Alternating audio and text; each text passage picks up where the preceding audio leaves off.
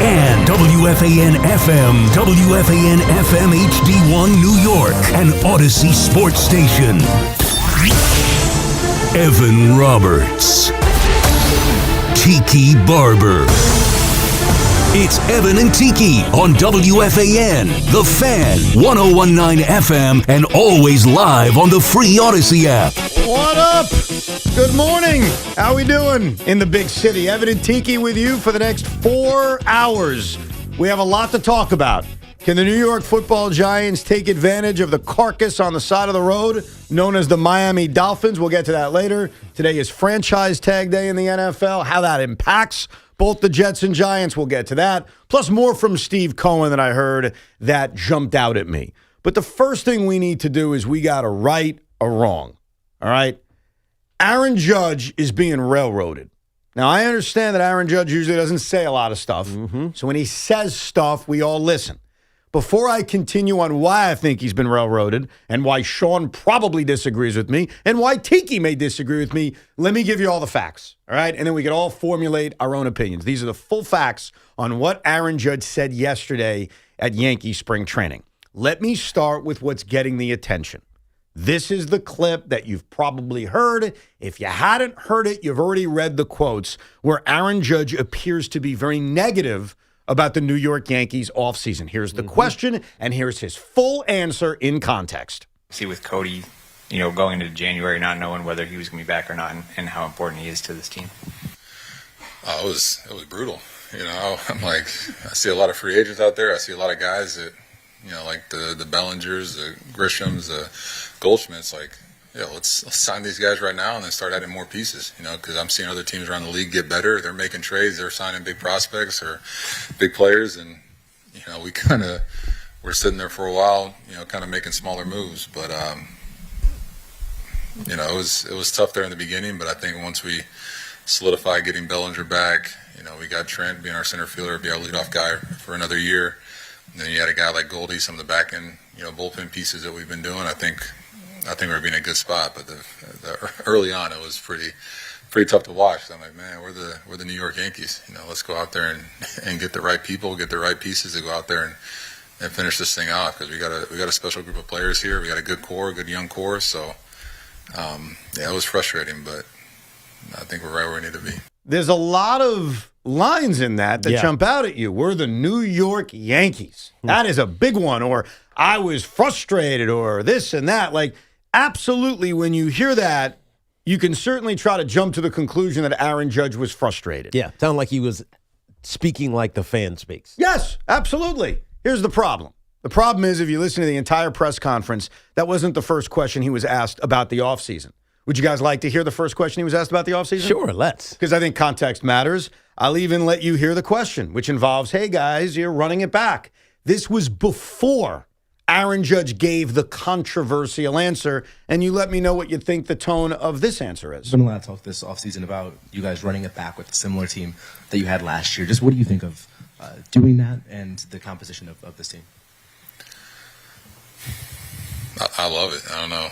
People might have their opinions on it because, we didn't win it all last year. We fell short in the division series, but, you get a chance to bring a lot of those guys back. They're impact players. You bring back a guy like Cody Bellinger, he can play all over the diamond.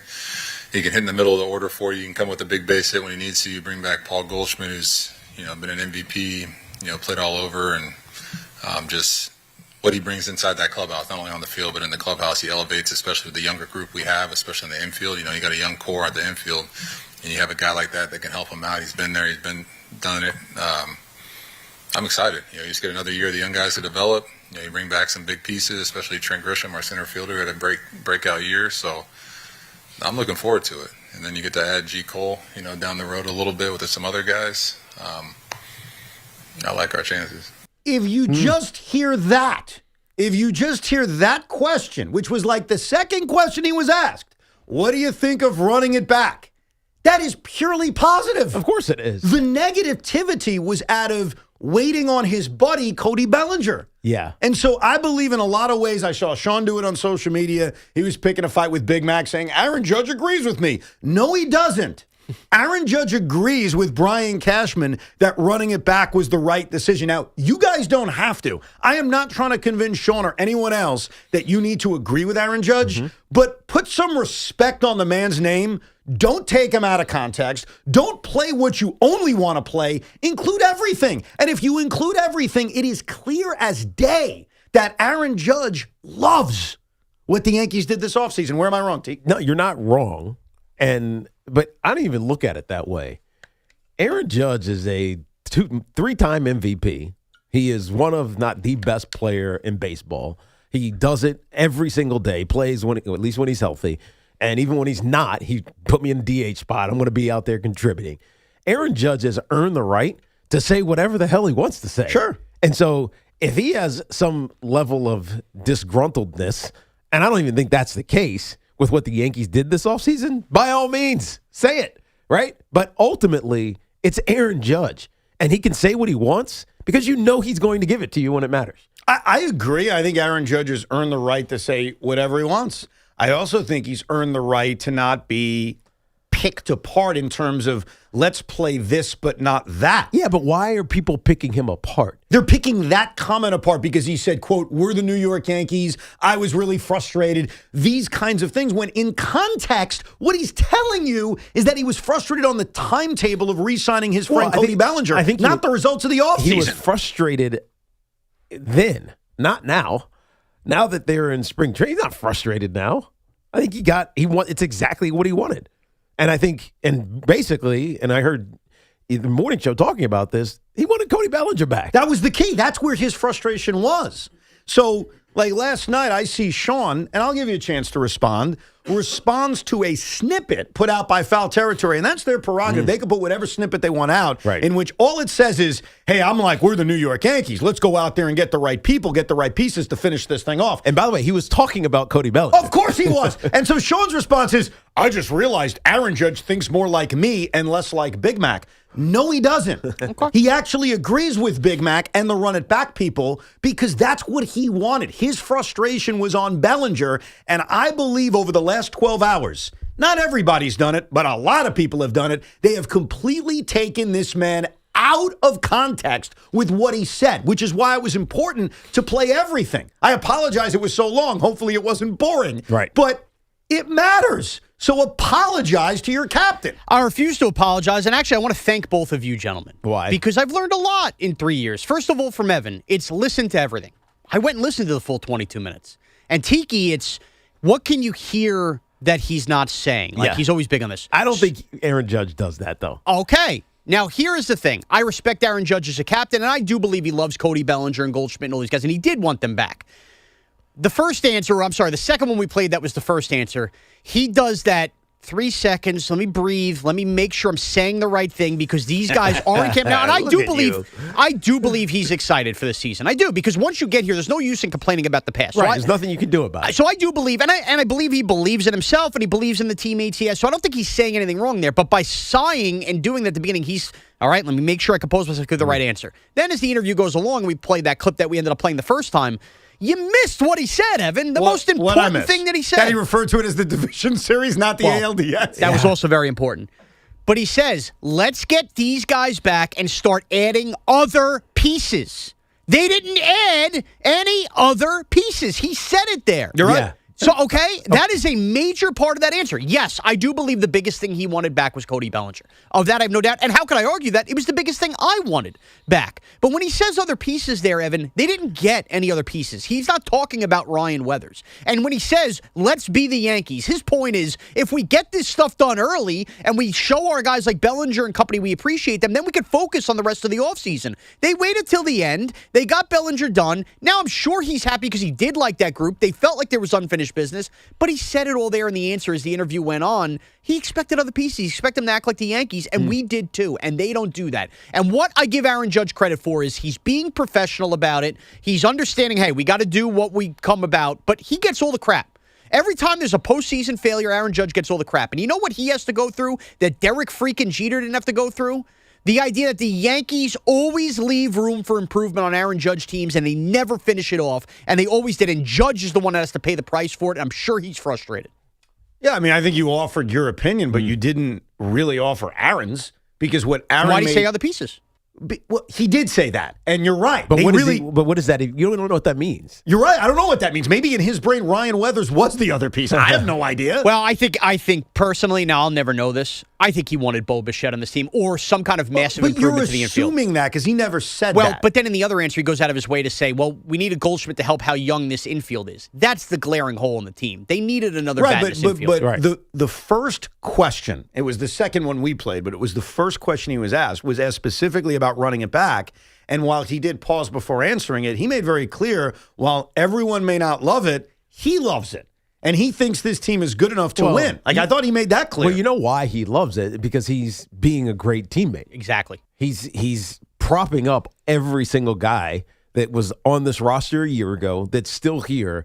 And while people are taking it a little bit out of context, I don't think totally out of context, by the way, Evan. I think it's just a little bit out of context that he wanted some new pieces. He also has to support the guys that are here, right? That are going to ultimately be playing alongside him to try to go a little bit further than they went a year ago. Well, so you can't undermine them by saying, "Yeah, you know what? I really wish we had Bo Bichette." Right. Sorry, right. Ryan McMahon.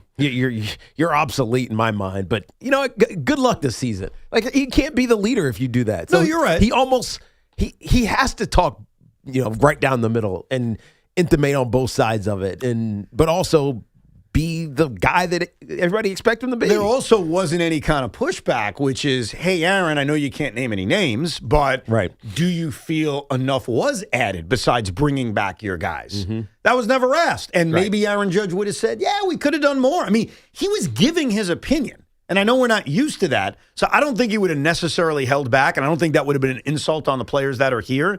But overall, listening to him, I hear a guy who's like, we're good enough to win. Right. We won 94 games last year, which they did. We ran it back by bringing back most of our guys, especially position players. And oh, by the way, and I know you hate it when Brian Cashman says it, but Aaron Judge said it, we're adding G. Cole. He did. No. Which, whether we want to admit it or not, is a huge addition.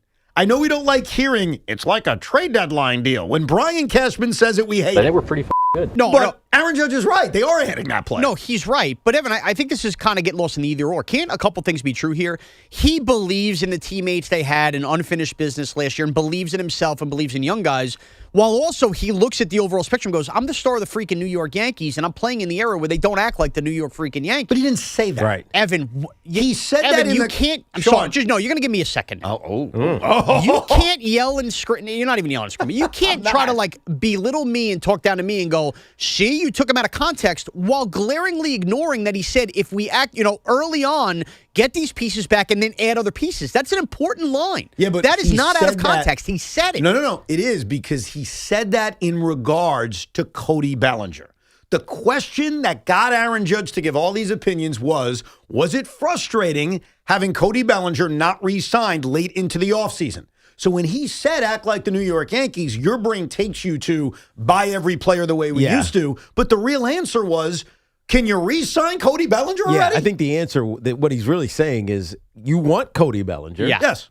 He wants to be here. What the hell are you waiting for? That's what it was about. Just stop the games. Exactly. But it didn't feel like, and we were living this in real time talking about it, the entire Yankee offseason felt frozen until a Cody Bellinger decision got made. Yeah. And we were all frustrated. I think that's the point. If you get Bellinger done early and stop nickeling and diming, then maybe the Yankees would have looked around. But I think that was intentional, by the way. By who? By Cashman. No, it was intentional by Scott Boras. Like, what'd you want to do? Just give him what he I'm wanted? talking about the from the Yankee side. I'm not talking about getting the deal done. I'm talking about the Yankees not doing anything other than waiting for Cody Bellinger. Well, because that was their priority. That was their priority, and by doing that, they're not forced into, now we got to go do this other thing. Right, but I think the reason why, because Sean said they could have done it sooner. The reason they didn't do it sooner is because they were negotiating with Scott Boras. Sure. And as we saw with Pete Alonso last year, you don't just give in to what Scott wants. Sometimes you have to wait him out. The Yankees waited him out and eventually made a deal that they were comfortable with. So how could you be mad at the Yankees for not signing him 2 months earlier when that would have meant giving in to Scott Boras and Cody Bellinger? Right. Because if you give in, you're right. Now, that might be bad in hindsight. In 2003, are the Yankees giving in? Not necessarily. All right, but this is the point, though. Because they didn't give in, and I understand why they didn't, they ignored everything else they could have done this offseason. What were they going to do if they signed Cody Bellinger 3 months earlier? I'd love to know that. Okay, this is where the conundrum is. They could have signed Bo Bichette. They could were have. never going to sign Bo Bichette. Evan, I don't want to rehash this, but this is Aaron Judge's point, too. No. These are the Yankees, and the Yankees would have in another universe. You are creating what you think Aaron Judge meant. Did Aaron Judge play in an era when the Yankees did that? No. Exactly why he's frustrated, Tiki. He didn't. You're just making stuff up. So why is he pining for it then? If Aaron Judge didn't play in the old Steinbrenner era, why is he pining for it right now? Why is he saying, well, early in my career, those Yankees would spend whatever it took Tiki, before Sean answers, let me answer it for him, and then he'll give his answer. Because Aaron Judge isn't pining for it. Fans like Sean are pining for it, which I respect. Right. But don't make it seem like Judge is you. Yeah. He's not. Don't put your opinion in Aaron Judge's mouth. Bingo. That's what it's coming down to. Keep it out of his mouth. He said get stuff early in other pieces, so I'm going off of that. Aaron Judge, at the end of every year, like it or not, is the one that gets all the crap for why the Yankees don't win World Series. Of course. Period, stop. But he's a big discussion. boy, and he takes it. And, and I think he takes it well. And by the way, it's not going to affect his legacy at all, unless he ends his career without winning a championship. Nor should it. But if I'm Aaron Judge, and I look at the Yankees, and I go, you know, I'm being compared to all these Yankee legends of the past. They never had to deal with the crap I got to deal with every offseason. And I think that adds up in his head. And if it didn't, he's not mentioning getting stuff done early and then adding other pieces because that's exactly what the old Yankees used to do. And you're choosing to ignore that for whatever reason, Evan. No. That is what he said. It is not out of context. Okay. What I am doing is I'm trying. I am not perfect at it. I am trying to be an independent baseball observer. Mm-hmm. I'm trying to be fair to what Aaron Judge said and didn't say. I respect your fandom. I really do. I respect Big Mac's fandom. But what happens as fans, I do this all the time. I raise my hand. I'm victim to this, is we put our opinions on top of what someone else is saying. Aaron Judge never said half the stuff you're trying to create. What he expressed, I'll summarize it real quick like I'm Grok. Hey, Grok Evan, what did Aaron Judge say yesterday? Here's what he said. I love that we ran it back. I believe in this team. I love Trent Grisham and Cody Bellinger and Paul Goldschmidt, and I can't wait for Garrett Cole to come back. The other thing he said was, yeah, I was frustrated by the offseason in terms of how long it took to bring Cody Bellinger back, how long it took to bring Paul Goldschmidt back. And as I was sitting there frustrated, I'm like, damn it, we're the New York Yankees. Right. So his frustration, which is real, was about Bellinger. It was about a player that he's friends with, a player that he likes, and a player he wanted back. What you are doing, and you're not alone, I'm sure there are other Yankee fans that are doing the same thing, is they're placing their opinions of the offseason on top of what Aaron Judge said. Do you agree with Grok Evan, Tiki? Grok Evan, yes. I think Grok Evan is saying it the right way. That he's fine with where they are right now. And now, honestly, it's time to get down to business. Time to get down to business. And he's trying to couch everything as I support what they've done, and I support this team going forward, even if slightly in my mind I wanted them to sign somebody else. Yankee fans, did you take Judge's comments the way Sean did, the way Craig did yesterday after, which was very similar, or is it a more measured, he just wanted his guy back? 888-808-1019. But there was something else Aaron Judge said, unrelated to this offseason, that should scare the American League half to death. Because Aaron Judge talked about how he could possibly be better in 2026. And he was very descriptive on what he specifically can do in 2026 to make him better. And I'm telling you right now, be afraid. Yankee fans, don't be afraid. Be excited. But for everyone who hates the New York Yankees, be very afraid of what Aaron Judge specifically is working on to put into his arsenal in 2026. We'll get to it coming up. 888-808-1019. It is Evan and Tiki live from the Town Studios, powered by Town Fair Tire. Nobody beats Town Fair Tire. Nobody. And this portion of the program was sponsored by IHateMyEnergyBill.com. Are you sick of insane utility bills? Go to IHateMyEnergyBill.com to find out if your home qualifies for solar with zero out-of-pocket costs. See your bills dwindle with solar panels and get your free savings report today at IHateMyEnergyBill.com. Be sure to join us later today on The Carton Show with Big Mac for an exclusive one-on-one interview with New York Mets manager Carlos Mendoza. That's today at 2:15, only on The Carton Show on WFAN. If you're still living with bunion pain, it might be time to break up with your bunion. Because when bunions are ignored, they don't get better, they often get worse. Over time, they can lead to joint damage and arthritis. Once a bunion becomes too severe, minimally invasive options may no longer be possible. I'm Dr. Manningat. Early treatment can make a big difference, helping you feel better every day. Break up with your bunion and take the first step towards healthier, pain-free feet.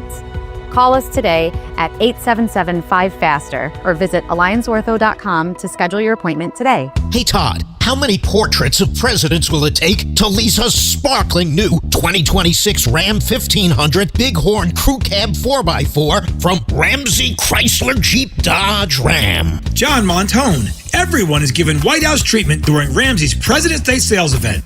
And that means amazing deals on all Jeep and Ram trucks. And that new 2026 Ram 1500 Bighorn Crew Cab 4x4 has your name on it with an amazing lease offer. Get behind the wheel for $349 a month for 39 months and 0% APR financing for 60 months. The President's Day sales event happening now at Ramsey Chrysler Jeep Dodge Ram, home of exceptional people, exceptional deals. Call 833-853-2969 for details. VIN number T4152323. MSRP $62,715. $29.95 down payment plus tax, title, and registration. Zero security deposit. 0% APR at $1,667 for $1,000 financed. Expires 3/2/26.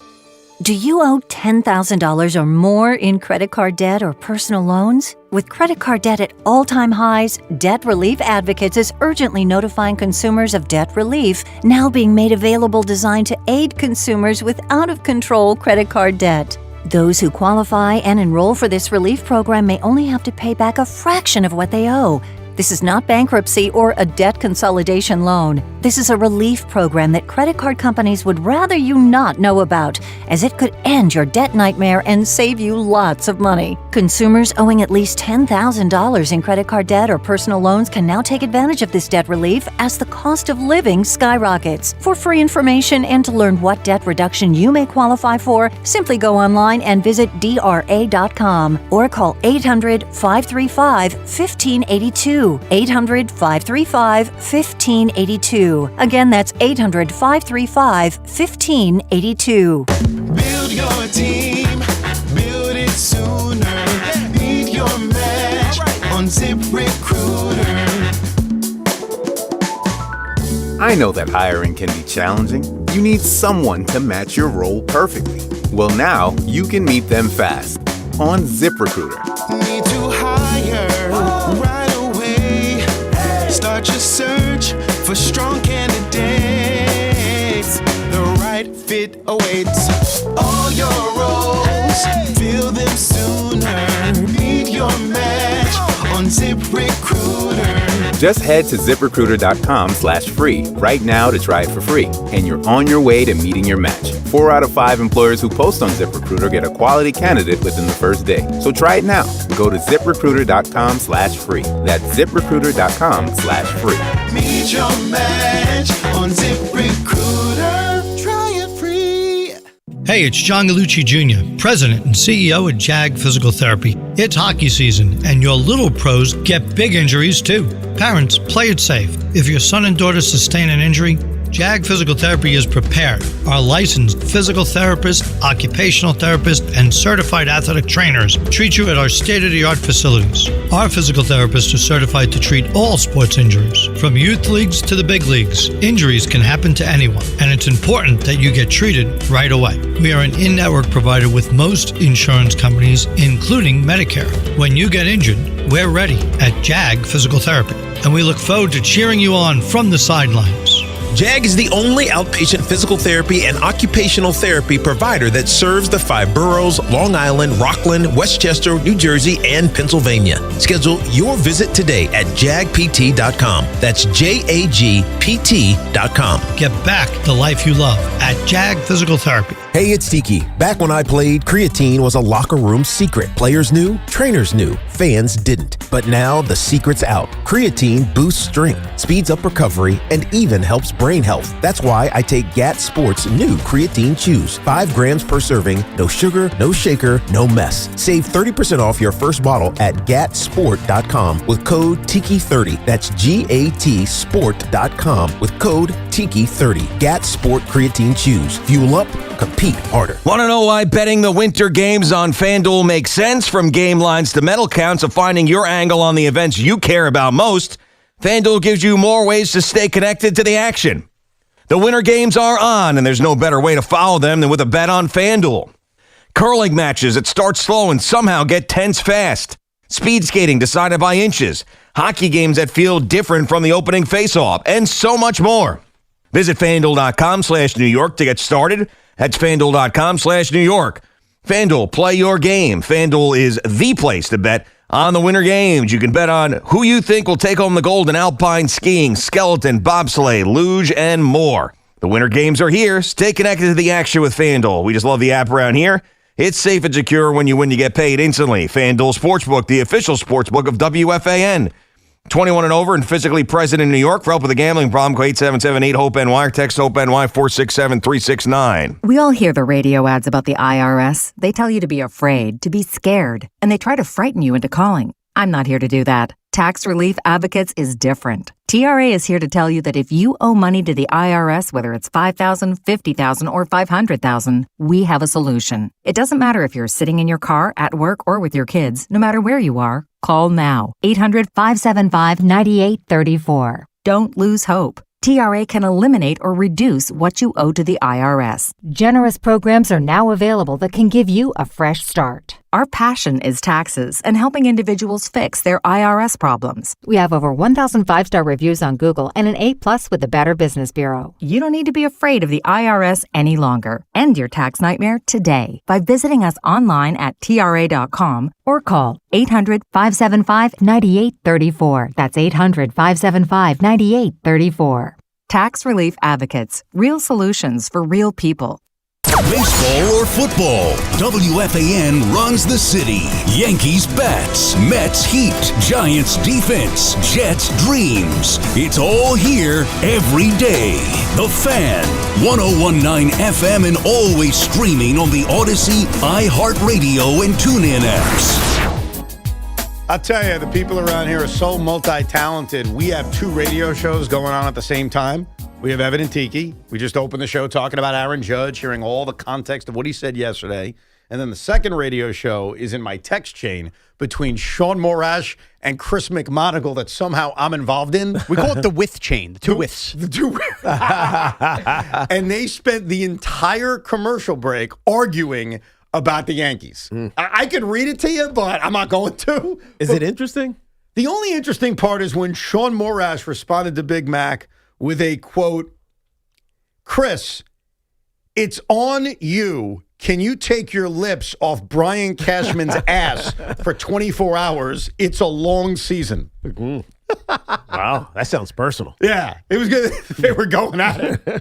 But I'll tell you, before we get to your calls on what Judge said in the Yankee offseason, there's little things that jump out at me, little things that either get me excited or I'm like, whoa, that was interesting. Over the course of the 22 minutes where Aaron Judge met the media, one person specifically asked him, what are you working on for this season? You know, you're great, Aaron Judge. Right. We all know it. You've won 18 MVPs. You're the best player in baseball this side of Ohtani because he can pitch. Right. You almost hit 60 home runs and hit over 300. Batting titles. Right. But is there anything you're working on? And Aaron Judge could have been like, I'm always looking to get better. Just a very cliched answer. He didn't do that. He gave a specific answer. And if Aaron Judge pulls off what he is about to describe in this clip, he's about to take it up a notch. Can I guess? Yeah, I'll let you guess. He wants to be like Ohtani. He wants to steal 30 bases. Oh, I thought you were going to say he wants to be Ohtani, he wants to pitch. No. That's a very good guess. Here's the question, and here is Aaron Judge's. And actually, I'm not sure if I included the question. Hold on, I have this written down. Does it include the question? No question. Hey, Aaron Judge, what aspect of your game are you looking to improve on?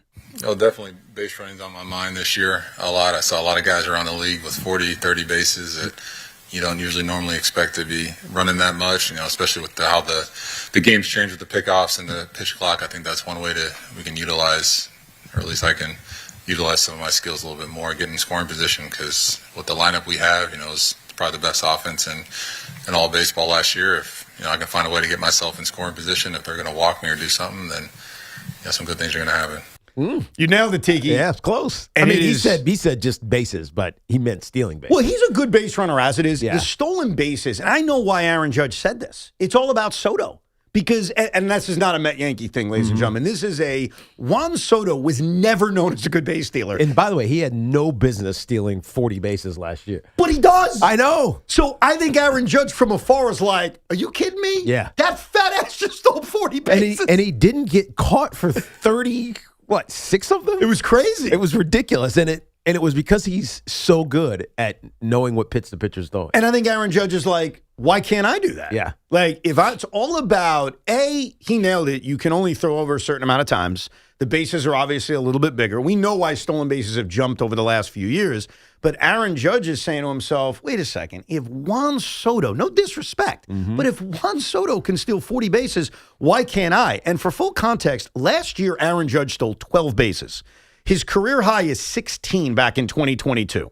So if you look at his stolen base numbers year to year, 6, 16, 3, 10, and 12. Right. If all of a sudden he steals 30 bases, the Yankees are going to score more runs. Right, of course they are. And when you walk Aaron Judge, which teams are routinely doing because he's that good, and Aaron's going to say, fine, I'll turn it into a double. Yep. The Yankee offense, which was already number one in the American League last year, it's just going to get better. Right. So if Judge is able to pull this off, watch out. Yeah, so just for context about Juan Soto's most stolen bases in a season was in San Diego. He had 12. He also had 12 in Washington back in 2019. So similar to Judge. Exactly. Actually, a little bit less. A little bit less. Last year, he stole 38. Crazy. It just doesn't make sense. You look at his numbers from his whole career. 5, 12, 6, 9, 6, 12, 7, 38. What changed in that in your mindset and philosophy? And obviously, it was Mets. We'll give credit to the Mets. Anton Richardson. We'll give credit to them. Obviously, his acumen of being able to know when to go and not get caught because he's not overly fast, not overly athletic. But it felt like every stolen base, he was just there. So why can't Judge do that? He absolutely can, and he should. By the way. So we will definitely forget about this when the time comes, but let's just write this down. 10:32 a.m., February 17th. Tiki Barber. How many stolen bases will Aaron Judge have in 2026? I'm going to say 24. It's a big jump. Sean Moore. But he's going to get caught like 9 times. That's not that good, but okay. 24 for 33. Sean. He's tall. It's going to be easier. 32. 32. He's going to walk a lot. Yeah. I'm going to go with, if he's truly going to be aggressive, and he was at 12 last year. I mean, you think of it. He's 6'6", 6'7". I know. Yeah. So he 6'7". can 6'7". Like, it's easier for him to get back to first, too. Yeah, I'm very mixed about this. My first reaction is 36. Like, my first reaction 36? is, my first reaction is he's going to triple it. He's going to look at what Soto did last year and say, why not me? But here's what I'm afraid about. What is so bad about 36? Nothing. I'm just thinking about Clerks, man.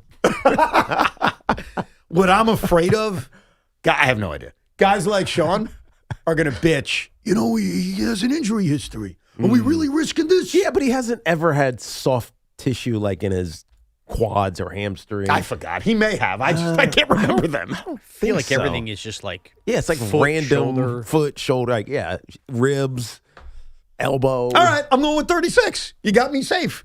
So we're all expecting a big stolen base jump from Aaron Judge, basically because he said it. And I didn't play this because you can't hear the comment, but one of the media members responded by saying, so we thinking 60-60, Aaron? And he laughed. He said, that may be going a little too far. Wow. So I'm not going that far, but I'll triple his number and go to 36. He's not Ricky.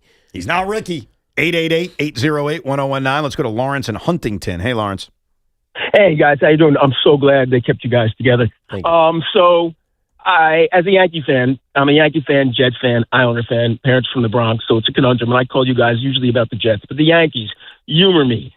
This team is built by Cashman, who was trained by Stick Michael, whose paradigm was strong up the middle. Look at the 27 championships, and this team is not strong up the middle, not strong at catcher, not strong at short, not strong at second, it's possibly strong pitching, and then not so strong in center field. If this team wins, I'd like to hear your thoughts on this. I will be mildly, pleasantly, probably shocked. I'm going to give you a comment that is going to sound like a troll, but it's actually meant to relax you. Okay, so let's all calm down. I am not trolling. I am being perfectly honest with you. The reason I wouldn't be get too concerned about we need to be strong up the middle, because that's how stick-built the New York Yankees is, you weren't that strong up the middle. Derek Jeter was overrated defensively, and don't get me started on Bernie Williams. I'm not talking about their clutchness. I'm not talking about their offense. I'm talking about their defense. They were not nearly as good as Lawrence wants to remember it, and they weren't nearly as good as you guys want to remember it. So I know that's shade, but it should make you feel better that, I don't know, is your defense really that much worse than that? I really want to curse at you right now. Am I wrong? Derek Jeter went and made every single play he had to make in his prime. Sean, he did. Don't do this. He was classic with the underhand He was jump he throw. was clutch, though. That's what Evan's saying. He's acting like he's sitting there and he didn't make all the plays. He was an average defensive He shortstop, made every and- play. And Bernie had a noodle arm in center. But does he had a that noodle matter arm? anymore? Well, I mean, because think about the Dodgers. I mean, we talked about Will Smith yesterday as the catcher. Mookie Betts playing shortstop. Right. Mookie's playing short. I forgot who the second is. Edmonds second, and then Paez is in center field. Yeah. Is that like elite? No, and that's my point. Like, I'm actually putting the Yankees over by telling you, I don't think your memory is as accurate about how good defensively they were up the middle. Until he had the yips, Knobloch, before that Mariano. I they didn't were good. mention Knobloch or even Robbie Cano later. I'm talking about Jeter and Bernie. They were overrated defensively. Dude, you are a mess. Jeter's actually underrated defensively the way people talk about him. You're the I'll guy. give him Bernie's arm, but he tracked down everything. He was an average defensive center fielder. I'm sorry. And I know people will yell at me You're about not being that. an IBO anymore. No, I am an IBO. I said that as an IBO. No, this reeks of I hated the 90s Yankees. This reeks of it. That's not true. It does. This is the first time. I'm Hold on. disappointed. Did you hate the 90s Yankees? Yes. I'm so There you go. disappointed. There you This go. is the first You time nailed I've it, been Sean. disappointed. You're right. He confirmed it. It came out. It finally came out. No, it didn't. Yes, it did. Guys, yes, I didn't like the 90s Yankees, but I also preface this by saying Bernie Williams and Derek Jeter are two of the most clutchest players you'll ever see. I have great respect for them. They're wonderful players. Derek Jeter, to me, is one of the greatest shortstops who ever lived.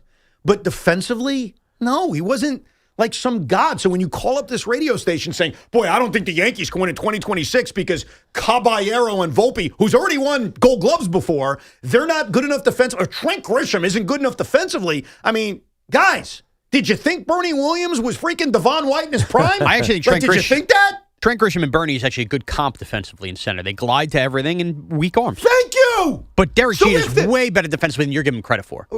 Doesn't make him a more of a skill, but he's better than you're giving him credit for. All right, I'm going to make a statement, and I want to cringe as I say it, but again, I'm trying to be fair. Before Volpe had his issues last year, okay, before he had his issues, Volpe was a better defender than Jeter. Okay, but he already had his issues. He's already been a worse now defender than Jeter ever I'm was. just saying that, look, this whole conversation is actually to defend the New York Yankees. He's to get down on a knee for every play. Okay. That's the part I don't think you want to hear. I'm defending the Yankees, but just reminding you that Jeter and Bernie weren't exactly Ozzie Smith and Andrew Jones out there. I mean, when you go look at the statistics, Evan is kind of right. Of course I'm right. Everybody knows I'm right. They just don't want to admit it because we glorify them. And they're great players. I'm not trying to put them down. Right. I really am not. I had a discussion the other day with a buddy of mine. I was like, I put Jeter as the second greatest shortstop in the history of baseball. I do. And I've made that comment before. It's Honus Wagner 1, and it's Derek Jeter 2. Don't give me Ripken. I think Jeter was better. And I can't even accept A-Rod because half of his career was at third base. Same with Ernie Banks. Half of his career was at another position. So obviously I have the utmost respect for Derek Jeter in terms of how great I think he was. I don't think he was that great defensively. That's okay. Yeah. Stop making me a hater just for saying that. He had one season, Sean, 2009, where he had a positive run saved above average. You know, and this is where you don't get lost.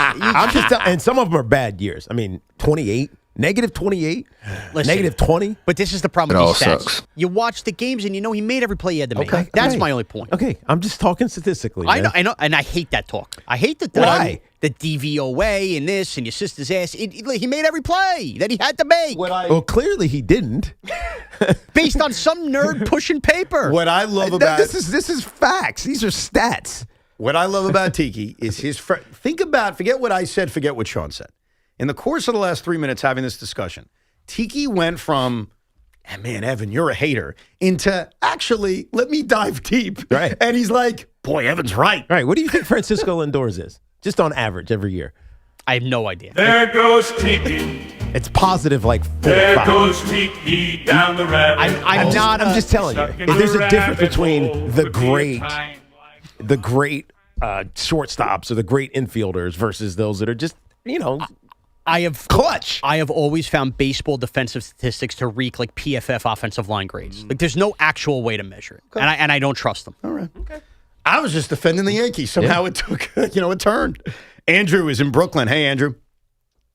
Tiki, what's good, y'all? What's up? Yeah, man. So, about Aaron Judge, before I get into what he said and my opinion on it, I have to preface by saying this. Baseball has this thing where the star player has to give the charity. They have to be seen giving the charity. And so all the questions, great. He's a good guy, right? He loves, especially the Yankees, they love that. Right. So any little thing that they say that's off-putting or off-script is going to be magnified 10 times. But, Ev, I do feel this with what he said. He's saying these teams are getting better and we're struggling to sign our own guys. I don't care if it's Scott Boras, sign my guy. There was a little smoke for the Yankee organization from Aaron Judge there. If they play around this, or if they have a bad season and they play around this, is just my opinion. He just put them on notice, in my personal opinion. Yeah, but as to do what? Demand a trade? He's never going to do that. Yeah, he's going to be there forever. We know that. He's going to end his career as a Yankee. And so it's not about putting him on notice to steal his words, but it's more, this is what I want. Okay. This is how I would like to see it. I am now, because of my long-term contract, I have a vested interest in how this team is built. He got what he wanted. Now, I know there are a lot of Yankee fans that were not in agreement with the Trent Grisham qualifying offer decision, but Aaron Judge disagrees with you. And I remember we pointed that out months ago. I remember right after they made the Q offer to Trent, we pulled the old audio of Aaron Judge right after they got eliminated with him saying, point blank, I want Trent Grisham back. So he got what he wanted. So other than it took a while with Cody Bellinger, Aaron Judge actually got what he wanted because he said he wanted those guys back. Right. So I think we're reading too much into his frustration with the process. And what I would say to Aaron about the process is, with all due respect, the Yankees were never just going to give Scott Boras what he wanted because the Yankees were ultimately right. Here's the thing about negotiations. We end up seeing who was right and who was wrong. The Yankees were right to wait out Cody Bellinger. There was no boogeyman in Toronto. There was no boogeyman with Steve Cohen. There was no boogeyman in L.A. And maybe that's because the Dodgers ended up with Kyle Tucker and the Mets ended up with Bo Bichette. But either way, the Yankees won. The Yankees were right. Brian Cashman was right. So just say it. It's okay. It doesn't mean we're crowning him as the greatest GM of all time. But Brian Cashman was absolutely right to wait out the Cody Bellinger market. Yeah. And if Aaron Judge doesn't understand it, I don't know what to tell you, Judgy. I don't think it was about him not understanding, because I think he does understand it. I think how this is being couched is that Aaron Judge was looking at it like a fan, and he wasn't. He was basically saying, I want Cody Bellinger. Why did it take so long to sign Cody Bellinger? Right. Because if we would have signed Cody Bellinger earlier, then what else could we have done? What would they have done differently? Nothing. Exactly. So then, I agree with you. I agree with you on that. That's why I don't think Aaron Judge is worried about this. Right. I think he likes his team. They underperformed, and obviously certain ways it forced them to not win the division, or at least resulted in them not winning the division, which put them on the road in the divisional series, and they lost. We know it. So I think they know where they are. They know they're good enough. They just need better play from certain individuals. The criticism on the timetable with Cody Bellinger was this. So when the offseason began, we all had different opinions on what they should do. And I remember what I said.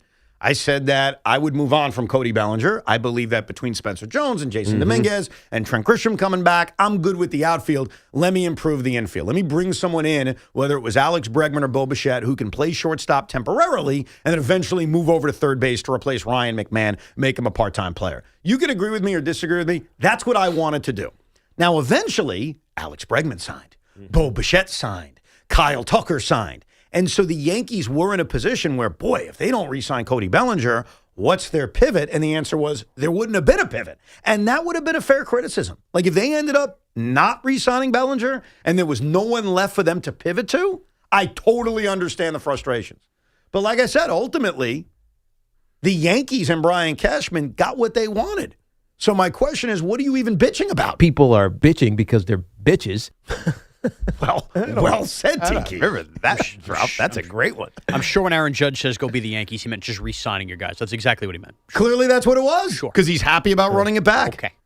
Dude, do you want me to play the clip for you again? Do you want me to play He's the not clip? fretting over. He wants the Yankees not to fret over the money. Yeah. That's all. That's what he's saying. Be the Yankees. Don't worry about if you overpay Cody Bellinger $3 million a year. But at the end of the day, he's happy they ran it back. Yes. Yeah, because he likes his teammates. But he also mentioned adding other pieces once you sign Bellinger. They didn't do that. He wouldn't have mentioned that. All right. Agree to disagree.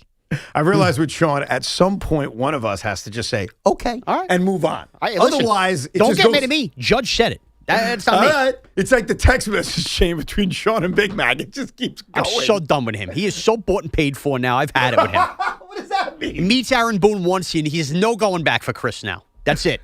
I mean, he was always kissing Boone's ass, But it's though. beyond now. It's beyond. I'm gonna It's have even more so? I'm gonna have a nice talking to him when he gets in. What are you going to say to him? He's done now. His reputation's tarnished, Yeah, and when I he- need to sit him down. When he's spending opening day in Randy Levine's box, Yeah, and guess you what? and I are in the upper deck, he'll be laughing at you. And who will have better seats, Evan? Well, I like my upper deck Yeah, seat, so. me and you. That's right. Bucket of popcorn on me. Oh, really? I want the ice cream. As long as the temperature's okay. Actually, it doesn't even matter what the temperature is. It could be 44 degrees. I'm taking the ice cream. Al's in New Jersey. What's up, Al? Hey, guys. Tiki, I usually agree with you, but in this case, Sean is 100% correct. If he's not pining for another era in Yankees baseball, what does he mean by we are the Yankees? The team that gets bounced every year in the divisional round, or the one that loses their star player to the crosstown Mets? No, Which Yankees is he referring to? I think Al. He's more talking about. I know how much this team makes. Like we are a rich organization, and money, especially when it's little $3 to $5 million per year issues, shouldn't make us wait. And so overpay him if you have to. The Yankees just don't want to overpay anybody. That's the line, though. From Aaron Judge's press conference, the line that's going to stick with people is, we're the New York Yankees. Yeah. Aaron Judge saying that, like, it resonates with people. Even if what he meant was just get this crap done with Cody Bellinger. Even if it was as simple as that, hearing that voice say, we're the New York Yankees, that's going to be like a lot of people's ringtone. I think he's right, too, on the Soto thing. There was probably an element, and Judge will never say this, of here we go again with Bellinger with the Soto stuff last year. And that probably bothered him, too, that they lost Juan Soto. Remember, he's not making the most money in baseball, Judge, and he's the best player. I get you. Ryan's in Tarrytown. Hey, Ryan. Oh, Evan. God bless, man. Hey, Tiki, how are you? What's up, dude? What's up? Okay, guys. So, Evan, I got to say, Noah Syndergaard's hat giveaway was the best. I met you over there. That was the best giveaway. That was a great giveaway. Remember me? Yeah. So I got the Carlos Carrasco. Remember when Carlos Carrasco came back from cancer? India hit a home run like first pitch. Yeah. And then I have the ball in my hand right now. Next pitch to Alonso. But I love you guys, man. So talk some sports. You know, kind of nervous. That's all right. You're here. You made it. All right. What's up? What you thinking about? The Carrasco. I don't know. What about Mets? Oh, no season or World Series? Definitely have to have the season. You know. You have to have the season? Is that what you're saying? I think so. I think and I got one other. Let me tell you why, Ryan. And this was something that Big Mac and Craig talked about on Friday. Of would you give up a season because there may be a lockout next year? In fact, it seems likely there's a lockout next year. Would you give up a season of baseball to see your team win a World Series? Right. I would do 1 year. I'm not doing 5 years. I'm not doing 6 years. I'm not doing 2 years. Right. I'd give up 1 year for A this season of baseball. A season of baseball because I would find newfound time in the summer to like go to the beach, go to the pool. The weather's nice. Spend more time doing other things. And then B, when I miss baseball, I'd rewatch the season of me winning the World Series. Like, I can get through a season. I think it's a no-brainer. And here's the best That's part. a long time, though. It's fine. Dude, in April and May, I'm watching the NBA playoffs. I'll be distracted, all that. By June, it's like, okay, maybe I'll start rewatching Yeah, games. it's the summer that'll bother you. And then by the summer, you just go to the beach a lot. That's what you got to do. Yeah. But I also think going around for an entire year, like I would go up to Sean just randomly on a June day and be like, Still the defending champion, bitch. You would, and you'd be right. And you'd use those Jets season tickets in those preseason games real quick. Right. I go to every preseason game. Be locked. I go to the Summer League. First time ever. Go out to Vegas. Well, wouldn't we still get minor league baseball we could go to games at? That's a good point. We go to minor league games. We go to Duck games. Yeah. For a Mets World Championship, I think all of what I described I can get through for one season. George in Trumbull, Connecticut. Hey, George. Hey, thanks for taking my call. Just wanted to mention a couple of names, a few names. I want to mention to you Thurman Munson. Yes. I want to mention Lou Piniella, and to a certain degree, Dave Winfield. I'm 67 years old, been a Yankee fan all my life. When these guys came up late and that team needed a hit, I was a happy guy, and I wanted them up at the plate. Why is it that nobody is bringing to light or even talking Aaron Judge, probably the most gifted baseball player I've ever seen. If not, he's going to be in the argument. Mm-hmm. But when this guy gets up late, ninth inning, tie game, runner on second, he doesn't come through. I don't know if that's true. I don't think that's true. I think you're saying something that you're projecting on him, but I don't know if it's necessarily backed up by reality or facts. I watch all the games. You know what? And when this guy gets up, he doesn't get that hit. Yeah, but I mean, and you can almost. But here's the problem: you can watch every game you want. We could all look at the numbers, and the numbers just disagree with you. And they tell you that with runners in scoring position, he was a 340 hitter with an 1100 OPS. Right. They tell you that. So I don't know if I necessarily agree with it. I do think some of his clutch numbers are down a tad. Yeah. But I don't get the overall impression that, boy, big spot, Aaron Judge is coming up small. I think you just your brain gets tattooed with what happens in the postseason. And so you look at those moments and then you say, well, that's who he is. That's who he always is. But it's not who he always is. And so it's unfair. But it's the reality of playing in New York, and especially as a Yankee, desperate for another championship. Yeah. Yes, I think the postseason is always going to be used against him, even though he's coming off of a postseason. Well, what I'm saying is it's just what people remember. Right, so they'll remember the strikeout in Toronto in Game 1 of the DS and maybe remember less the home run he hit in Game 3. Right. Yeah, I think Aaron Judge is an all-time great Yankee. And I get that not winning a championship is going to leave that resume a little bare. But I don't think that phone call, and I respect him, he's talking from the heart, basically saying it's not fully accurate. I don't think it's fully accurate. I also think memories tell you something different. And that's not a knock on Thurman Munson. He was an all-time great player, and he was incredibly clutch. But you haven't seen Thurman Munson play a game in 50 years. And so your memories of people, Lou Piniella too, start to grow when you don't watch him compared to what you just saw a few months ago. Right. So that's my view on it. Okay. This Fan Focus is sponsored by Chef IQ Precision Cooking. Effortless results, ChefIQ.com. Super Bowl MVP Kenneth Walker is unlikely to get the franchise tag, meaning he may be headed to free agency to become the 5th Super Bowl MVP, we think, to play with a new team the season after becoming MVP, though the Seahawks can still work out a long-term deal. Today does begin the franchise and transition tag window in the NFL with all eyes on Breece Hall and the Jets. I'm glad you brought that up. When we come back, more on what franchise tag day means for the Jets, if there are any options with the New York Giants, and what do they do with Breece Hall. We'll get to it all coming up, plus more of your calls on the Yankees. Aaron Judge. We got a lot to do, including Posted and Toasted coming up at 11:30. Toll-free numbers 888-808-1019. This is an Odyssey Sports Minute. This Westwood One Sports Minute is sponsored by TaxSlayer. Start filing for free today at TaxSlayer.com. It feels crazy to say, but people are sleeping right now on Duke in college basketball. I know it's Duke, but no one's talking about Duke as a national championship contender. Have the player of the year in Cam Boozer, have a great coach. Don't be surprised if Duke wins the national championship this season. I'm Nick Costos. Febreze. New Febreze Air Mist has 50% more odor fighters and up to 30% more fragrance than the old formula. So now you can take on 100% more stinky odors, like sweaty gym bags, greasy cooking smells, and the after effects of the dog rolling around in something. Just spray, and new Febreze Air instantly restores just clean freshness. Smell you later, odor. Breathe happy, Febreze, la la la la la. This is the story of the one.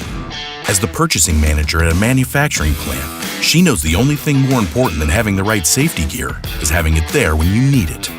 That's why she partners with Grainger for auto reordering, so her team members can count on her to have cut-resistant gloves on hand, and each shift can run safely and efficiently. Call 1-800-GRAINGER, click Grainger.com, or just stop by. Grainger, for the ones who get it done. With Grubhub, there's no fees on restaurant orders over $50. You eat the food, Grubhub will eat the fees. Wait. Grubhub is going to eat the fees? Wait, like the receipts? It's a metaphor for how Grubhub is doing away with fees. No delivery fees, no service fees, no rainy day fees. But what if it rains? Can I still order delivery? Please! You can still get any type of food delivered without getting off the couch. In that case, what about the no pants fee? Well, I've never heard of that one, but I guess we'll eat that too. No fees on restaurant orders over $50, only on Grubhub. Grubhub will eat the fees! Details at grubhub.com. Hey, this is Tiki Barber. Those of us living in New Jersey got hit with a 20% electric rate increase. If your current heating system is over 15 years old, it's time for a new high-efficiency Carrier system. And there's only one company to call for a new one. My friends at Edison Heating and Cooling, New Jersey's heating experts for over 38 years. Older heating systems waste gas. So get your system checked now and save money with Edison Heating and Cooling. Contact them now at edisonhvac.com. That's edisonhvac.com. When it comes to luxury driving in the tri-state area, one name stands above the rest. Ray Cattina. Mercedes-Benz of Edison, Ray Cattina of Freehold, and Mercedes-Benz of Union. 3 premier locations, 1 iconic name. Triple the selection with one of the largest Mercedes-Benz inventories on the East Coast. More convenience with 3 state-of-the-art service centers and more of the legendary Ray Cattina customer service you expect. Experience luxury multiplied by the power of 3. Visit RayCattinaMercedes.com.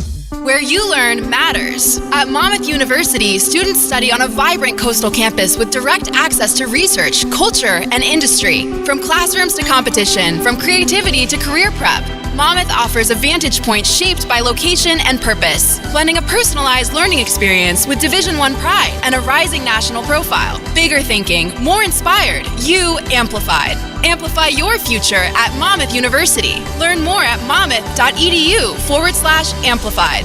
201-450-4263. Hi, I'm Dr. Glenn Gedgerman, and that's my cell phone number. If you've been recently diagnosed with prostate cancer, please call me directly at 201-450-4263. For more than 20 years, my team and I have helped prostate cancer patients at John Theurer Cancer Center's Radiation Oncology Department, now one of the largest programs of its kind in New Jersey. If you have prostate cancer, call my cell, day or night, at 201-450-4263. That's 201-450-4263. At John Theurer Cancer Center, we use TomoTherapy's unique guided radiotherapy to precisely focus on the prostate gland. Our treatments can be safely completed in a shorter period of time with fewer side effects and better sexual function. Call my cell at 201-450-4263. I'll make sure you're seen within 48 hours.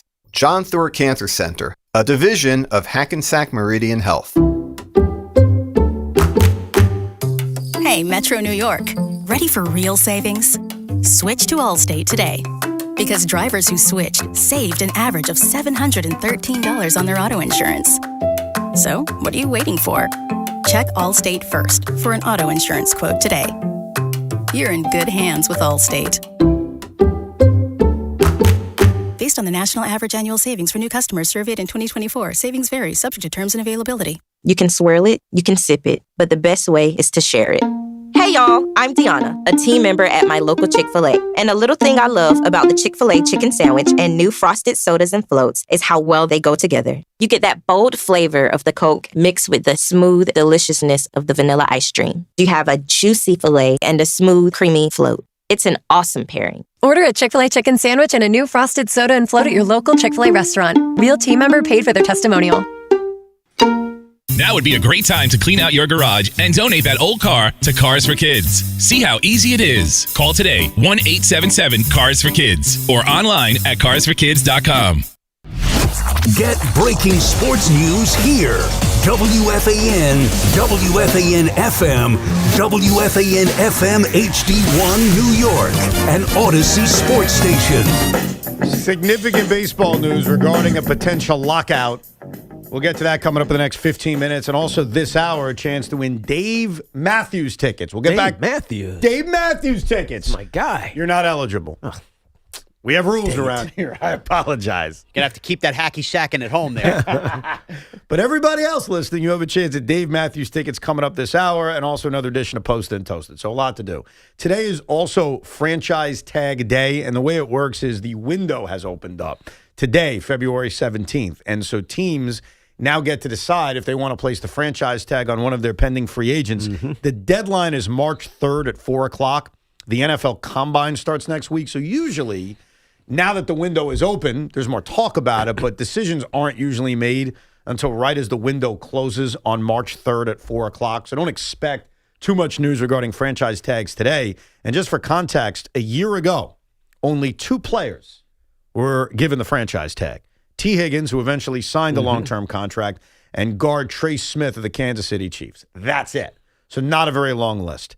In terms of locally, while the New York Giants have 3 important free agents, I would pretty much tell you that none of them are going to be tagged. Is that fair to say? Yeah. I mean, the Giants have a lot of work to do this offseason. 27 free agents, by the way, they haven't told. But the 3 that you mentioned, Jermaine Illuminor, Wan'Dale Robinson, and Cordell Flott are the ones that we're talking about. And I think for most of them, except for maybe Illuminor, the tag is just going to be too expensive for what I think their value is. The tag for all of these guys, just to give you a number, the tag on Illuminor would be $27.9 million. The tag on Wan'Dale Robinson would be $28.8 million. That's a lot. And the tag on Flott would be $21.4 million.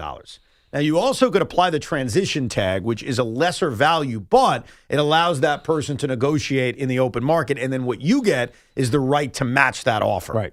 Which I guess I would do. And if you don't match it, you get no compensation. No compensation. With the franchise tag, it rarely happens, Right. but if it's a non-exclusive tag, which is most of the case what you hand out. Yeah, you never see the exclusive tag. Very rarely.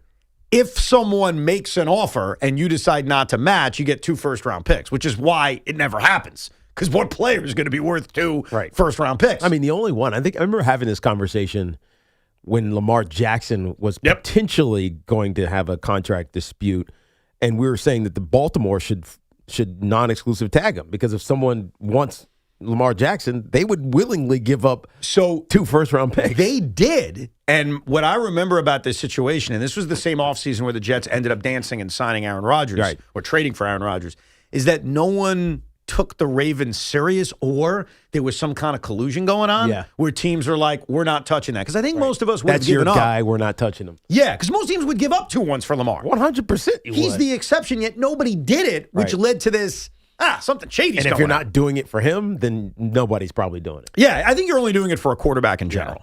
So the Giants are probably not using the tag. In the Jets' case, we have Breece Hall. And the tag on a running back right now for Breece Hall would be $14.5 million. If they did the transition tag, which we just mentioned, just your right to match, you don't get any compensation if you lose the player. The number is lower at $11.7 million. Right now, as it stands, here's how I would handle this as a Jet fan, no matter who the quarterback is next year. Breece Hall needs to be on the New York Jets. That's how I would start. I agreed. He has to be a Jet. He's one of the top running backs in the game right now. And also, you are bringing in, whether it's a young quarterback or a veteran quarterback, someone who needs the pieces around them. And I think Breece Hall's the kind of piece you want around whether it's a young quarterback or a veteran quarterback. And so I want him back. I would use the next 2 weeks to try to make a fair market deal with him. And if it doesn't work out, I franchise him. Yeah, I agree with you. And that whatever that deal looks like, because he's only 24 years old. No, he'll be 25 this year. So his year 25 season, you got at least 3, maybe even 4 years. So make it a 4-year deal. Make it $50 million. So the last year kind of doesn't mean anything. And he's averaging $12 to $13 million a year.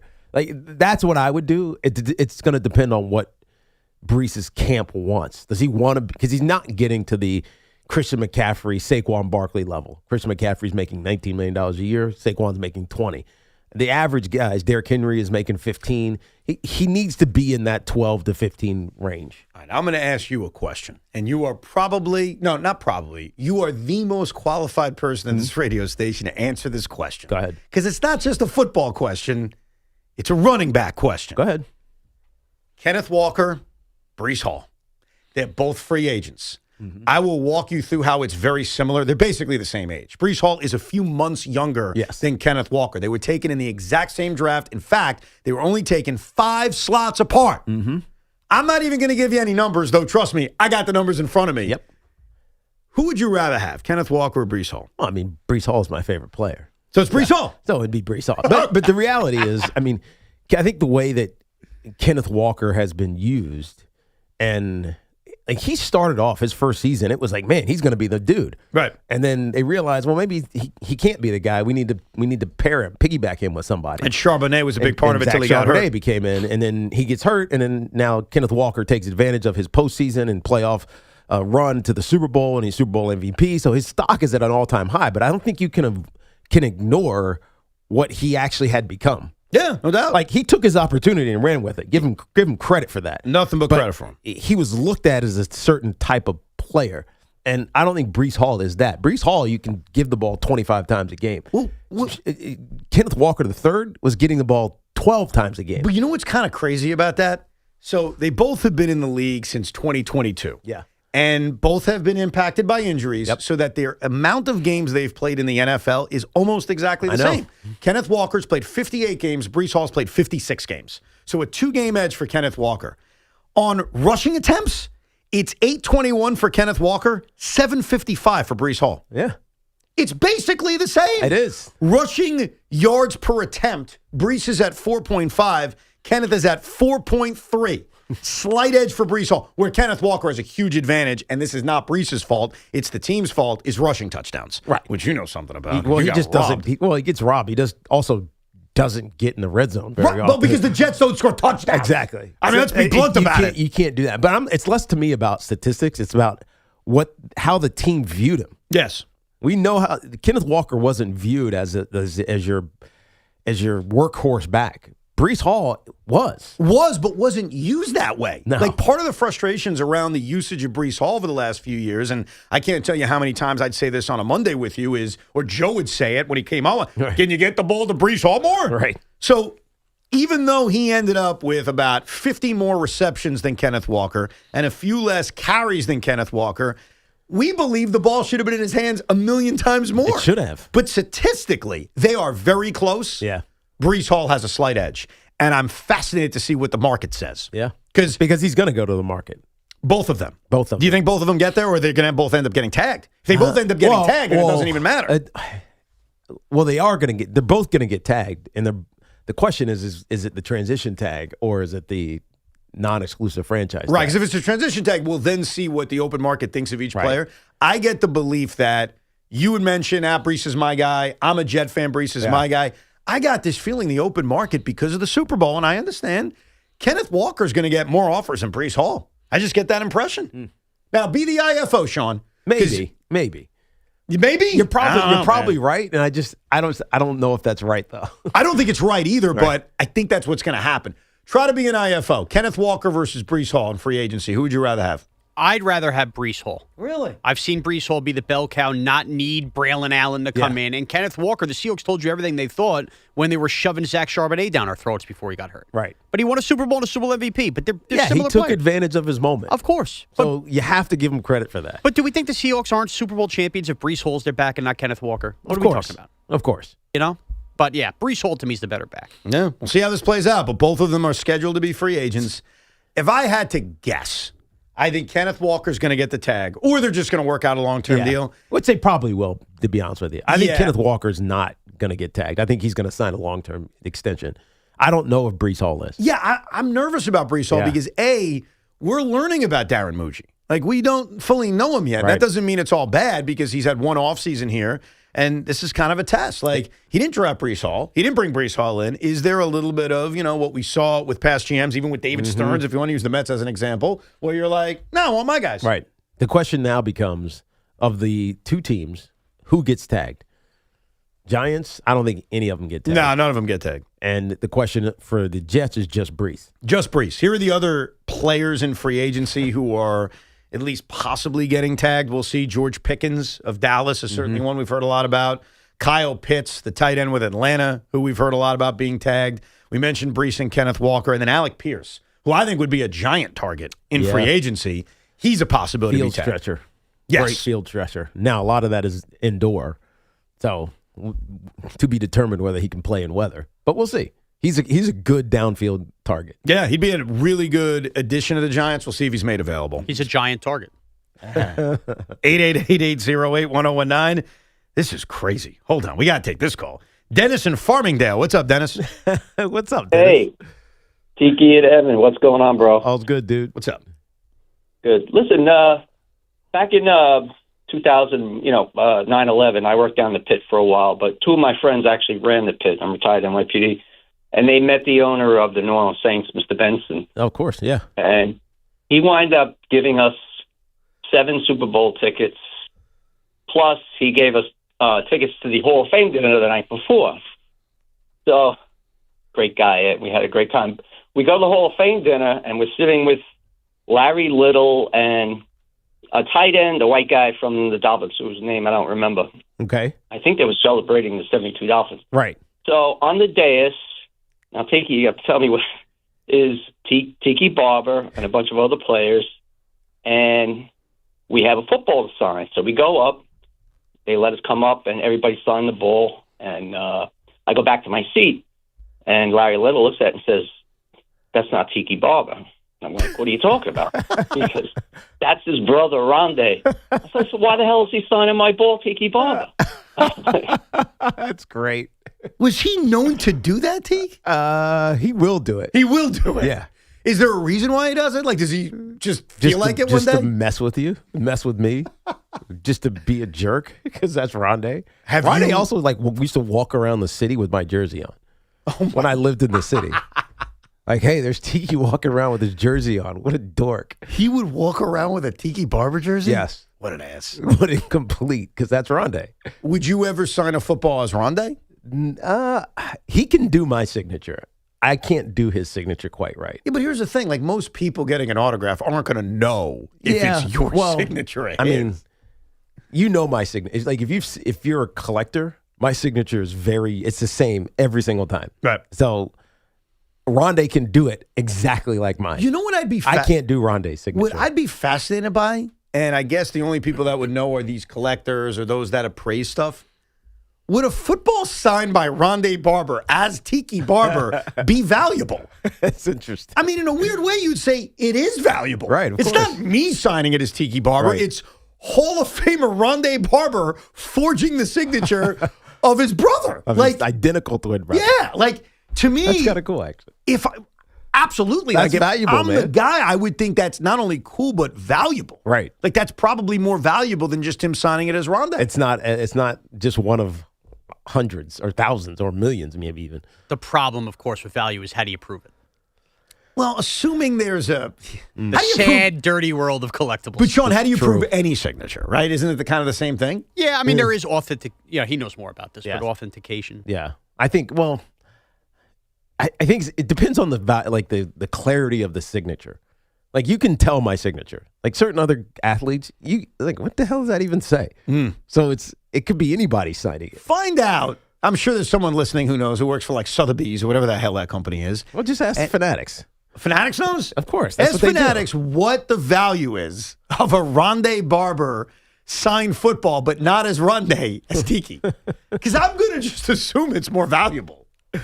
Let's go to Michael in New Jersey. What's up, Michael? Hey, Evan and Tiki, how you doing this morning? Man. What's going on, my man? I wanted to do a 2-part question. I know I was supposed to ask maybe 1 or maybe 2. I don't know. Well, see how it goes. So, maybe if the questions are great, we'll just make you a co-host. You never know. So I know the World Baseball Classic's next month. I want to know, why is the World Cup of Hockey not as big as the World Baseball Classic and the FIFA World Cup? And the other one is, I saw something on Twitter. I was listening to you guys yesterday, and Evan, you were talking about the Juan Soto and Francisco Lindor taking questions. Juan Soto was asked about potentially missing Pete Alonso in the lineup for his protection. He said, "We have Bo Bichette. I trust him. He's a great hitter. He can hit homers and hit for average. That's great protection." Is that telling me that Juan Soto didn't like Pete Alonso? I didn't take it that way. I mean, I understand that when you hear a player speak, sometimes you take things a certain way. We played a lot of Juan and Francisco yesterday, and I made some observations about the locker room based on what they said. I didn't even put it this way. I didn't think enough of his answer to even pull it, which maybe is on me. Right. I'm not perfect. But when I heard him say that, I was just like, hey, he's putting over Bo Bichette. So I did not take that as a shot at Pete Alonso. Right. But you listening out there, maybe you did.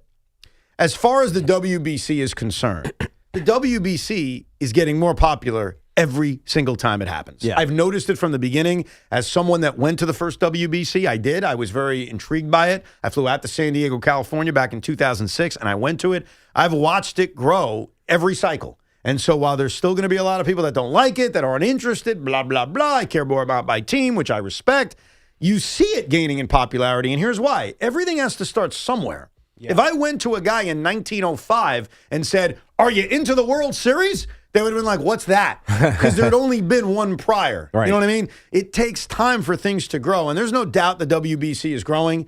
Is there going to be a cap on it in terms of how popular it can get? Maybe. Because clearly one of the negatives is that when you play it in March, you're not having pitchers at full strength. Right. Which is why there's always been this thought of, can you do it in the middle of the season? Right. It almost feels exhibitionist if it's not in the middle of the season, because no pitcher is going to give you 8 innings.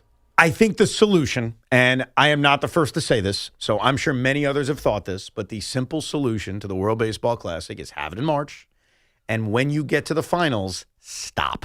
And then the All-Star game would be replaced by the WBC championship game. Ooh, I like that. No, that'd be interesting. You like that one? Sean, tell us about the World Cup of Hockey. Do you know about this?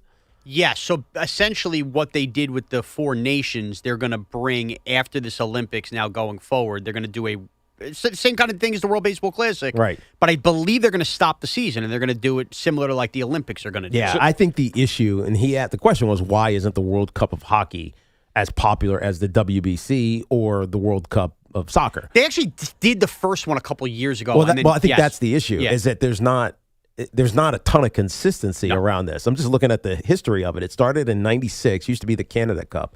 Started in 96. Then it was 8 years later in 04.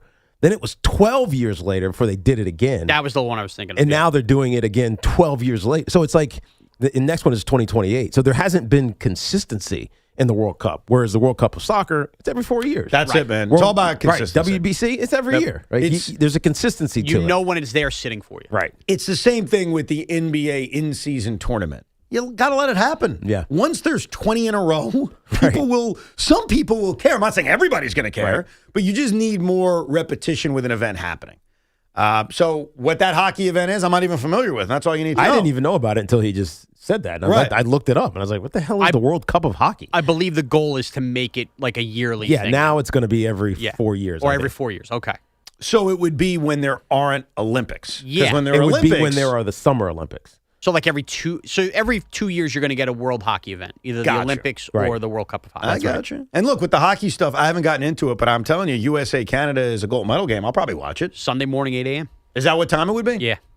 Is that a good time? I can't figure that out. Is that a good time Sunday morning at 8 a.m.? You wake up, you're doing nothing early in the morning. Game's over by 10:30. I guess that's fair. Patrick's in Yonkers. Hey, Patrick. Hey, what's up, guys? Love the show. I'm calling because I had an Anthony Volpe question for you, Evan. Yes. So I was, he's obviously not coming back until they said around April, May. Mm-hmm. If he comes back and Caballero is just not really showing anything too crazy, and he's still on an offensive sink, what moves do you think the Yankees should make before the deadline? Well, what you're doing, though, a couple of things. You're jumping 3 steps ahead. Because step number 1 is Jose Caballero and Oswaldo Cabrera are going to be the shortstops, right? Yeah. Anthony Volpe, A, needs to get healthy, and then B, and we talked about this last week, there's an incentive for the Yankees to actually option him to AAA. Yep. And could actually steal an extra year of control by having him spend enough time in the minors. Mm-hmm. So assuming they're getting 20 days, right? I think so. I think that's the number. I forget the number now, but I think it's 20. But assuming they get good production out of shortstop, or at least passable production out of shortstop, Volpe goes to the minors. Now he comes up, let's say it's June. Let's say that's the time. If Volpe fails, and we're sitting here on August 1st, because I think the deadline this year is either August 2nd or August 3rd, and they need a shortstop, We've now jumped 3 steps, but here's the next step we have to jump to. What teams suck? Because that's how we determine what teams are going to trade shortstops. Right. So you're asking a good question, and maybe even a question we will answer at some point during the summer. But, man, you are 5 steps ahead. Yeah. So basically what I'd advise you to do, I guess I could do it too, is think about all the teams that you think are going to be bad and look at their shortstop depth. Zach Neto. What? Oh, Zach Neto of the Angels? Yes. That's a good one. I think they wanted him during the offseason. There you go. That's a great name. You're welcome. See, this is me doing my homework. You did your homework. You're just trying to get rid of Volpe already. You're already thinking about it. I'm trying to help Aaron Judge add other people. That's all I'm trying to do. There is breaking news in Major League Baseball we do need to address right now. It's not going to sound like it's huge news, but trust me, it is. The MLBPA executive director, former Met, former Yankee, Tony Clark, he's been the head of the MLBPA since 2013, is expected to resign. I'll read straight from The Athletic. This is being reported by Evan Drellick, Ken Rosenthal, and Andy McCullough. In a stunning development in the wake of a federal investigation, Tony Clark is expected to resign from his position as executive director of the Major League Baseball Players Association, leaving the union scrambling to find a leader heading into a lengthy labor dispute this winter. People briefed on the decision who are not authorized to speak publicly told The Athletic. So what's going on, and I guess it's been going on for about a year now, is Tony Clark and the union have been under federal investigation by the Eastern District of New York regarding using licensing money to enrich themselves. This is a very serious lawsuit. That is. And so reportedly, Tony Clark is resigning to focus on the lawsuit. The timing of this could be worse. It could be next December when the war is about to begin. But the leader that they pick next is going to be the most consequential decision baseball's had in a long time. Because Donald Fear, who ran the Players Association after Marvin Miller for many years, would stare anyone straight down and say, there will be no salary cap over my dead body. Right. And that's why we missed the World Series in 1994. Because of a guy like Donald Fear, who was steadfast, he would not let it happen. I don't know who the replacement is. And I don't know if that replacement is going to have the trust of the players. And I don't know if they're going to kind of continue the legacy set forward by Marvin Miller and Donald Fear, in which they would look the owners and the commissioner straight in the eye and say, over my dead body. So I don't know. I guess we won't know until we see who they pick and really the temperament of that person on how this is going to play out. But what scares me is I think Rob Manfred and the owners smell blood. And so I think news like this, Tiki, will only embolden the owner and embolden this commissioner to go hard as they possibly can for a salary cap, thinking they're going to do the impossible, and that's bust the MLB Players Association. Well, that's only because they think that the Players Association is weak right now, and that they, without a director or a leader in place, that they can splinter them. They can get guys who are making a ton of money, the Bryce Harpers of the world, and pit them against the younger players who are saying, hey, maybe this isn't such a bad thing because I'm not making money, and I probably won't, because I have arbitration till I'm 31 years old or whatever the heck it may be. And so my chances of getting paid aren't there anyways. So creating that division or sowing that dissent is what the league is going to try to do. The question is who's going to replace Tony Clark? Who? We have no idea. There's no names that are being floated. Now, granted, this is surprise news. We're just hearing it today, but it's kind of shocking given that in, I don't know, what, 5, 8 months, 10 months, this becomes real. This becomes very real. I have 2 names that jump out at me. And if either one of these 2 names that jump out at me occur, you're going to see no baseball for like 2 years because they will fight a holy war against the owners and this commissioner. Go ahead. Number 1, go back. Call up Donald Fear. I know he's a little older now, and say, hey, Don, it's been a while, but remember. How old is he now? I think he was born in 48, so what does that mean? 70, 80? Yeah. Something like that? No, not that old. He's not that old. I mean, he's younger than the president. Right. He can do it. And Sean will be reminded of this. Don Fear also ran the NHLPA. Yeah. Yep, and had that lockout or strike. Yes, the lockout that cost an entire season. But Donald Fear is the old hat. He's the one you say, you know what? We're about to go to war. Let's bring in the old legend. Let's bring in Robert E. Lee. Let's bring in Stonewall Jackson. Well, he's 77. He still got it. Now, my other idea is very creative. 7-7. 7-7. Now, I don't know if anyone's written this yet. So, again, I always want to be careful. Like, if I'm stealing someone's idea, I swear I just thought of this 5 seconds ago. I'll check Big Blue VCR now. Hold on. How about this? The next head of the MLBPA. You want to win a holy war? Scott Boras. Ooh. Oh, he may have to divest himself from all his clients. Oh, he would. There's no way he would do that. Yeah, no way he'd do it from the finances. Way. Not given he's making $80 million a year. But you know what? If Scott's at the end of the road, this could be his final. You know what? He's 73. I don't know. Maybe he's not at the end of the road. Maybe he doesn't want to do it anymore. So those are my 2 outside-the-box ideas on who they could have replace Tony Clark. Meanwhile, it's going to be a lawyer we're all bored by.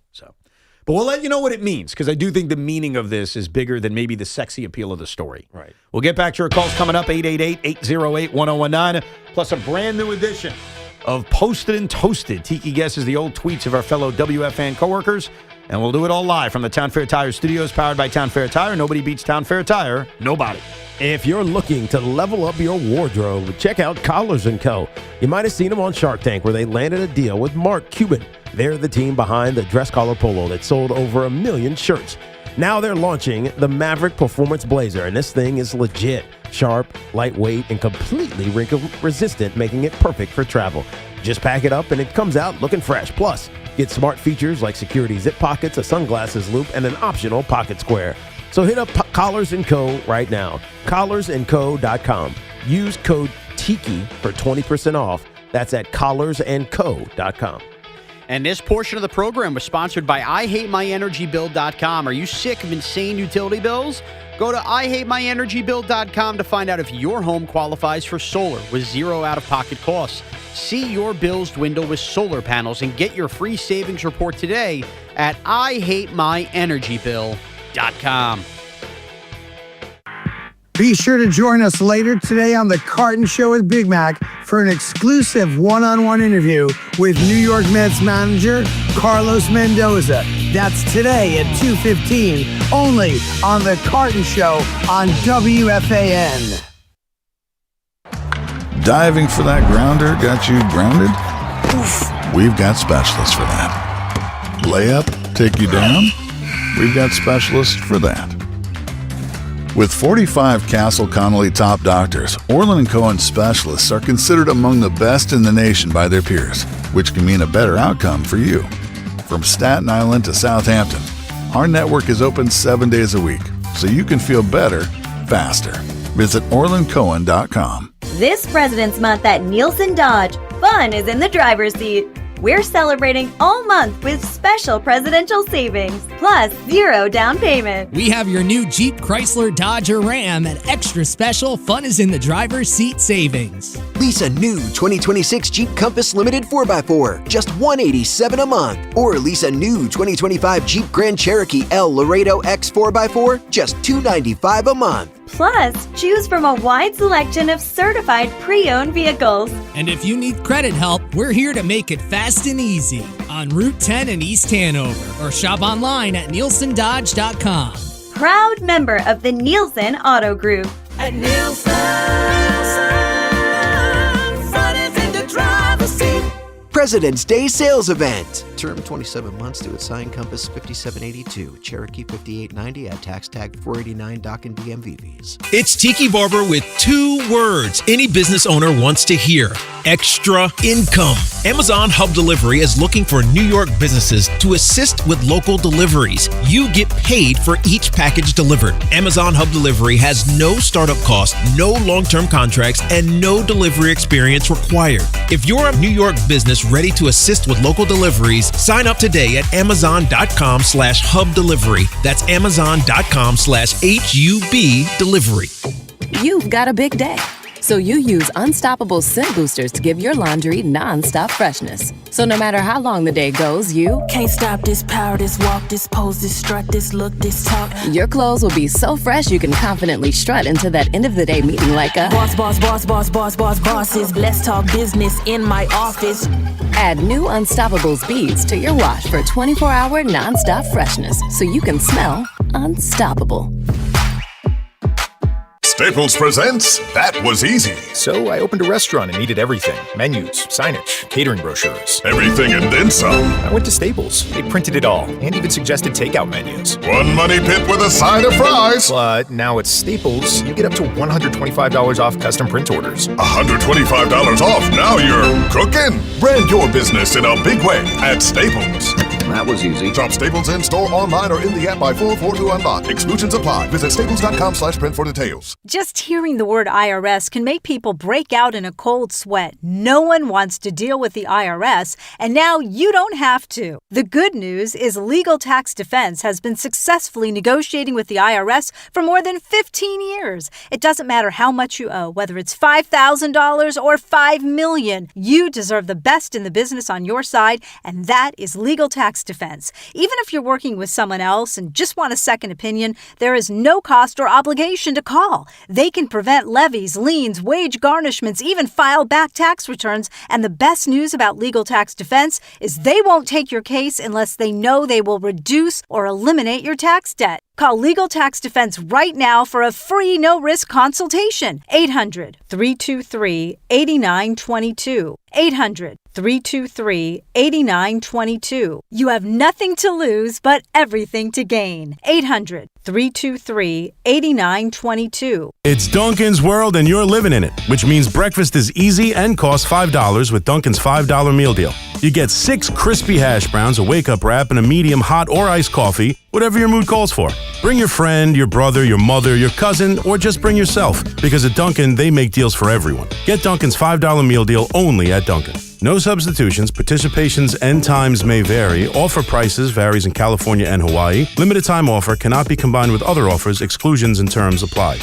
Boomer here. If you love cooking as much as I do, you got to listen up. The Chef IQ Mini Oven is your all-in-one kitchen hero. It bakes, broils, air fries, dehydrates, slow cooks, toasts, and more. It's got Wi-Fi, Bluetooth, a color touchscreen, a soft closed door. It even syncs with the Chef IQ app, and pair it with the IQ Sense thermometer for perfect USDA-safe temps every single time you cook. So why not grab yours right now at chefiq.com. Use my name, code word Boomer, to save 30% at checkout. Hey, this is Tiki Barber. Those of us living in New Jersey got hit with a 20% electric rate increase. If your current heating system is over 15 years old, it's time for a new high-efficiency carrier system. And there's only one company to call for a new one. My friends at Edison Heating and Cooling, New Jersey's heating experts for over 38 years. Older heating systems waste gas. So get your system checked now and save money with Edison Heating and Cooling. Contact them now at edisonhvac.com. That's edisonhvac.com. Make the smart choice, the Mazda CX-5. With standard all-wheel drive, advanced safety, and effortless handling,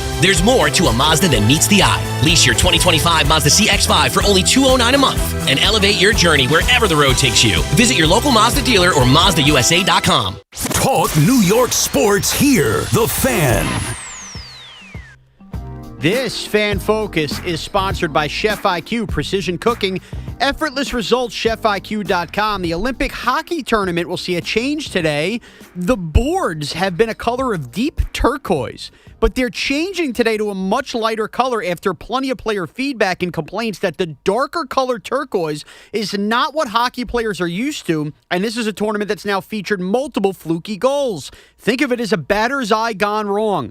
Tomorrow at 2 p.m., non-Olympian Islanders, by the way, are being brought back to practice by Patrick Waugh. This marks the earliest return date allowed by teams to do this under the CBA. Patrick Waugh heard Sean Morash say they were closest to the championship, and he means business. This Fan Focus was sponsored by Town Fair Tire Studio. Nobody beats Town Fair Tire. Nobody. I like that. And no other team is bringing their players back as quickly as the New York Islanders? Certainly not the Rangers or Devils. I can't speak to outside. Well, those two teams don't care. I think they've basically given up on the season. Yes. It is a little past 11:30 on a Tuesday, and what we try to do around this time every single Tuesday is play the ever-popular game show known as Posted and Toasted. It's time for Posted and Toasted.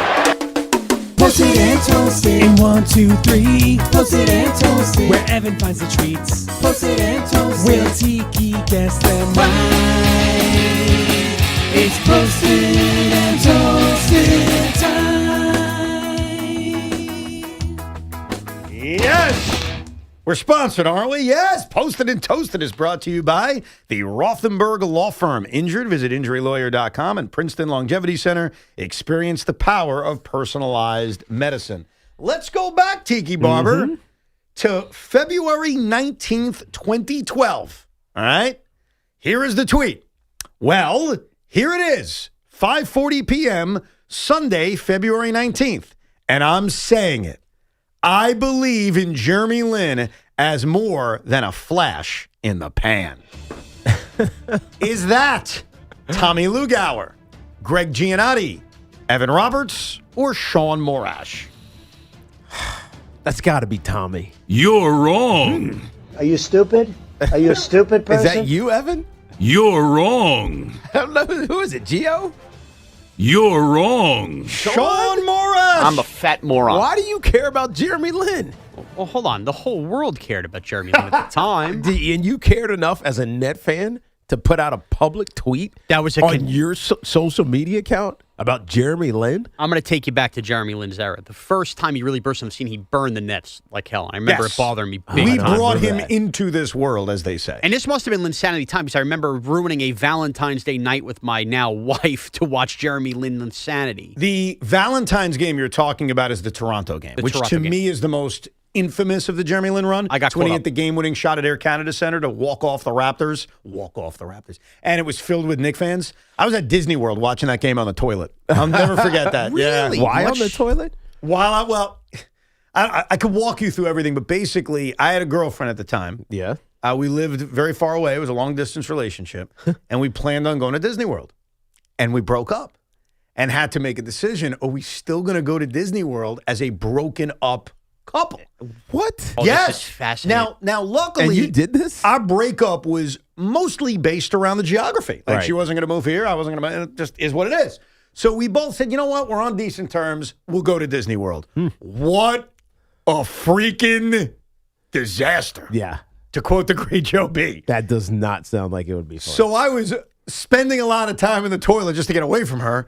And I was watching the conclusion of the Knick game on the toilet. And when Jeremy Lin hit that shot, I was just beyond upset. I have to tell you. Why didn't you just kick her out of the room? Well, come on. We were, I can't do that. Oh, it was not in the park. It was in the room. No, it was in the room. Yes, because it was like 10 o'clock at night, if I'm not Yeah, it'd be mistaken. like, just go down to the bar or something. I got to watch this game. Yeah. Head to toe? Excuse me? Head to toe. 2 different beds. Huh. Yeah. Wow. Weird situation. That is very weird. Yeah. There's no right answer to it, honestly. But why would you be in your not room? go? Yeah. I mean, not go was an option. But like, it's one thing to spend the day in the park. It's 10 o'clock. At that point, don't you not got to be like ready for bedtime in that room? I have no idea. Anyhow, you don't remember that tweet? And by the way, before you even answer, here's the irony of this, Tiki. I looked back at the date and time. This was a game where they beat the Dallas Mavericks. It improved the Knicks at the time. Got them to 500. They were 16-16. It was the end of Linsanity. The next day, I mushed Linsanity. They would play the New Jersey Nets, and that was the revenge game where Darren scored 38, and that was the end of Linsanity. They literally went down the tubes. Right. So Sean Morash. Good job, Sean. All right. It was you. I mushed Linsanity. You did. I'm a fat moron. I think I was the one that just kept saying, it's not real, and then I finally gave in that it was real, and then it wasn't. Yeah, I think that's what it was. That's exactly what it was. All right, here's post number 2. This is from February 13th, 2017. We're keeping in the same time of year. At 29 years old, on February 14th, 2017, I will be wearing boxer briefs for the first time ever. Life comes at you fast. Is that Evan Roberts, Tommy Lugauer, Greg Giannotti, Al Dukes, or Sean Morash? That's you, Evan. That's me, you say. Are you stupid? Are you a stupid person? It is not me. Al Dukes. Al Dukes. You're wrong. No idea. Tommy? Suck. Not Tommy. The answer was again Sean Morash. He's fat. Your first time? Boxer briefs. Oh, boxer briefs. Yeah. I think I heard that wrong then. Oh, come on. Now you're blaming it on that. No, so I held on to whitey tighties for a long time as a kid. Yeah. And then I got to like 10th grade and I got my first pair of Stone Cold Steve Austin boxers and boarded the boys' flow. And I stuck with like old boxers for a while. Nobody told me boxers were out. Right. Until the girlfriend at the time said they're out. Why are you wearing boxers? So I switched to boxers briefs and I realized how snuggly and cuddly they were. That's right. So we're going on almost 9 years? Yeah. 2017? Wow. Yeah. So that was post-Odell. So I switched to boxer briefs. Are you now, so you're When fully did boxer brief? briefs become a thing? See, I'm the wrong person to ask. I don't, because I kind of remember, but I don't remember. Yeah, I'm pretty sure I'm still boxer. Are you checking it? Yeah, I am. Hold on, I'm checking myself. I'm full boxers. Yeah. I either go to one of two things. I either wear boxers or I wear bicycle shorts. Those are my two options. I know it's weird to have bicycle shorts, but I like it sometimes so that when I get home, I can just rip my pants off and I'm set to go. I'm in my bicycle shorts. But boxer briefs, not a fan of. I like them. They harness everything. All right. Yeah, they do. Here's post number 3. This is from February 23rd, 2011. Take that, all you haters. I think this win over the Milwaukee Bucks in late February clearly justifies the Carmelo Anthony trade. Is that Craig Carton, Chris Big Mac McMonagle, Tommy Lugauer, or Boomer Esiason? It's Big Mac. Wow. You nailed that on one guess. That was a guess. I wasn't even prepared for Complete that. guess. Just the structure of it. Like the way he wrote it. Richard. Yes. Wow. Suck it. Welcome to hell. Yeah, you nailed that. For some reason, Big Mac, I guess, had like this agenda to push, hey, the Melo trade was worth it. Right. There was a lot of debate about it. I think that debate actually still goes on for what they gave up in that trade and how I think the hope was if we don't give anything up, he could just come here as a free agent the following year. And the big issue was there was a lockout pending. Right. And Melo wanted to make sure he got paid prior to, the lockout occurring. So he would be traded to the Knicks and then extend there. So Wow. Just an aside here. Mark Wahlberg's Calvin Klein advertisement with the boxer briefs. That's when it really came to light. 1992. Oh, damn. 92? 1992. I was still in the Spider-Man tighties. Jeez. I was still in high school. Yeah. What the hell? You too were in the Spider-Man tighties. Exactly. I didn't realize it was that long ago. All right, finally, our last post of the day was from May 27th, 2014. Fold your pizza. Don't you dare use a fork and knife. Is that Craig Carton, Sean Morash, Greg Giannotti, or Tiki Barber? Would I do that? No. I wasn't Suck, New York suck, enough. That was Gio. You're wrong. Sean? You're wrong. Me? Yes, Tiki Barber. You are correct. Suck. Why the hell would I care about that? Suck. Guess what? People say you suck. I have no idea. And it's always tough to find when those. was that again? That was May 27th, 2014.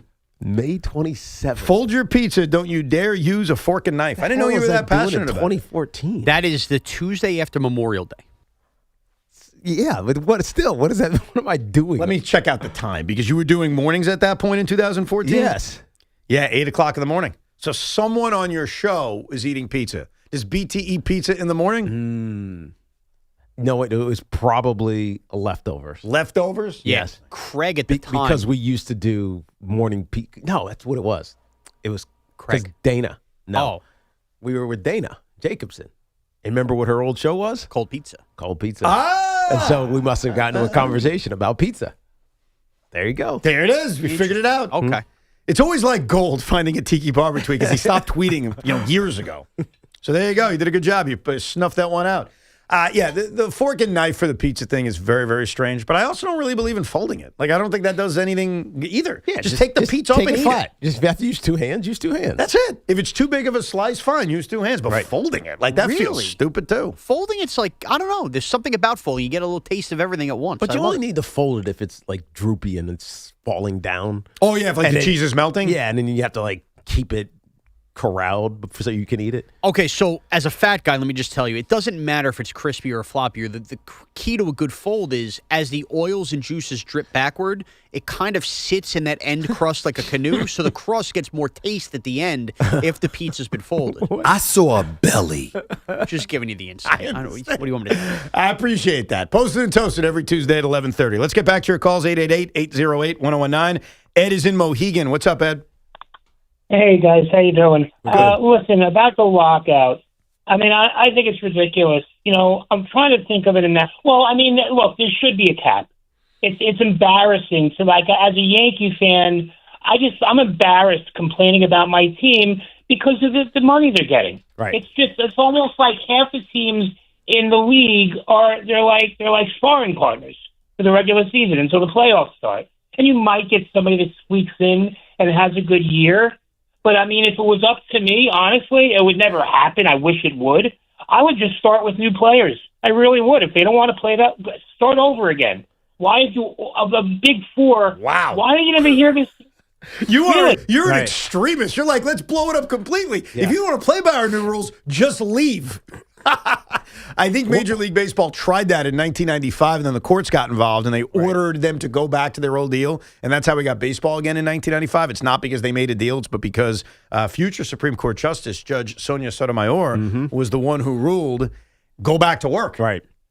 I think this issue is much more complicated when you think about why they want a cap, and it's similar to what the NFL went through. Remember back when, I don't know, a lineman would be drafted number 1 or 2 overall, and then that lineman would make a ton of money because he was the number 1 overall pick, and then whenever a free agent lineman would become free, he would want what that first-round pick got. Right. So salaries were artificially inflating every single draft because a quarterback would get drafted number 1, then a running back, then a lineman, then a wide receiver. And so the salaries were just rocketing up because it was based off the highest salary. I think the MLB owners are looking at these rising, like massively rising salary costs, and they're worried about it. Like how much it's going to cost me now. Yeah. With Bo Bichette making an AAV. What's his AAV? Well, it's 42, but it could actually be 47 if he opts out. So think about that. Yeah. And so it's just like these things. I don't think 5 years ago anybody thought that a player like Bo Bichette, even though he's great, was going to make $40-something million a year. Nobody, there's no chance. Right. Think about the argument we had about Aaron Judge 3 years ago. Like, is he really worth that much? Well, here's what's funny. I get that being the owner's biggest issue. The biggest issue, and our last caller expressed it, even if I don't fully agree with them, the biggest issue is the difference in payroll between the top team and the bottom team. I agree with that. And it's all about perspective. But it's related, though, because if the salaries for the best players are exploding, these bottom teams, they're never going to have the best players. Yeah, but I think it's irrelevant in this regard. They're not willing to spend on anybody. So even if the top players weren't being paying as much. Yeah, but can they? What was that? Can they spend that much? That's the fundamental disagreement. Yes. My answer is yes. Maybe not to the Dodgers standpoint or the Mets standpoint, but their payroll, like the Marlins payroll, is inexcusable. They should be disbanded at this point, or the owner should be thrown out. If you're not willing to spend that kind of money, then get the hell out of here. That'd be my answer. But we don't know. Leave. We don't know what his book looks like. But we also don't know that he has enough money also. That's what I mean. We have no idea. He might be in the red. Okay. I mean, this is what we saw in what was it? The work stoppage. And it wasn't really a lockout. It was just for the COVID season. It was, and because nobody could go to the games, owners were crying poverty. Right. But that's part of the problem. Like, they cry poverty, but we don't actually know. We have to trust them when they say that. But I think they exposed the fact that they need asses in seats for 82 games. Or 81 games. Whether you're right or not, because I don't know, none of us know, we don't see the books. Right. Here's the fundamental issue. As a baseball fan, what is the biggest issue with the sport? My answer is that the smallest teams don't spend enough, and to some, it's that the biggest teams spend too much. Yeah. My perspective is I'm more angry at the small team I would agree with that. Doesn't spend enough money. I would agree with that because you could be the Dodgers. Let's just use the Dodgers because they're the ones that are spending all the money. Go spend $1 billion. Who cares? You still can lose. Yes. Right? But if you spend nothing, then you're not doing it. You don't have a chance. Yeah, I agree. I think that's actually a good way to look at it. The more you spend gives you a greater chance, but doesn't guarantee anything. Right. But if you're not spending anything, you're pretty much guaranteeing you're not competing. Right. Steve's in Bayside. Hey, Steve. What's up? Before I get to the Yankee rotation, since you brought up Bo Bichette, I didn't think that the Yankees won the Bellinger negotiations at all because for the first 2 years, he's going to make Bichette money because the contract is front-loaded with an opt-out after 2 years. Yeah, but the only reason I differ and say they won it is because we don't know what Scott was asking for. He was probably asking for like 8 years, something absurd. Yeah. So while, yes, the Yankees gave in a little bit, they didn't fully just say, all right, Scott, we'll just give you what you want, which some Yankee fans were suggesting. Well, he's still going to make more money than Aaron Judge over the next 2 years, which to me should be a line you don't cross. Yankee rotation, real quick. They have 5 guys that are healthy right now. Assuming that everybody stays healthy and everybody's performing, they're going to have too many pitchers at some point. Right. So who would be the 3 guys, once everybody's back, who would be the 3 guys that you would drop from the rotation And if you want, by the way, I could tell you mine first. Well, but here's the thing, Steve. I love the question. I do. And we're going to answer it. All right? I'm not going to play this game of not answering it, but it's an incredibly flawed question. And here's why. Steve knows this, too. He's a great baseball fan. But he wants to have fun. It's the middle of February, and I respect it. They're all not going to be healthy. You know it. I know it. Everyone knows it. Let me give you an example. David Stearns, about 5 days ago, was asked, hey, you got 6 starters. How are you going to handle it? And you know what David said? He smiled at that little smirk, and he's like, I'm not answering that question because I know that something's going to happen. So, yes, in theory, Max Fried, Cam Schlittler, Luis Heel, Will Warren, Garrett Cole, Carlos Rodon, Clark Schmidt, Ryan Weathers, Carlos LaGrange. It's loaded, but you know that guys aren't going to be healthy. Right. So follow the money. If they're all healthy. If they're all healthy, Garrett Cole, Carlos Rodon, and Max Fried are mortal locks. And Schlittler's the other mortal lock. I'm getting there. Cam Schlittler, if he pitches well, is the mortal lock. Yeah. I think So after that, anything goes. It's how you're pitching. Right. If Will Warren's having a great year, it could be him. If Ryan Weathers takes advantage of the opportunity, it could be him. Mm-hmm. Clark Schmidt is not coming back for a long-ass time, and they could also option him to the minor leagues. I know that sounds nuts, but they could. So that's how I would frame it. Fried, Cole, Rodon. Oh, and I forgot Luis Heel. Luis Heel's in that mix, too. I think you're thinking about it wrong. I think of the guys, the person that stuff I think translates least to a bullpen weapon is Adam Warren. I'd start him fifth. His name is not Adam Warren. That's another player. I keep forgetting this. You're thinking of that reliever. Yeah. He was a starter, too, but he Why bounced do I a keep little. doing that? Will Warren. Will Warren. Why do I keep doing Adam Warren? Why are you asking me that? I feel like the old man that never gets the name. Be a man. Figure it out yourself. Like, we want us to tell you why you're an idiot? I don't know. Be a man. The other guys, Heel when he's electric, Weathers, like the high fastball, that stuff translates to the pen. Warren's does not. But again, the problem with the question is they're pitchers. They're all not going to be healthy. I mean, come on. If they are, it's a wonderful problem, but it's pitching, man. Keeping these guys healthy is like the most difficult thing to do. Right. And enough of them have options. So you don't have to worry about it necessarily. Say it one more time. Enough of them have options. You don't have to worry about it. Yeah, it's true. Cam Schlittler could be sent down. Luis Heel could be sent down. Ryan Weathers could be sent down. Will Warren could be sent down. Clark Schmidt could be sent down. Right. True story. And the only reason I know that is I did my roster research right before spring training. I like to know who has options. Right. I was just doing it. Were you doing it? Yes. Oh, let's play a game with Sean. I'm going to name you a player. You tell me if they have options. Okay. You ready? I was just doing it for the pitchers. So. Jose Caballero. Yes. Good call. I remember that last year we got him. Right. Yorbit Vivas. Yes. Nope. Out of options. Out of options. Better make the team or else he's gone. All right, we'll see you later. Camilo Doval. Yes. Good call. He does. I was surprised You're by obsessed that. with the bullpen. No, and by the way, I again only know those two because it was mentioned when they traded him for the deadline. Cade Winquist. What? No. That's a Rule 5 guy. There's no options. If he doesn't make the team and he's not on the team the entire year, you offer him back to the team they took him from. Good job, Sean. Look at you. Even Tiki. Everybody knows it. You guys are all baseball wizards now. Yeah, it's better than being a Washington Wizard. Okay. Let's go to Al in the Bronx. What's up, Al? Lame joke.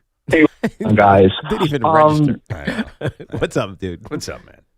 By the way, we all know Sean was guessing, right? Like, we're not going to give him credit, right? We all know he was guessing. Yeah. Duvall, I'll give him. So quick question, guys. And Evan might have just mentioned it. Why not, if it's only every 4 years of WBC, why not start the season 1 week earlier and finish 1 week late and then have those 2 weeks in July? I know we might have injuries in the middle of July. That's it. However, we get the best pitching. The players are right in the middle of the season. People will be really into it. That's when we're all into baseball. Like right now, we'll be into it a little bit. Internationally, I know as a Puerto Rican, we'll be into it. Yeah. But in the U.S., we're not going to really care as much as the international teams. I think all your points are completely fair. I think in terms of interest, you're right. If you take baseball away from us in the middle of July and say this is the only baseball you have, people will absolutely be into it. But especially with pitchers, we were just talking about Yankee injuries. I think that fans and owners are not going to love the idea of pitchers in the middle of the season, right before a pennant race, throwing 105 pitches in a game. Yeah, because they're already wearing down. Yeah. They're already not on the edge, but you never know. And so the last thing you want to do is compromise a postseason run because of the WBC. And if a guy gets hurt in March, now obviously Edwin Diaz is the exception to this because he missed the entire season, but if a guy gets hurt in March, there's more time for that player to come back, for that player to recover. If a guy's getting hurt in the middle of July in the World Baseball Classic, your clock is just limited. So I think to meet in the middle, Al, the idea I laid out earlier is probably the best way to go, which is have the tournament now, stop right before the finals, and have the championship. And if you want to go semifinals and finals, that's cool too. So it's only 2 games, 3 games in total, but 2 games that you would potentially play. Then do that. It's actually 3 games now that I think about it. It's the 2 semifinals and then a championship game. So what you could do on All-Star Week is on Tuesday, back-to-back 2 semifinal games, doubleheader. And then on Wednesday or Thursday, championship game. And that replaces the All-Star Week. So you're not even losing any days. Right. You go right back to baseball a day or 2 later, and there you go. That would be, I think, the compromise in the middle. But I think doing the entire tournament in the middle of the summer doesn't work. Yeah, it's too much. It's too many games. Yeah. Just no way you could fit it in. More of your calls coming up at 888-808-1019. And we were just mentioning the salary cap. There were a few things Steve Cohen was asked yesterday that none of us have really gotten to, one of which he was asked point blank about a salary cap in Major League Baseball. Steve Cohen's answer, plus we all heard that he's dead set against the captain. I did some research. What did Steve Cohen say a year ago about Francisco Lindor being captain? We'll compare. We'll see if there was any flip-flop going on by the owner of the New York Mets. It's all coming up, and like I mentioned, more of your phone calls. Fanatics Fest, the world's #1 sports fan festival, returns to the Javits Center in New York City from July 16th to the 19th. See celebrities and athletes from all your favorite leagues, including Aaron Judge, Tom Brady, Kevin Hart, Jalen Brunson, Diana Taurasi, Mike Tyson, and so many more.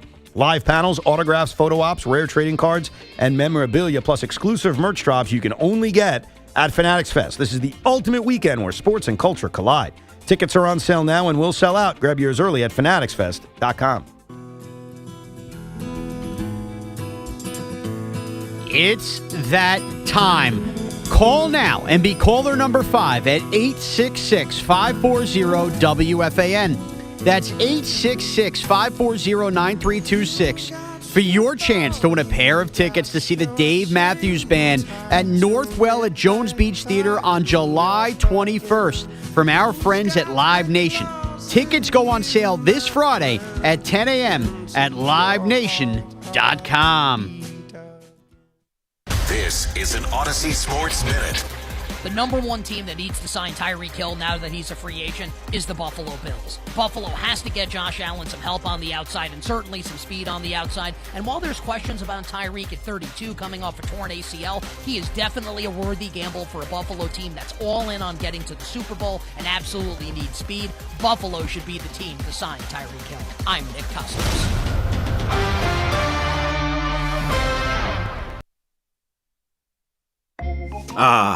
The most beautiful time of year is upon us. Tax season. And Tax Slayer is here to help you file. We guarantee 100% accuracy and your maximum refund. Those are some good numbers. And you can trust me, because I'm a talking calculator. Did I mention Tax Slayer even has support from real US-based humans if you have any questions along the way? Beat the rush and start for free today. Tax Slayer. File fearlessly. When it's time to replace your appliances, Lowe's has you covered. Get up to 40% off select major appliances. And members get more like free delivery, haul away, basic installation and parts, and a 2-year Lowe's protection plan where you spend $2,500 or more on select major appliances. Our best lineup is here at Lowe's. Valid through 2/25 while supplies last. Selection varies by location. Excludes Massachusetts, Maryland, Wisconsin, New Jersey, Florida. Loyalty program subject to terms and conditions. Visit Lowe's.com/terms for details. Subject to change. We all hear the radio ads about the IRS. They tell you to be afraid, to be scared, and they try to frighten you into calling. I'm not here to do that. Tax Relief Advocates is different. TRA is here to tell you that if you owe money to the IRS, whether it's $5,000, $50,000, or $500,000, we have a solution. It doesn't matter if you're sitting in your car, at work, or with your kids. No matter where you are, call now. 800-575-4094. Don't lose hope. TRA can eliminate or reduce what you owe to the IRS. Generous programs are now available that can give you a fresh start. Our passion is taxes and helping individuals fix their IRS problems. We have over 1,000 5-star reviews on Google and an A+ with the Better Business Bureau. You don't need to be afraid of the IRS any longer. End your tax nightmare today by visiting us online at TRA.com or call 800-575-4094. That's 800-575-4094. Tax Relief Advocates. Real solutions for real people. This is the story of the one.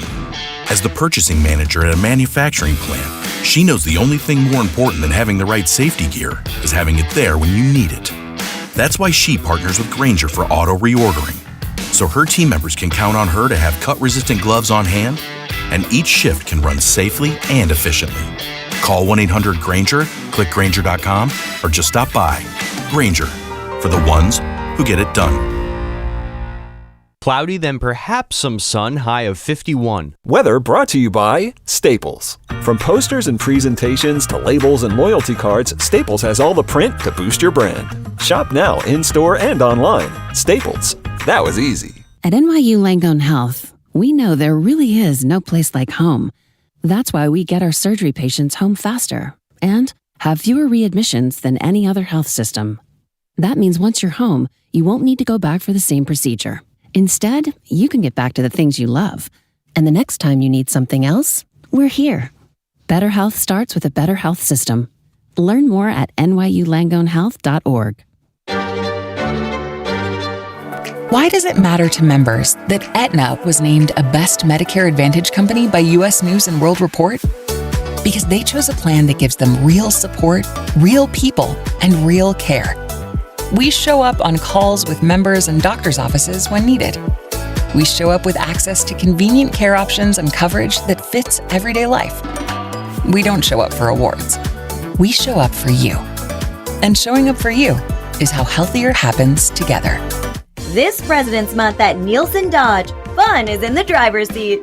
We're celebrating all month with special presidential savings, plus 0 down payment. We have your new Jeep, Chrysler, Dodge, or Ram at extra special fun is in the driver's seat savings. Lease a new 2026 Jeep Compass Limited 4x4, just $187 a month. Or lease a new 2025 Jeep Grand Cherokee L Laredo X 4x4, just $295 a month. Plus, choose from a wide selection of certified pre-owned vehicles. And if you need credit help, we're here to make it fast and easy on Route 10 in East Hanover, or shop online at nielsendodge.com. Proud member of the Nielsen Auto Group. At Nielsen, fun is in the driver's seat. President's Day Sales Event. Term 27 months to assign Compass 5782, Cherokee 5890 at tax tag 489 dock and DMV fees. At Grubhub, we're eating the fees on restaurant orders over $50. That's right, no more of those pesky fees. No delivery fee, no service fee, no knock knock, who's there? Another fee. No more fees on restaurant orders over $50. Only on Grubhub. Grubhub will eat the fees. Details at grubhub.com. Did you know about 1 in 3 people with plaque psoriasis may also develop psoriatic arthritis, which causes joint pain, stiffness, and swelling?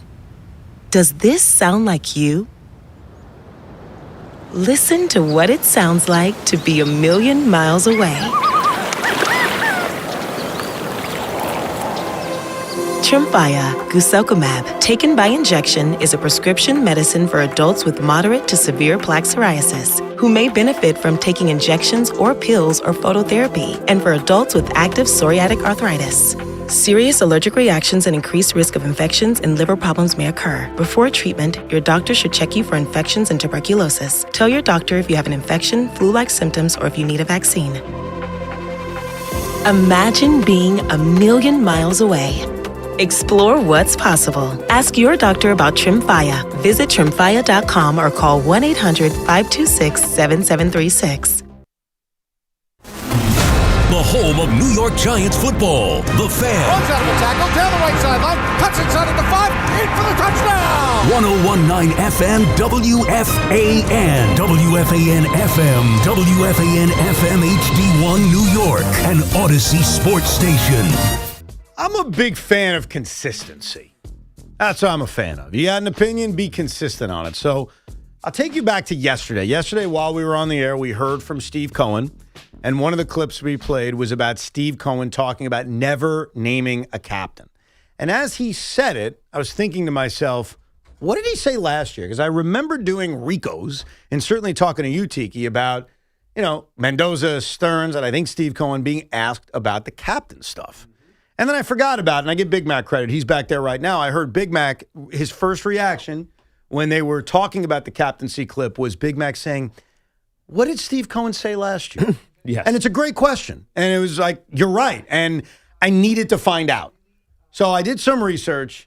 And what I'm going to present to you right now is first what Steve said yesterday about never naming a captain. So if you missed it, you will hear that. And then we did go into the archives and find Steve Cohen talking about captaincies a year earlier. So we're going to all find out together if Steve Cohen's opinion has changed, if it's consistent. This is like a lesson. Yeah.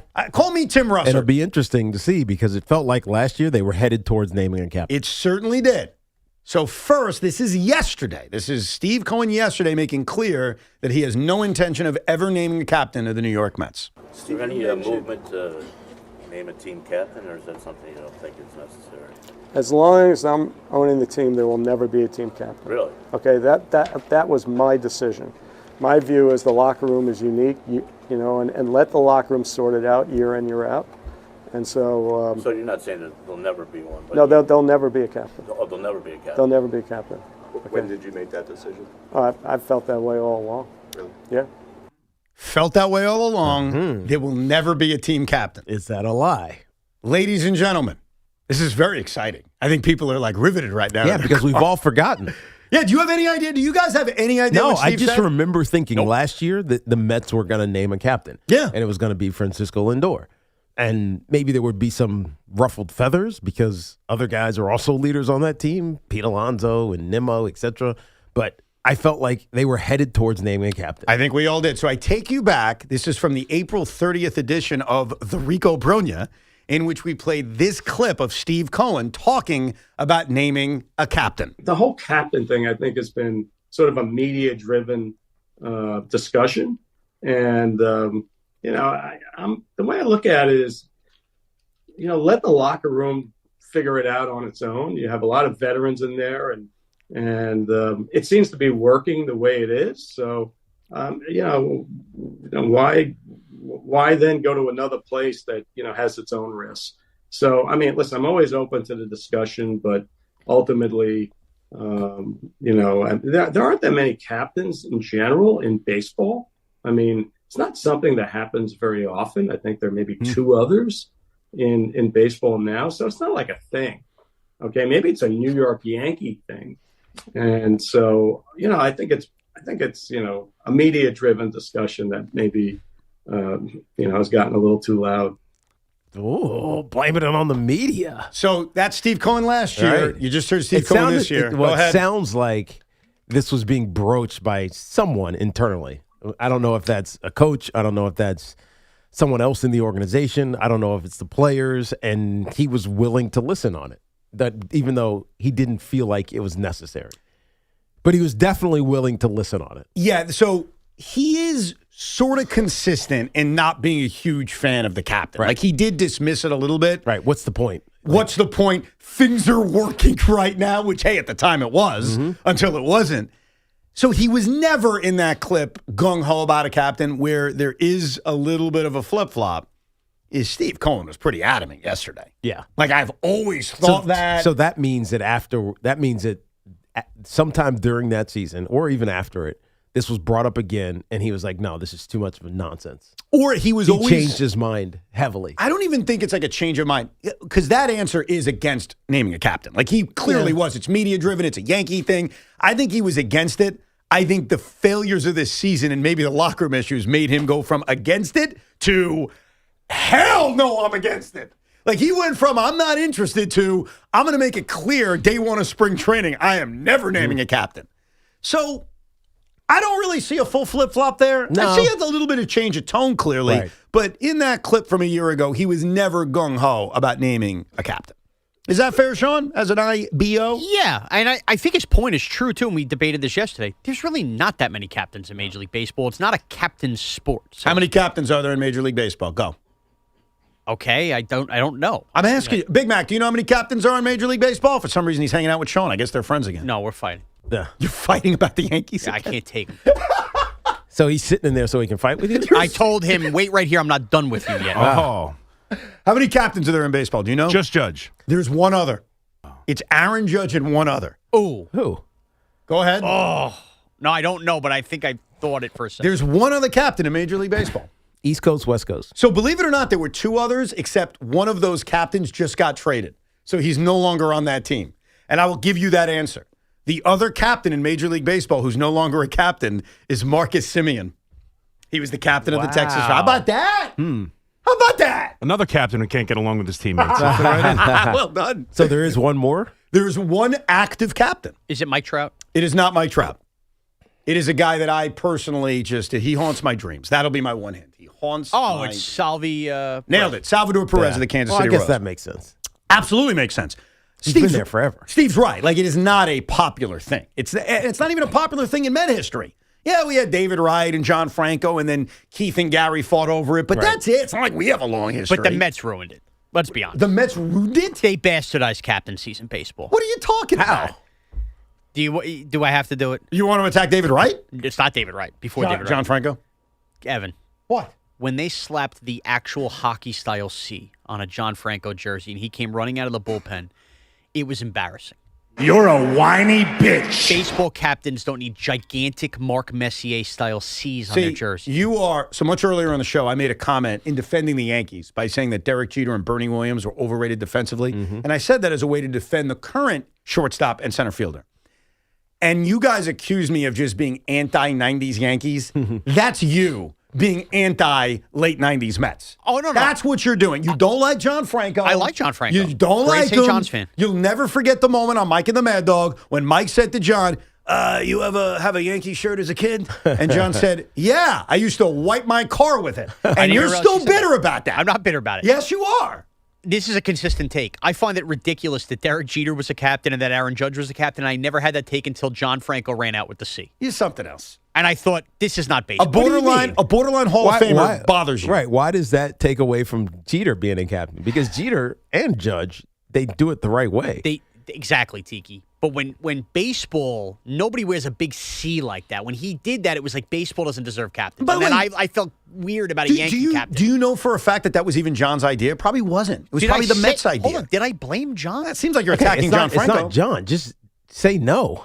Yes, John could turn around to the Mets and be like, this is a little ridiculous. If that's what they wanted to do, that's what they wanted to do. And Steve Cohen being the Met fan he is, I bet you a lot of his takes go back to looking at John Franco with that C and how ridiculous it looked. Stop it. You're blaming his opinion on the captaincy to the John Franco C? It's not a baseball thing, and the Mets bastardized it with John Franco. I'm sorry. I don't it looked think, ridiculous. I disagree with you.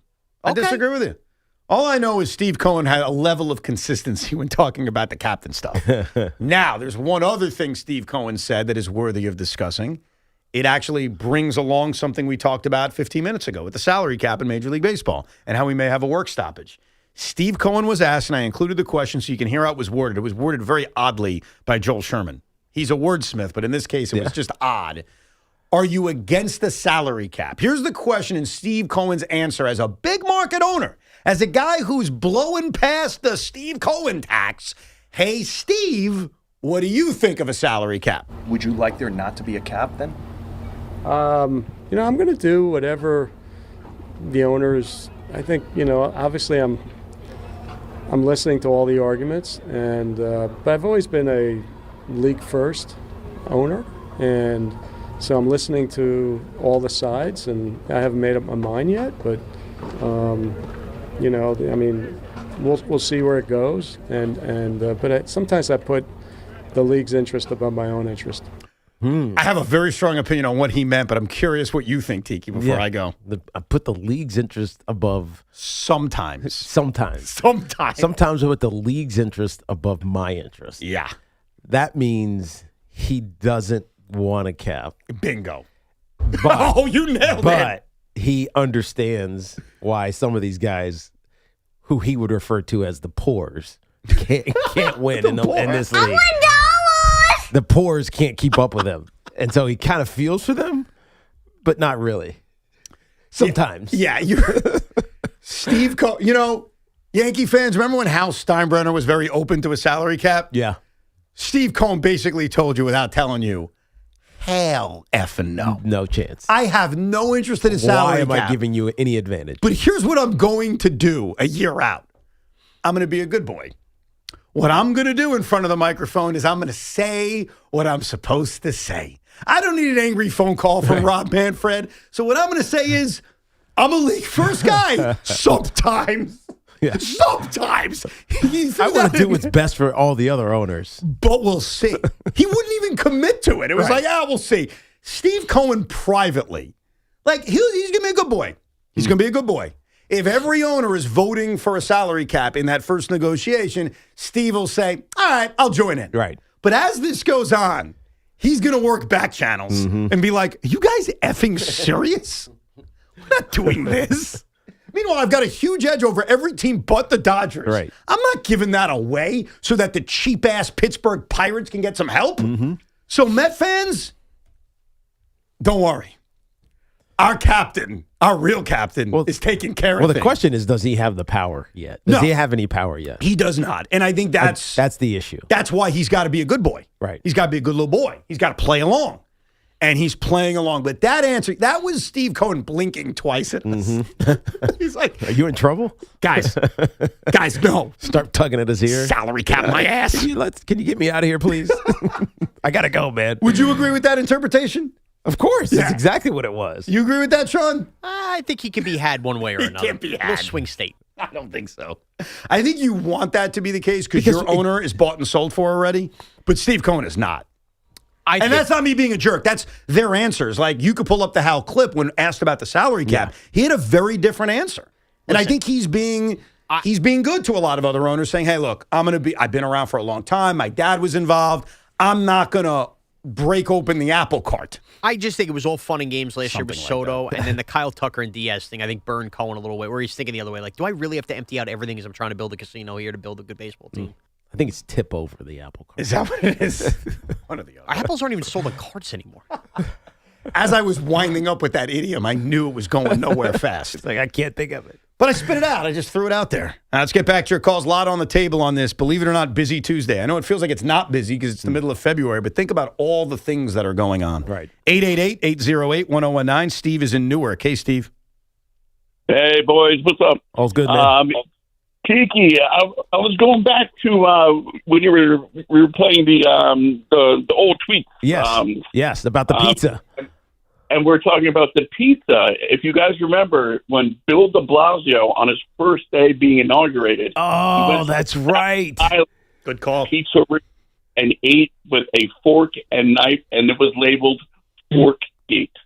Steve, humongous call. That could be it. That is absolutely. Oh, it. Definitely, yeah. Because I mean, I wouldn't tweet about that's just a random tweet, right? Doesn't mean anything, but you throw the politics into it, or at least how our former governor or no, our former mayor, yeah, was a couple viewed, of mayors ago now, right? Was viewed. I could absolutely see me. That makes a lot of sense. Makes much more sense than us talking about cold pizza, even though we were with Dana at that point. Yeah, so maybe both. Right. Maybe a little bit of a combo. Yeah, a fork and a knife with pizza never makes sense. No. Let's go to Scott in Westchester. Hey, Scott.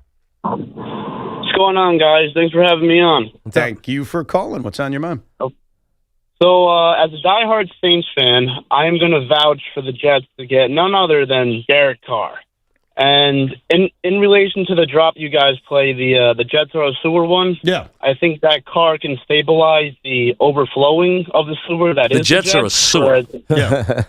Yeah, exactly. I love that one. But only for a temporary time. Now, I say this because just evaluating him over the last couple of years he played, so the 23 and 24 season, he was pretty solid, I'd say. Yep. Threw for 40 touchdowns, 13 picks, 6,023 yards, and had a 68% completion percentage. Also, at times, he's played without key players on offense and still managed to put up those solid numbers. So if he could do that on a Saints team with at times little to no weapons, I definitely think he can do that on the Jets. But I could be wrong. There's other options out there, like Kyler Murray or Cousins. Well, it's funny.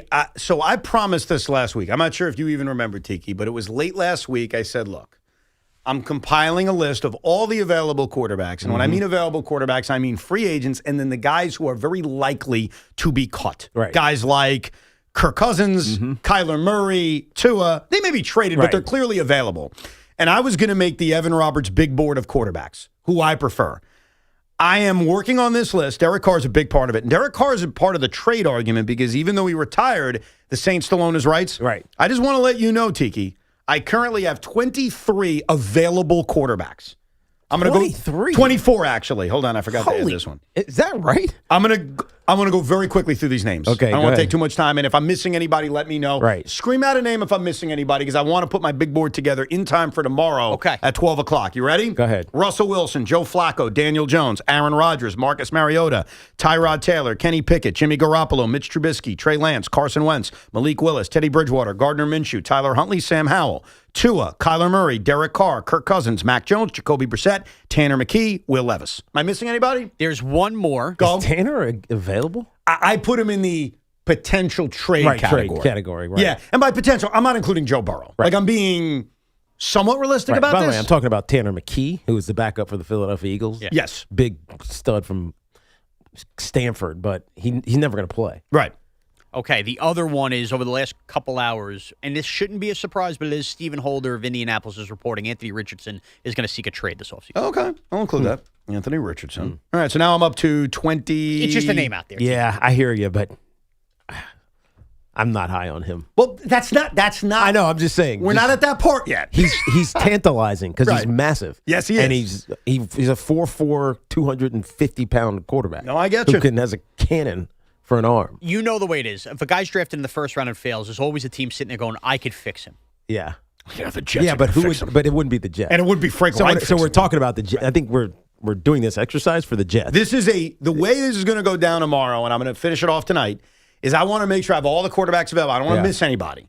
I'm going to make a ranking system, the Evan Roberts big board of quarterbacks, and I will unveil my list. We'll do it quickly, especially the back end, but certainly the top 5, top 10. We'll have more of a discussion on. You'll obviously give your opinion on it. So as a Jet fan, my preferred list. And as I sit here, 24 hours away from unveiling it, Derek Carr is very close to the top. Yeah. And that's not me telling you he's a god who's going to save the Jets, but in terms of the veteran quarterbacks that are out there, he might be the best option. I think he may end up being number one tomorrow. I'm just warning you.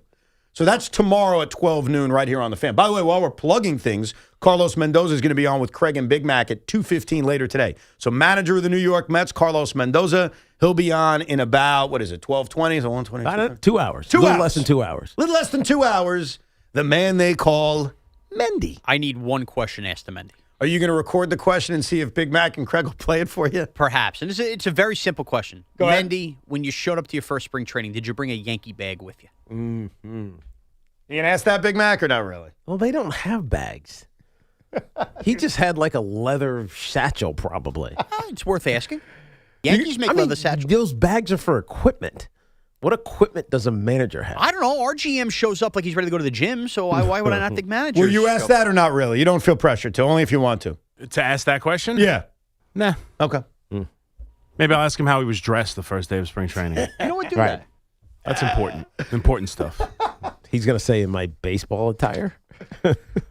You know my what? uniform. Can you do me one favor? I sleep in my uniform. Go to work in it. You know what? You don't have to do it because I get my one-on-one with Mendy in 2 weeks, sometimes off the record where I really push things. So you know what? I'm going to take it back. You can do it only if you want to. What I'm going to pressure Mendy on, and I did this last year in spring training, he ignored me. He was such a jackass to me, and he was so committed to not doing it because he didn't want Evan to be right. And I'm going to do it again in 2 weeks. I'm going down to Florida for some Rico spring trainings. I am pushing Carlos Mendoza to consider leading off Juan Soto. I'm a big proponent of that. Yeah, but I think the reason he didn't entertain it is because Juan Soto doesn't want to lead off. Well, I don't know if that's true. First of all, I haven't pushed this on him I think fully. he said that. No, he didn't. He said Juan Soto doesn't want to lead off. When did he say that? I think he said, when you ask him, I didn't he pushed say, it a little bit last year on him, and he laughed. He did his giggle like, all right, I'm going to entertain the child for a few minutes. I feel like he said Juan Soto wants to bat second. I don't remember that ever happening. Find the audio of that, Tiki. I will. Thank you. I don't even know how to look for audio. Instead of me finding it. You don't have to do that unless if you believe that, then absolutely push it on him. But I'm gonna push that on him next week. It's gonna be very I'm gonna make it uncomfortable for him. That's my goal. Why do you always got to make things uncomfortable for him? Because I want a real answer. Because sometimes, Mendy is a great dude, in all seriousness. But sometimes he looks at me and he's like, oh, God, I got to put up with this guy again. I'm curious how he might go 1-2-3 with Bichette and Lindor. He's already announced it.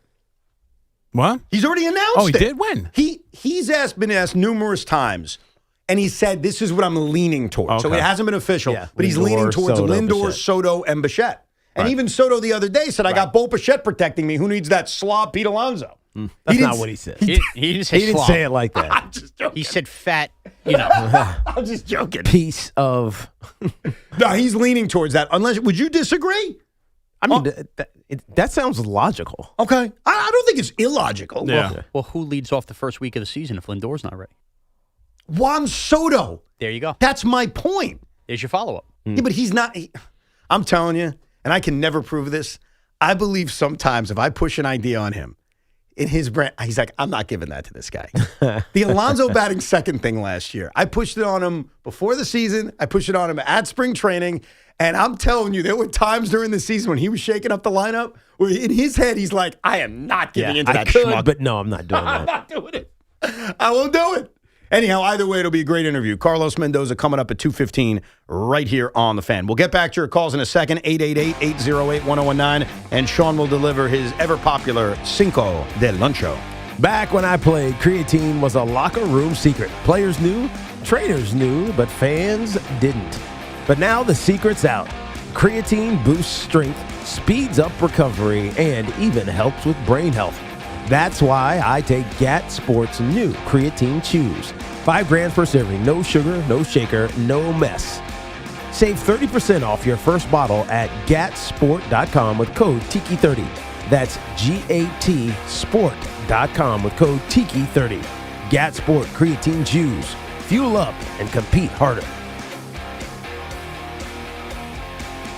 This portion of the program is sponsored by Downtown Nursing and Rehabilitation Center. Hey, healthcare workers of New York, are you looking to make a difference? Downtown Brooklyn Nursing and Rehabilitation Center is actively hiring nurses and CNAs. Call 718-636-1000. That's 718-636-1000.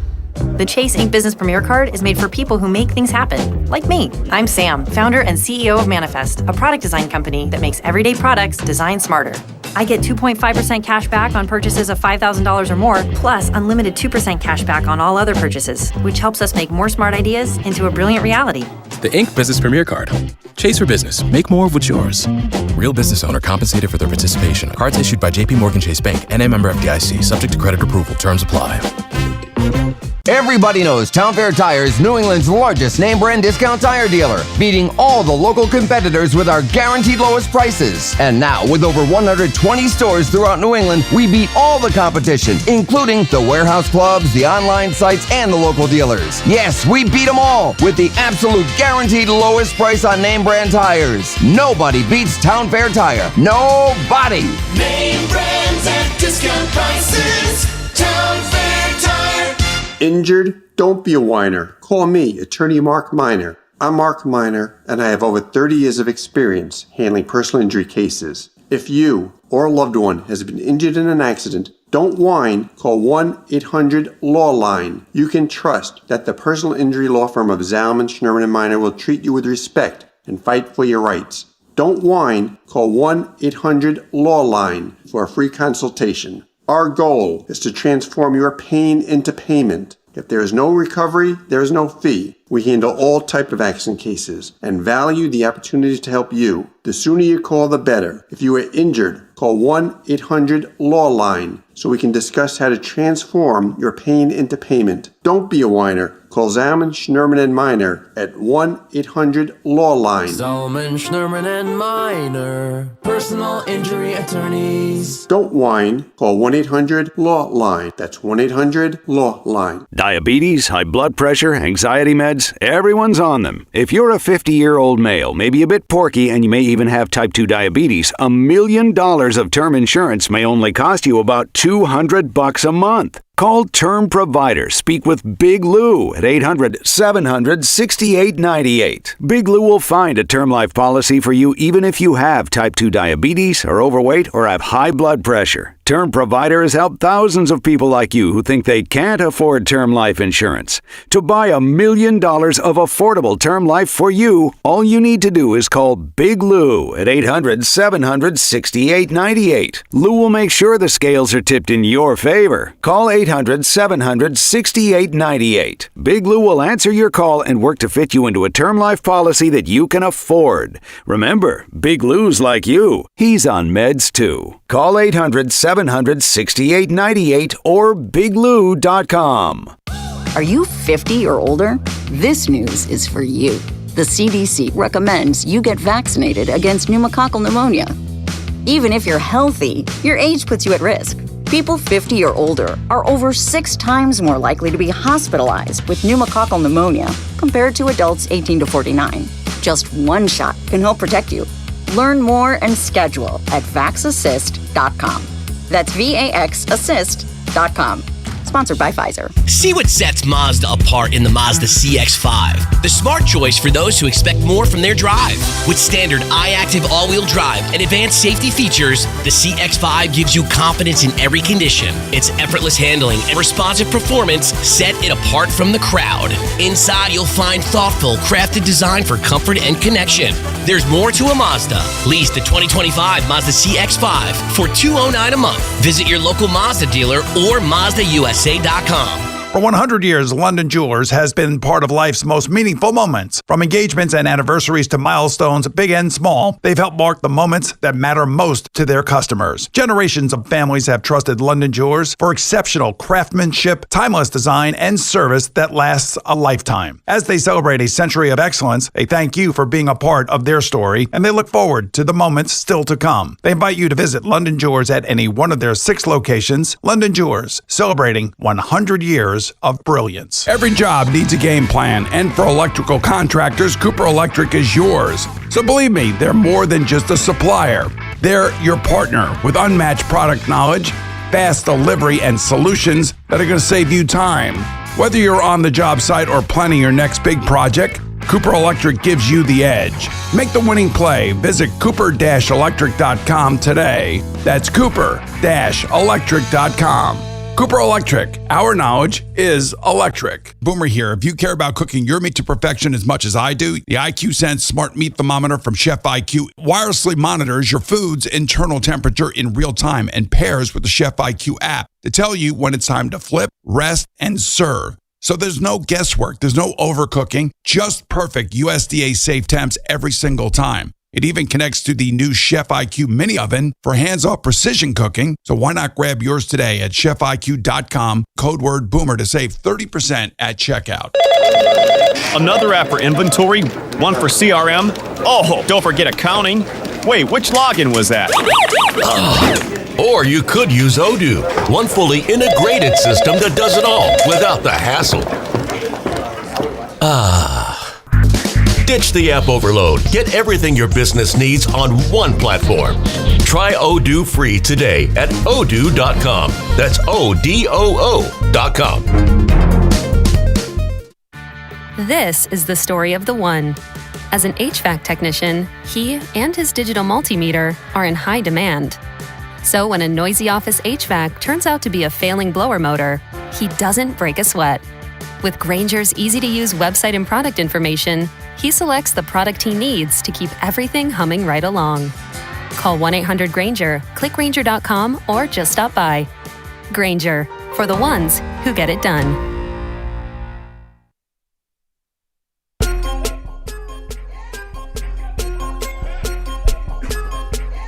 This Fan Focus is sponsored by Chef IQ, precision cooking, effortless results. ChefIQ.com. We may have a new term for diehard fan. At the Daytona 500 finish line Sunday, a man was caught on video tossing what looks to be somebody's ashes onto the track as a car wreck at the finish line wrapped up America's great race, raising plenty of questions about whether Evan Roberts wants his remains ending up at the floor of his seats at Citi Field. Also in Major League Baseball news, Pablo Lopez looks like it's torn ligaments in his elbow. Wow. And surgery on the table, could miss the entire season, and now people are wondering, will the Twins sell with Joe Ryan? Wow. And Pablo Lopez was one of those guys that you looked at as a potential trade target during the offseason. These injuries, man, this is the goal now as a Met and Yankee fan. Can you survive the next few months without a pitcher going down to a serious injury? Which is why when David Stearns is asked about a six-man rotation, or a caller earlier mentions the Yankee rotation when they're healthy, let everyone be healthy. Right. And then it's a good problem to have. Can't worry about it right now because there's too many other issues that could get in the way that would make that excess depth important. And I'll make you this prediction. I don't think it's being negative. It's being realistic. The Mets will not have a six-man rotation to start the season with the six guys currently penciled in. Well, someone's going to get hurt. Yeah. Someone will not be ready for the start of the year. But it's also not typical. Like most teams don't go six-man rotation, do they? No, but the Mets have because of Kodai Senga. Yeah, but Kodai Senga is no longer your ace. He's but if he's going to be in your rotation, you're probably still going to manipulate it to where he gets an extra day. Now, you can do that a lot early in the season because of the off days. Suck it up, Kodai. You've been here for 3 years, dude. Yeah. Get used to it. Figure it out, damn it. All right, Sean, it's your time to shine with a Cinco de Lancho. Sean Moraes in the booth. Somebody hide the queso. Optics flying, phones ringing, Evans yelling. No! Tiki's laughing, chaos cracking, nobody's in control. It's Cinco de Lancho. Bam! Crunch! Let's go! Let's go! Cinco de Lancho is brought to you by Helix Wireless, connecting everything, everywhere. Last week, for those that might have missed it, we had a caller bring up to us, I think it was at the end of one of the shows, maybe Thursday or Friday, if you could bring back any athlete that played in New York and put them on these current rosters in their prime, who would help the most? And we debated from Jeter to Babe Ruth, even to Wayne Gretzky. So I had been stuck on this question all weekend. I've been waiting to break this out. Feels like it's a good time to do it. Who are the top 5 non-Hall of Fame players that would raise our current team ceilings if brought back in their prime? So it was easy to say Jeter and all of these guys, right? So I'm going to tell you right off the top. Don Mattingly, Tiki Barber, and Eli Manning are eliminated from this because I believe they will be Hall of Famers, so I'm eliminating them. Nice. And Tiki, you don't have to acknowledge that, but that's the truth. No, but but here's the other thing he doesn't want to say because it's going to make everyone feel uncomfortable. He's good with Jackson Dart, so Eli, take a seat. He's good with Ben Rice, so Donnie, take a seat. Yeah. And Tiki, we love you, but the Giant running back room is so solid. Cam Scottaboo, Tyrone Tracy, we don't need you as much. That is true, and this is about fit, but those guys are going to be Hall of Famers. So, anyways, here we go. Here we go! Number 5. David Deal. Hear me out. May not be the sexiest name, but his versatility at the guards and both tackle positions at a high level, man, could the Giants use that on this team right now. Deal was the best. You can count on me every game. Yep. Come find me. Give me a massive bear hug. That's my count on me. That's my Giant one. Number 4. Anthony Mason. Could this Knick team use a little nastiness of Anthony Mason on it versus some serious attitude? Yep. All right, here we go. Number 3. Adam Graves, a top 6 scoring wing. Man, that would replace Artemi Panarin real quick. First game. My first Rangers game. Adam Graves? Because he invited me. How about that? Adam Graves. How about that? Here we go. Number 2. Darryl Strawberry. You want to fix that other Met corner outfield position? Put him as protection behind Juan Soto? Before you get to number 1, it's obvious. To me, it's obvious. Okay. I don't know if it's obvious to Sean. It's non-Hall of Fame. I understand the prerequisites. Okay. If it's not who I'm thinking, the list is null and void. Okay.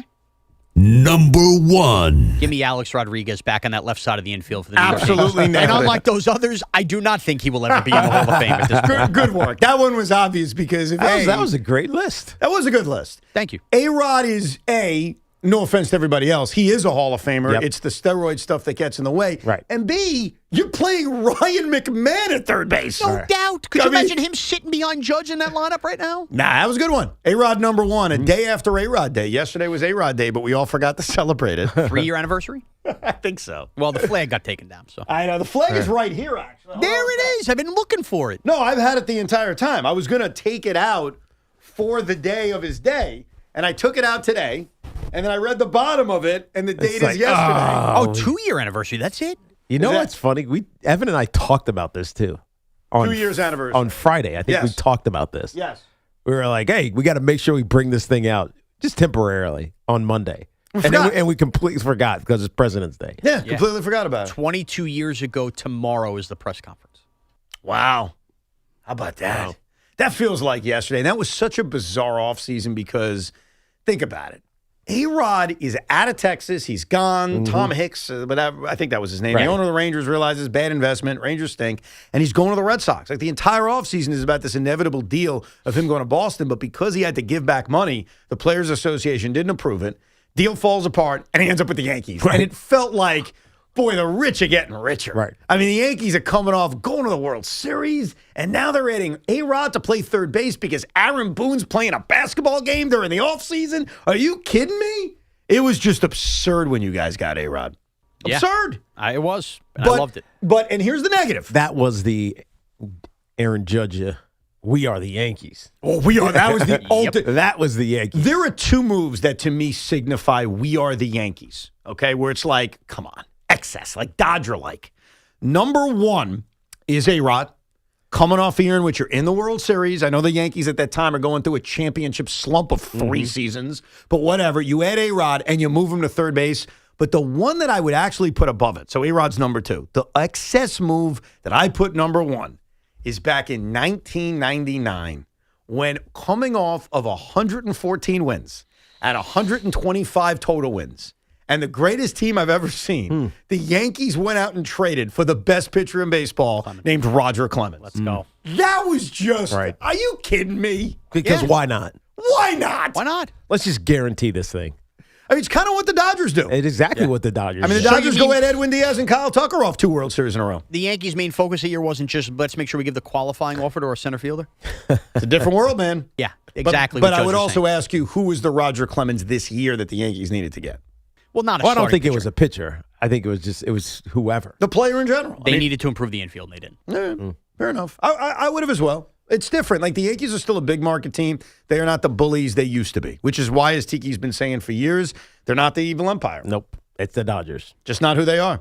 Anyhow, very good list. I continue to keep track of all your Cinco de Lanchos. I have a running diary of them. Nice. In fact, if What you was had yesterday's? Yesterday Me was and Evan had to think about it too. the non-Big Four sporting events, Right, 'cause quote, I want to go to. It wasn't local. That's It was why it was not hard. local. Yes. And it wasn't food, so it was hard. So he's at But it was a good list. It was a good list. He's at 32 Cinco de Lanchos. You want to guess the topic breakdown of the 32? I'm going to say like 10 of them have been food. 10 of them have been food, okay. You're incorrect, by the way. How many? Only 4 of them are Really? non-sports. He's really stuck to the sports. It's almost like, hey. Oh, we're not in summer yet. Yeah, I guess it's time of year. Yeah. There's still enough sports going on. But you ready for this? 21 of the 32 are football related. Of course. Which makes sense. I mean, we just finished the season. I agree. I completely agree. Yeah. So I'm keeping track of this for the rest of the season. Top 5 condiments coming tomorrow. Yeah, I'm sure. Let's get back to your calls, 888-808-1019. Coming up at 1 o'clock, can the Giants and the Jets, but mostly the Giants, take advantage of the carcass on the side of the road known as the Miami Dolphins? We'll explain coming up in a little bit. But let's go to John in Maspeth. Hey, John. Hey, how's it going? Oh, So good. I was going to call. I'll take a dump on the Mets as I usually do, but I really don't need to do that today. I already did it, actually. This morning, I drove by Citi Field, posted a video on Twitter. It's already got about 150,000 views in 2 hours. Anyways, you guys should watch that if you want. What did you do? But, wait, hold on. Before you continue, Hold on, you yes. drove past Citi Field and did what today? I drove past Citi Field and had a little tour, So, tour of the... Anyway, so while I was on hold, I heard the name John Franco. And I've only been to one game at Shea Stadium, May 11th, 1996. Do you remember that date, Evan? Say it one more time. May 11th. May 11th, 1996. May 11th, 1996 does not... Saturday against the Cubs. No. John Franco Day, where they were celebrating John Franco getting his 300 saves. Oh, okay. I was sitting on the third baseline, and John Franco ended up getting ejected. There was a big brawl. Your boy Rico Baroni was in the game. I think they threw at Todd Hundley, but that was my first and only game at Shea Stadium.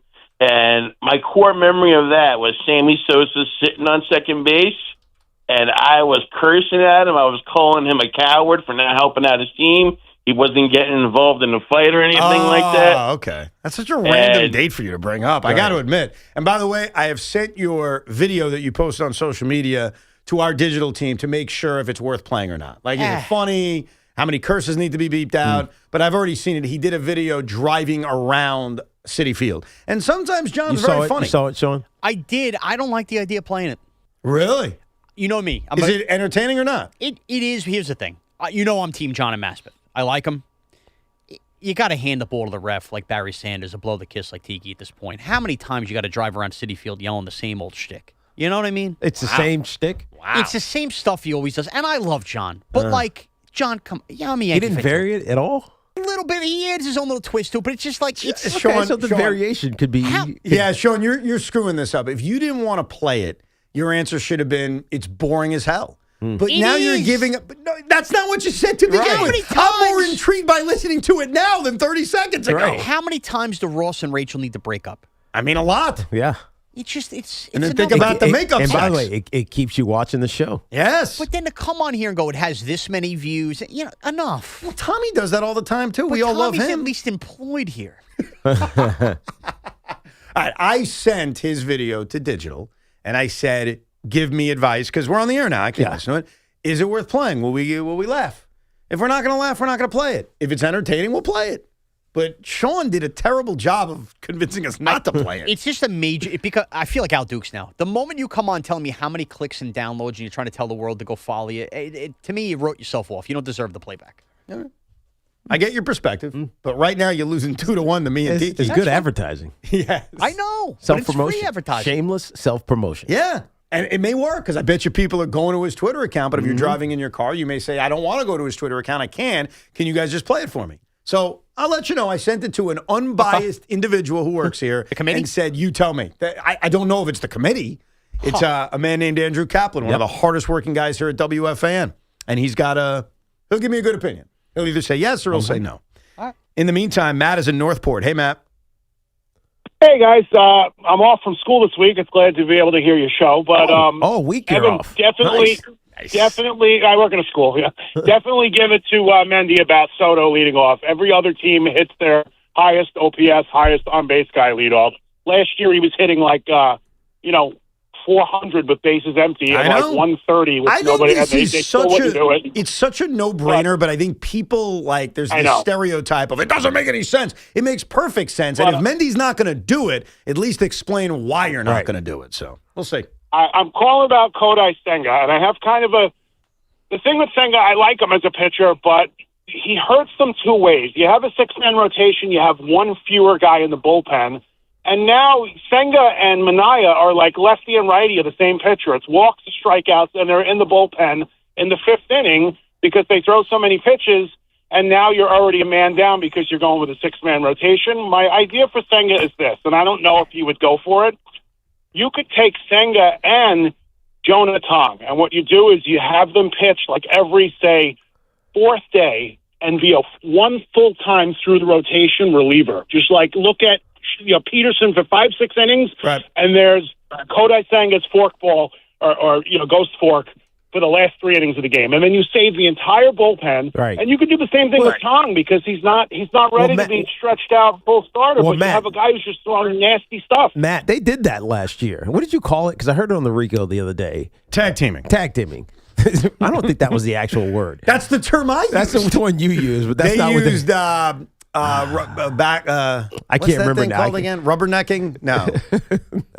Where they went back to back. What was it called? I like tag teaming. Right. They called it piggybacking. Piggybacking. Yes. That's right. They called it piggybacking. Yeah, you call it tag team. I'm a big proponent of that. In fact, that's what I would do, and specifically I would do it with Senga and Minaya. Well, it's how you manage a 6-man rotation and keep your bullpen fresh. Because otherwise, if you try to do a 6-man rotation and you're missing a bullpen arm, and your guys are out in 3 or 4 innings on multiple occasions, your bullpen's screwed. Absolutely. That's the other idea I have for Mendy. And I mentioned Mendy's going to be on with Craig and Big Mac. If they want to ask him that, great. If not, I'm asking him in 2 weeks when I go down there. Right. And Big Mac, don't ask it as Evan wants to know. Screw me. I'm not involved. You're doing the interview. Ask it with your chest. Yeah. You know what I mean? Put it out there like people are saying. Yeah. Well, no, I'm What saying. people? He can take the idea. I really don't care. I care about it getting done. So you, and Craig too, take the freaking idea. I don't care. But when you don't minimize it by, this schmuck is asking, because you're not going to get as good of an answer. They know. But it is the question to ask. Of course. Because the starting rotation was the issue last year. And the depth, they're getting deep in games was the issue last year. And the tag teaming worked. Yeah. Like they did it briefly late in the season. But no, they started it with Clay and Peterson? And Sean Manaea. Oh, Manaea, that's right. And Yes. then they tried to flip it. That's where they screwed it up. I don't even think they screwed it up. Yeah, they did. We argued that, but I disagree. Yeah. That's fine. You didn't think it worked. You would have kept it in that order. Well, when they tried it again and they flipped it with Manaea, it didn't work. I would do it with Senga and Manaea. They're very different, lefty-righty. Right. And here's the beauty of this. And this is, of course, assuming everybody's healthy, which I know, how can you assume that? I agree. By the way, you can still do it with Manaea and Senga, even if everybody isn't healthy, because a guy like Tobias Myers can just be in the rotation. Right. So if, let's say, David Peterson was the injured one. I hope that's not the case, but let's just say. You can still do it, just insert Tobias Myers into the rotation. But what you do is you maximize 2 guys that didn't go deep into games. And on that day, let's say they both go 4 innings, which we'd all agree is not very deep into a game. What's 4 plus 4? 8. You don't need your bullpen. Mm-hmm. You just got 8 innings out of your starting pitchers. It is an absolutely perfect strategy. I give the Mets credit for using it last year, but now, again. You got a big lead? Do it again. Go to Luke Weaver. You got a small lead? Go to Devin Williams. Is that how you're figuring this bullpen's going to work? I'm not sure it's going to work that way, but fair enough. So I hope that's something they consider, because I do think it makes a lot of sense. A lot of sense. It makes a lot of sense. I have talked to our digital team, and they have agreed that the John and Maspeth tweet is very funny, and they are in the process of editing it and including a lot of bleeps. Really? Yeah. Yeah. Wow, because a member of the digital team just came in here to tell me I was so right. So there seems to be conflict with the digital team. Oh, is it the other person in the digital team? I didn't know who you said. I spoke to Andrew Kaplan, who is the guy I Anthony trust. Gallo came in here to give me a pat on the back and say I was so right. Nah, but you know what? Here's the problem. And I like Gallo, and I'm not saying I don't trust him. He's too young. He doesn't get it. I wasn't going to say that. I'm just telling you. You think it's because he's young? He's too young. He doesn't get it. He doesn't get the humor. I was going to say it's because he's a Met fan. And if he's trashing the Mets, some Met fans may take it personally. Yeah, he doesn't get the humor. Doesn't get the humor in it. Now, I'm a Met fan. I'm wearing my Met sweatshirt. I can laugh. Doesn't mean it's true. Doesn't mean we suck. So here's the problem. Why do you care? He's killing the Mets. Why do I care? Yes. I think it's a multi-layered I'm question. a fat moron. The first reason I care is, as a Yankee fan, I want to move past this Mets stuff. You know why? The Weaver. You're never going to get past it. You're never going to get past it. Because Tommy probably still believes that you're the daddy, or he's the daddy. Yeah, look, like I think you're the little brother now. I think there's a difference between having fun with the rivalry and playing the same old hits, where it's like you're so focused on it, you know? I think that's what John does. I know, but you guys have now built it up enough where we all want to hear it. Like anyone in the audience is like, whatever this is, let me hear it. And even if it sucks, okay, we'll say it sucks and we'll move on. This is what he did. This is my issue. I also don't like the self-promotion. Okay. I hate when people self-promote themselves. It's piggish. He's never self-promoted. He's never done that. Really? I'm not a self-promoter. Isn't that what we do? Daily? We do as content creators. What does he do? He's a content He's a creator. content creator. Is that what he does now? Yeah, he's creating content. He's got a lot of followers. I think I know what's going on. Sean kind of has a badge of honor as being the Met troll. And he doesn't want to lose that to John. No, I'm not. I'm not scared. Does John have more followers than you? Maybe. I don't know. No way. I mean, there's no way that's possible. I don't know. Sure? Yeah, I mean, Sean's got at least 30,000, I'd guess. And I'd say John is at like 1,800. That'd be my guess. Give me the facts on that. I have 25,000. 25,000? Yeah. And John has? John has 3,000. Yeah, you got him beat. How many does Tommy have? Do you have Tommy beat, or does Tommy have you beat? It's a great question. And Tommy clicks. Let's see. One that's either going to kill my ego or... This is a big moment right now for everybody. I got more followers than Tommy. So you have 25K. What is Tommy at? 22.7. It's close. But not close enough. Well, you have John and math's best difference. If you added John with Tommy, you get to me. Well, coming up in the 1 o'clock hour, once it's cleaned up, you'll at least have a chance to hear the clip and we can all move on with our days. That's definitely happening. And also, the Miami Dolphins made major changes yesterday. Can the New York Football Giants take advantage of them? We'll explain coming up next. Plus more of your calls at 888-808-1019. It is Evan and Tiki. We're taking you right up till the Carton Show at 2 o'clock. This is an Odyssey Sports Minute. New York Yankees star Aaron Judge was measured in some criticism of the Yankees' approach to this winter, not signing more big-name free agents. He walked it back a little bit at the end, saying he's happy with the team they have now. But Judge is saying what a lot of Yankee fans feel, which is that the Yankees are not the Yankees anymore. And the Yankees watch the Dodgers spend all this money. Yankee fans wish the Yankees were what they were when George Steinbrenner was still alive. I'm Nick Costos. America, look around. Everywhere you go, prices are still high, rates have been whipsawing markets, and the debt and spending don't exactly scream stability. Experts say diversifying with intention is the #1 secret account that all American smart money uses to hedge against instability. Monetary gold has been around since 2000, witnessing multiple economic setbacks. If you call now, Monetary Gold will cover up to a lifetime of your IRA fees on qualified accounts. Call Monetary Gold now at 877-NOW-GOLD. That's 877-NOW-GOLD. Performance may vary. You should always consult your financial and tax professional. My name is Whitney Allen, and I'm a widow. My husband, Ryan, died. We never thought we'd ever have to use life insurance, but the unexpected happened. With Ethos, signing up was fast and 100% online. You can get a quote in seconds, apply in minutes, and get same-day coverage. No medical exams, and you can get up to $3 million worth of coverage. I'm grateful we were prepared. Get your free quote at ethos.com/game. That's ethos.com/game. Paid spokesperson. Time spent on application may vary. Online health questions required. The pros know nobody beats FW Web. With extensive inventory, personalized service, and a fleet of trucks across the Northeast, FW Web supports all customers, from one-van contractors to large facility operators. For planned projects, emergency jobs, or maintenance, FW Web has what you need, when and where you need it. For plumbing, heating, HVAC, refrigeration, propane gas, and PVF jobs. With over 100 locations, visit FWWeb.com to find one near you. 1-877 Cars for Kids, KARS Cars for Kids. 1-877 Cars for Kids. Donate your car today. Call 877 Cars for Kids to reach a friendly live agent. Donation's super easy, and your car can be picked up as soon as tomorrow. Call us now or go to carsforkids.org. Donate your car today. Did you know you can donate real estate too?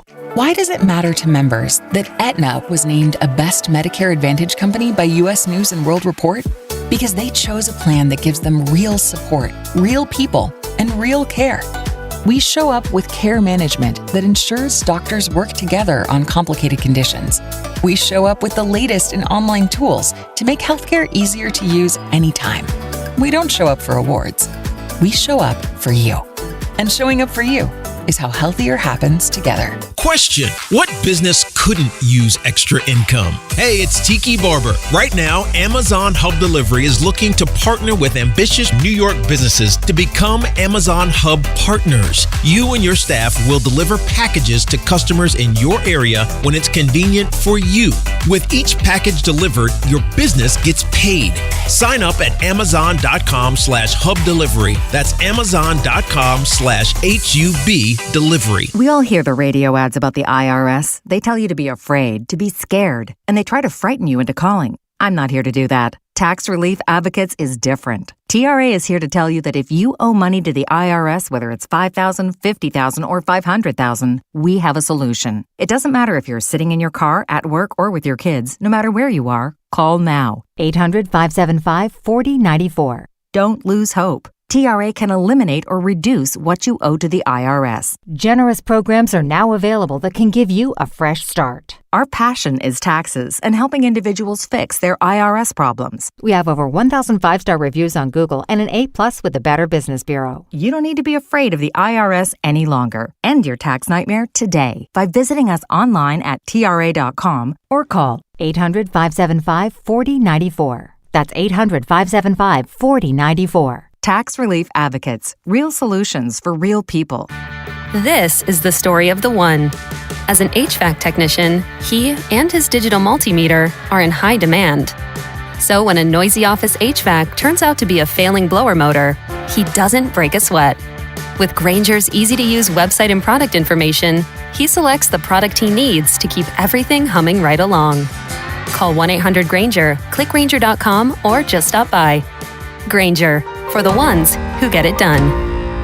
At Uline, they know going the extra mile takes hard work. For companies pushing to go further, Uline will go the distance with you. 24/7, they answer the phone to get you the shipping and industrial supplies you need. Business can move fast. Unexpected large orders, adverse weather, new safety guidelines, and changing economic trends. Uline works hard keeping 41,000 items ready to ship, minimizing detours on your way to the extra mile. Visit uline.com. My name is Whitney Allen, and I'm a widow. After my husband died, the last thing I wanted to think about was money. Ethos made it affordable to get life insurance. Signing up was fast and 100% online. I knew that I could pay our mortgage and have food in the fridge. I could focus on my kids. No one ever tells you how much you're going to depend on that policy. I am so grateful we had coverage. Get your free quote at ethos.com/life. That's ethos.com/life. Paid spokesperson. Time spent on application may vary. Online health questions required. Our friends at Town Fair Tire remind you that at Town Fair Tire, you always get the guaranteed lowest price on name brand tires from Connecticut to Maine. Nobody beats Town Fair Tire. Nobody. Get the latest on the Giants and Jets on WFAN, WFAN FM, WFAN FM HD1 New York, and Odyssey Sports Station. Before we get to the Giants, a few things I want to clear up. Number one, sorry, John and Maspeth, I can't play the clip. I listened to it. I watched it. Yeah. There's a myriad of reasons. We're putting the Ixnay on the XA on the FA. So not going to happen, but still love you. We'll talk to you at some point making fun of the Mets.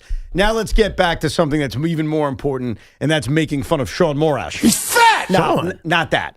His Cinco de Lancho. What did you do? So his Cinco de Lancho, if you're just tuning in, occurred I thought it was good. You thought it was good? Yeah. For those that are just tuning in, it happened a half hour ago. You can rewind on the Odyssey app. Mm-hmm. The topic of choice was the non-Hall of Famers who would raise the team's ceiling of current teams in New York that you could bring back. Yeah. So it was a good list, especially with A-Rod being number one, which I think is a no-brainer. There were two major omissions. Okay. Number one, Keith Hernandez, first base, New York Mets. Okay, again, I'm going to reiterate. If you noticed, I did one from each team, and I chose out. I could get you another one I left off purposely. Well, this may be the one. How do you leave? Is it Carl Banks? It is not Carl Banks. Okay. That's a good one. But I preferred the O-line help with Deal. Okay. No offense to Carl. That's a very good one. But there's a worse one. Okay. Can you very quickly go through the five guys that you picked just so we can refresh? Yeah, because it's one from each team. I did David Deal. From the Giants. Adam Graves was 3. That was the Ranger. Okay, Charles Oakley was Knicks. No, it was Anthony Mason. I'm sorry, Anthony Mason was Knicks. Yeah. Darryl Strawberry was Mets. And A-Rod. And A-Rod. So number one, you left out the Jets. The team that could use more help than anybody else, and you left them out. Okay, so who is it, though? Who is it? What's the most important position on the field? The quarterback. Same old Jets. Not him. Who does mornings on this radio station with Greg Giannotti? Who won an MVP? Who got a team to a Super Bowl? The Jets couldn't use Boomer freaking Esiason? What are you, on crack back there? Don't make me the bad guy. What bad guy? Is he not a borderline Hall of Fame player? Is he not a former MVP? Was he not the quarterback of a team that came this close to winning a Super Bowl? How many years did he? Excuse me? How many years was he here? Evan, get off your high horse. We're judging him on his jet run? Evan. I thought we're judging it on your run. Did I take Darryl Strawberry from the Yankees and ask him to go back to the Mets, or was it Darryl on the Mets and You back on the Mets? picked prime Darryl Strawberry. Right. Prime Boomer Esiason could help the New York Jets. No, but prime Boomer Esiason didn't play on the Jets. So now the rule is you had to have played for the Jets? Yes. that was the point. All right, I take it back now. Yeah, That was the point. I was waiting for like a big bomb to drop over here. These guys played here in their prime. I'd like to have them back. They're not Hall of Famers. By the way, with that said, I'd still go with Brett Favre or a Jet quarterback. He's in the Hall of Fame. Oh, crap, Hall of Fame. Okay, let me try again. You forgot the whole list. I got it. Aaron Rodgers, by the way, he's also Hall of Fame. Vinny Testaverde. Done. Done. Okay. Vinny T. If you don't want to go Boomer because his prime was in Cincinnati, respect it. Vinny Testaverde. I wonder if Jet fans would want that. Would want Vinny Testaverde to be Would Jet fans be like, oh, I crave Vinny Testaverde to be my in his prime, my quarterback right now. Yeah, Vinny's a better argument than Boomer for this, but again, have you seen the Jet quarterback situation? I mean, Yeah. Jet, we wouldn't take Vinny, who led us to the AFC Championship game in No, 1998. you're right. With that, yeah, you're right. We take Mark Sanchez back at this point. No, it's fair. I mean, again, it was about raising the ceiling. I think the Jets' ceiling is so low anyway, but whatever. All right. Thank you very much. Honestly, you probably take Chad Pennington. Exactly. Yeah. I think you just named a bunch. Look, if we're doing Anybody this- that started and won more than they lost, we'll take them. If you're doing this, you almost need to put all 5 Jet quarterbacks then. I think we're being, it's not in the spirit of what we were doing. All right. Anyone else has an issue with Sean Cinco, you could tweet at him at, what's your Twitter account? At Sean Morash? Yes, at Sean Was that the Morash. only one? What was that? That was the only issue? Only what issue? Boomer. It was Boomer and it was Keith Hernandez. Those were the popular, how do you leave those guys out? And the Keith one makes sense because the Mets kind of have a hole at first base. Like Jorge Polanco's learning the position. But they don't really have a first But I base. gave you Darryl in the corner of the outfield I know. to back up Pete. To back up Soto. I'll tell you right now, you're going to think I'm nuts. If you gave me a choice, and here's what's unfortunate, I'm too young to remember either of them in their prime. No, in really, fairness. just to play right, because now you have an open competition. Question it in right. Yeah, but I have a... That's where I was going. I would rather have Keith Hernandez than Darryl Strawberry. All right. And I'll give you 2 reasons. Better leader, Number 1 is the leadership. You nailed it. And number 2...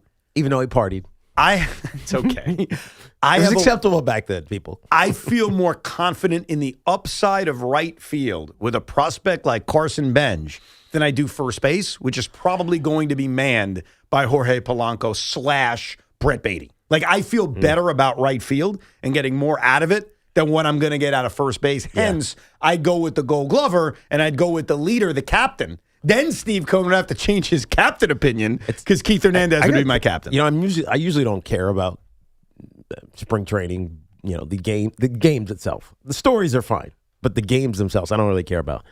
You're going to have to watch. Jorge Polanco. Yeah. To know if you have an issue on your hands. Well, you're not going to be able to start the spring training. Why? Carlos Mendoza has spoke. Luis Robert Jr., Brett Beatty, Jorge Polanco, and Francisco Alvarez will not play spring training games out of the gate. With Robert, the Mets want him to focus on strengthening early due to his injury history. Same for Polanco and Alvarez. And Brett Beatty felt discomfort in his hamstring a few weeks ago. They're going to take it slow with him. How do you come into spring training with soft tissue injuries? Seriously. Like, how does that happen? I mean, you go out there and you start running and things happen would be my guess. Have you not been running? I think you were, but I think sometimes it happens. I mean, I'm 50. I run every damn day. I mean, come on. You're in better shape than Brett Beatty. I think with Polanco, unfortunately we can't watch him play first base, but that sounds like he's still working out at the position, learning the position. But you are right. Like, one of the things I'm intrigued about with Met spring training is seeing the guys learn their positions. Yeah. What? Go ahead. Nothing. You got another thought? No, I did, but I forgot it. Yeah. And because Tiki realized I'm about to transition to football, and he's like, get to that, damn it. I Yes, want to break exactly. down spring training kind positions. Right.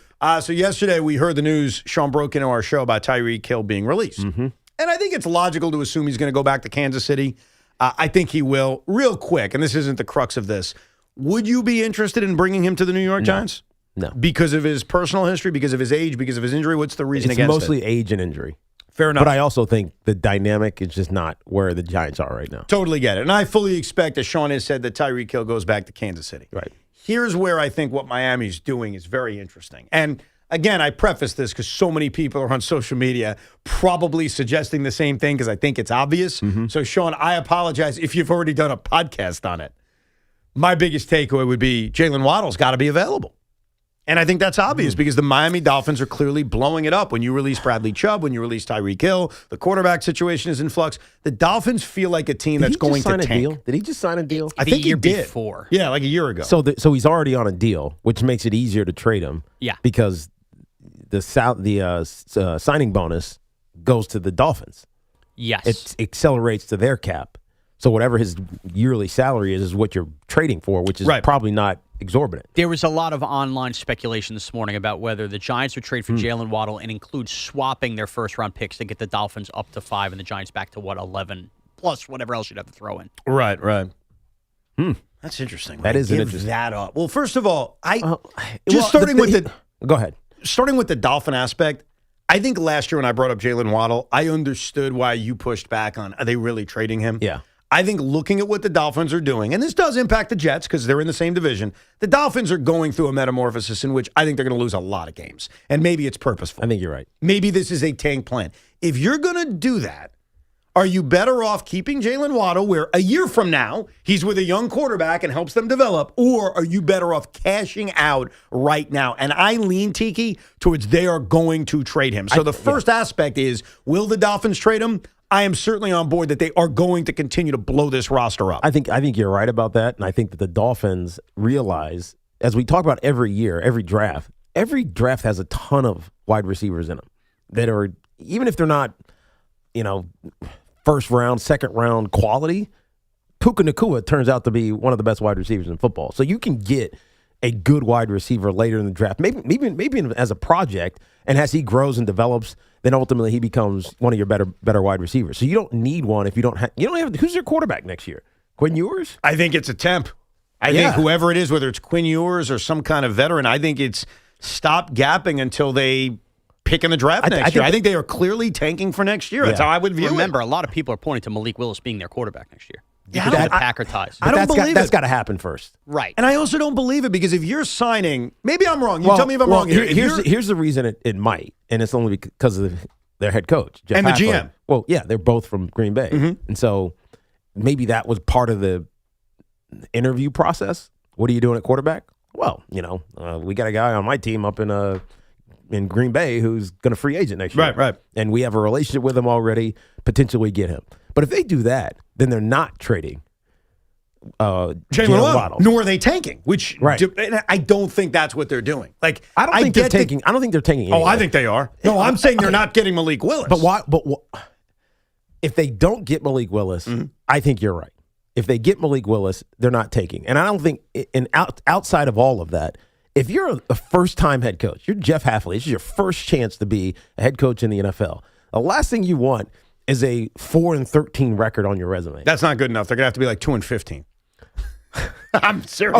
Okay, you don't want a 2-15 because it gets, unless the next season, like with Dan Campbell, turns around immediately and you're just outside of the playoffs, and the next season you're winning double-digit games, it gets really hard to recover from that. Perceptually, you become just that you're the bridge head coach, right? And no first-time head coach wants that. I think it's easier though to tank in a first year than what may happen to the Jets this year of a year 2 or a year 3. So I agree with that. But that's why I think that's the likeliest strategy they're going to have. But if you spend money on the quarterback, and this is the only Malik Willis is the only way that changes my opinion on this and disagrees with you. If they get Malik Willis, they're not tanking. Yeah, I don't think they're going after Malik Willis. That's my point. I get the connection. I appreciate you bringing it up. If I had to predict right now, and we'll do our quarterback bingo coming up in the next few weeks where we predict where everyone ends up, I'm telling you right now, even though it feels obvious, I don't think it's Miami. Yeah. I don't think that's what they're doing. You're right. Obviously, if they sign him, they're not tanking. They're not trading Jalen Waddle. I don't think they're going to do that. Now, how far would you go? Well, how much would you give up? By the way, when do we do new team? Who dis? For which sport? Football. New team. Who dat? We do that in August, so we got some time. It's after everyone moves. Right. Believe it or not, you know what new team who dis we're actually doing next week? Baseball. Because it's right before season, we play the game of naming guys, and you have to guess where they ended up. What? This year, for whatever reason, I feel like I was more dialed into where people went. It's because you know why? Because we did free agent bingo. Free agent bingo. That's yeah, right. I'm going to have to go a little bit deeper to see, I'm going to have to go. I'm trying to think a name off the top of my head. But that's the thing. It's like you can't, because all the ones you think of off the top of your head, you know where they went. I'll give you an example. New team who dis, Dylan Cease. See, I stumped you right out the gate. I dumped him right out the gate. Padres? That's his old team. Oh, that's right. I don't know. Where'd he go? See? Toronto Blue Jays. Oh. That's an example of new team who dis, who does return next week. Right. Under more of an official circumstance. How much would you give up for Waddle? Would you do that first-round pick swap that Sean is suggesting? I don't think you need that. Oh, you mean just a swap? It's a swap. Like, you're not giving up a first for him. You're going from, where's Miami picking, 11, you said? Yes. So it's 11 and 5. So it's a 6-pick back. No, I don't think so. Unless Denard Wilson, the Giants' new defensive coordinator, wants a safety. He was a defensive back coach. So if he wants an impact third-level player, that's corners and safeties. If he wants an impact third-level player, then I don't think they're moving. If he doesn't, then take the best available at whatever, then you could see that happening. Because how else are you going to, I guess in the draft, this also comes back to wide receivers in the draft. There's just a lot of them. So you could probably get one who is not highly rated. It could be the perfect complement to Malik Neighbors. Why I would be aggressive in trading for Jalen Waddle if I'm the New York Giants is I am skeptical about the health of Malik Neighbors. It feels like that injury was more severe than maybe we realized at the time. And so Jalen Waddle isn't just here as, wow, what a 1-2 punch. Eventually it'll be that case. But I also think it protects you in case of the fact that Malik Neighbors is not here for the first 5 or 6 weeks of the season. It's insurance. It's major insurance. So it's worth keeping an eye on because I do think that the Miami Dolphins showed us yesterday with some of the moves they made. Tyreek Hill, Bradley Chubb. By the way, Bradley Chubb I'm also sort of intrigued by. Not as much for your team because I think you're loaded there. But he's 29 years old. He's coming off a down season. But remember, it's a year removed from a torn ACL. Mm-hmm. So I almost look at him as he's got another year or two in He's going to be one of the highly sought-after edge rushers. Well, if he's highly sought after, he's not going to be a Jet. Yeah. Because, why is he picking the Jets at this point? Right. But I'd at least be intrigued because remember the Jets need bodies. Like they got to rebuild an entire defense. Mm-hmm. And they're going to try to win some games. He's 29 years old. His numbers were not great last year. I'm not just talking about the sack numbers because they were probably better than his actual pressure rate, things like that. But I like a guy who's another year removed from a major injury. I almost feel like what we saw last year isn't truly what he is. Yeah, I just as an aside, because you guys need to replace everything on the defensive side of the ball. Reek Woolen, who's a free agent, could be a Jet target. Yeah, they have to because they want to play man coverage. Yeah, that's what Aaron Glenn wants to do. Yeah, they're going to have to be really aggressive because they got to add so many different players to this defense. $80 million, right, or so in cap space. Yeah, they have like $80 million in dead cap, right, and then they've also still got a lot of room, right. Plus whereas the draft. Whereas the Giants comparatively have like 7. It's very different, right? Very different. Let's get back to your calls. 888-808-1019. Constantine in Homedale. What's up, Constantine? Hey, Con. What's up, dude? guys? Thanks for taking my call today. What's up, dude? I just want to talk about the Jets. I just as long as Woody Johnson's the owner, it's just not. There's never good. The balls weren't. Nothing's going to get moving, right? What are you going to sign? Derek Carr? Yeah, but as your bridge quarterback. But Con, don't you think that Darren Muji has a plan? I mean, clearly he had a plan. I mean, in the middle of last season when he traded off, his biggest assets. I agree with you on that. So there's got to be some kind of plan. There's got to be some plan with the rebuild, but you look at the Giants, and listen, I'm not trying to be a biased Giants fan. At least we got our plan. We got Dart. As long as he stays healthy, it's just the Jets got to find their guy. And I'm not a Jets hater whatsoever, Evan. I'm just saying I really hope the Jets get it figured out. I'm not saying you're a Jet hater. Here's the problem. I agree with you about Woody Johnson. No one's going to disagree with you. Mm-hmm. But as we begin an offseason in which they have the cap space you described, they have all the draft capital that they have, I can't go into every Jet conversation and say, well, Woody owns the team, they suck. Right. Let Darren Muji build a competent roster, and that has a chance to make Woody Johnson less of a factor. It's exactly what happened to the Knicks. 100%. Leon Rose built the team, and now we don't care about James Dolan. Right. We don't talk about him. So I'm not disagreeing that Woody isn't a problem, but as we enter the offseason, and this is basically the unofficial beginning with the NFL franchise tag window now opening and free agency being in a few weeks and the combine in a week. March 10th? Yeah. I can't sit here and just say, well, Woody's going to ruin everything. Yeah. I have to hope that Woody's at least going to give Darren Muji a chance. That's shout out to Joe. Right. A chance to just build a roster. Don't you? Let's think back to Woody with Joe Douglas. Didn't he let Joe Douglas do his thing? Yes. Until he realized it wasn't working? Correct. He usually gives guys about 2 or 3 years, and then he gets handsy. But it feels like he's already handsy, and it's not just based on Sean's report. The way the D.C. search went, it does feel like that wasn't Aaron Glenn just having an epiphany all of a sudden, I don't want Wink Martindale. I want to run the defense. No, it sounds like the owner got involved. Right. And if you're denying it, I don't know what you'd be denying it based on. Yeah. It's only... In some ways, I could defend Woody in saying, hey, Aaron, we hired you because of your defensive acumen. And let's face it, you screwed it up in year one. You let Steve Wilkes do whatever he wanted to do, even though you probably disagreed with it, and the team suffered because of it. Yes. Here's why, though, and Steve Cohen said this the other day. This is why I really like Steve Cohen as an owner, despite me disagreeing strongly with some of the decisions the Mets have made. What I want from an owner, and I am so consistent, even when I don't like it, is I want an owner to spend a lot of money and let the people they hired make their own decisions. Right. Steve Cohen clearly does that. Now, that annoyed a guy like Joe who said, hey, get involved on Alonzo, get involved. I want him to let his baseball people make decisions, and I believe he does. Juan Soto isn't here just because of Steve Cohen. David Stearns wanted Juan Soto. And I heard Steve say this the other day at his press conference. Like, look, I hired the right people. I give them the money. Go do what you got to do. I want Woody to do that. So when you tell me, well, I understand what Woody's thinking, I don't.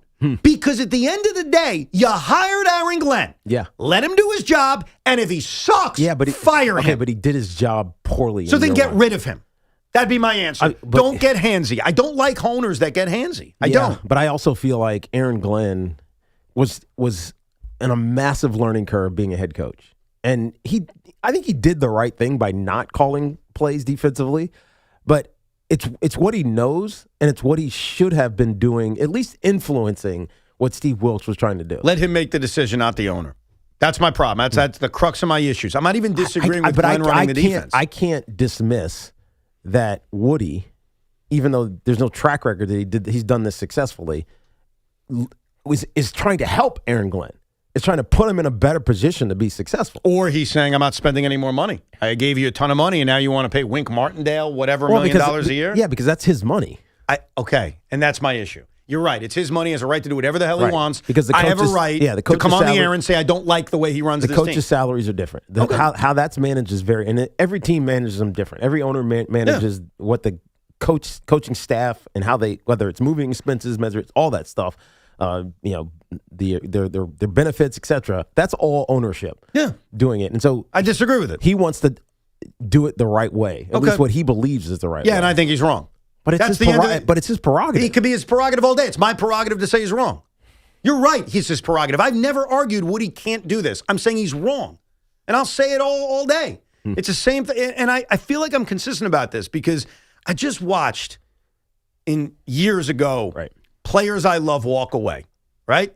But I appreciate that Steve Cohen allowed his baseball people to make the decision. While I disagree with it, and I'm done talking about it, even though I'm bringing it up again, that's my fault. I'm sorry.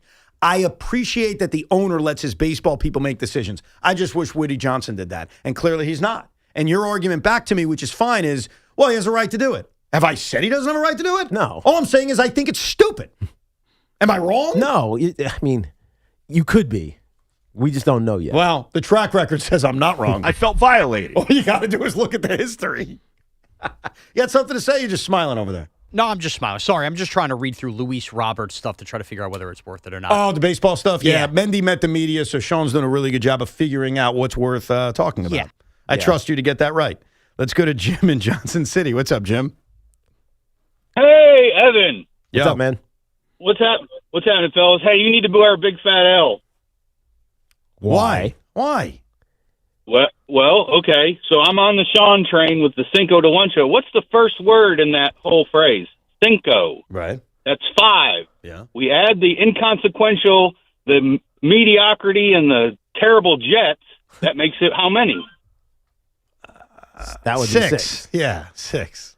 Well, there you go. Number one. No, but Number two, but Jim, my counter is, why would the Yankees, who are coming off 94 wins, need to bring back somebody who's been retired for 100 years to help them versus the Jets, who Tiki and I just had a discussion on their status, which is disgusting. Right. I would argue the Jets need the help of Vinny Testaverde or Boomer Esiason more than the Yankees need A-Rod. What are you talking about? We can go win a World Series. We get A-Rod right now. The Jets can't win a Super Bowl if they get Vinny Testaverde. You can win the World Series without A-Rod. You won 94 games last year. Didn't we open up the show with A-Rod, with Judge saying add more? This is more. A-Rod in his prime. No, we opened the show with clarifying that Aaron Judge was taken out of context by windbags like you. By the way, did you have one for the Devils?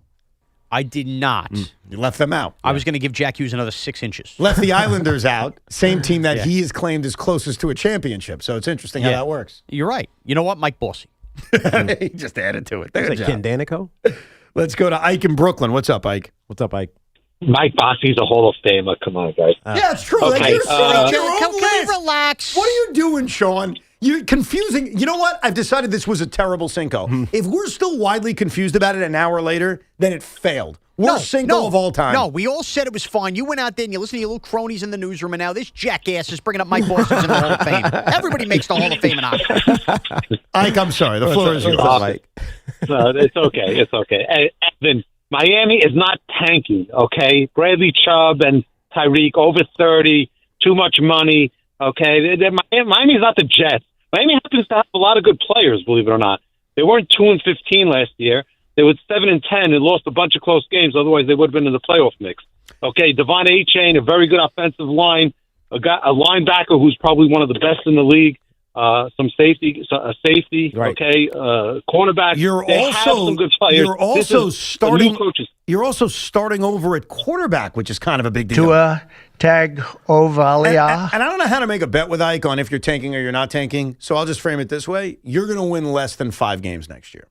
Now that could just be me being a jerk, saying you're not going to win a lot of games, but I do think that the early signs of this offseason, and we'll see if Ike's right. Like, if they go out and sign Malik Willis, I'll apologize. Right. I'll say, hey, I was wrong. I thought they were tanking. They're not. Right, and that's the only way I agree with you, Evan, if they don't.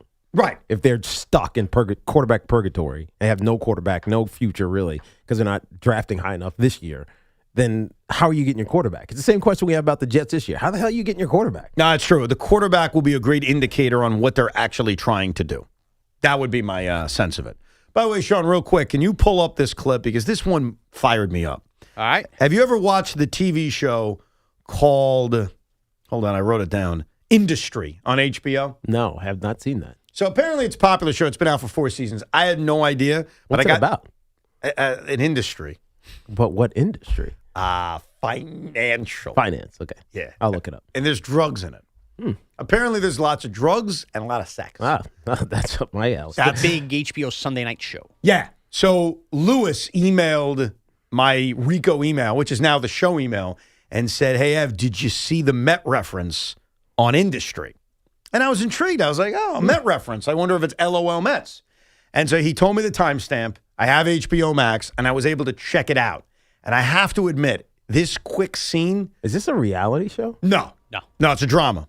With a lot of sex. I'm just reading this description. Graduates from all walks of life compete for a limited number of available full-time employment opportunities. That's the wrong show. At Pierpoint? No, that's the wrong show. An investment bank in London? Oh, maybe you're right. It is. The first article is how you may have missed HBO's Industry, how it just changed its entire genre. Yeah, it's not a reality show, but I think it's a show that is filmed as if it's a reality show. No, it's not. The scene I saw was dramatic. Like, it was just a dramatic show.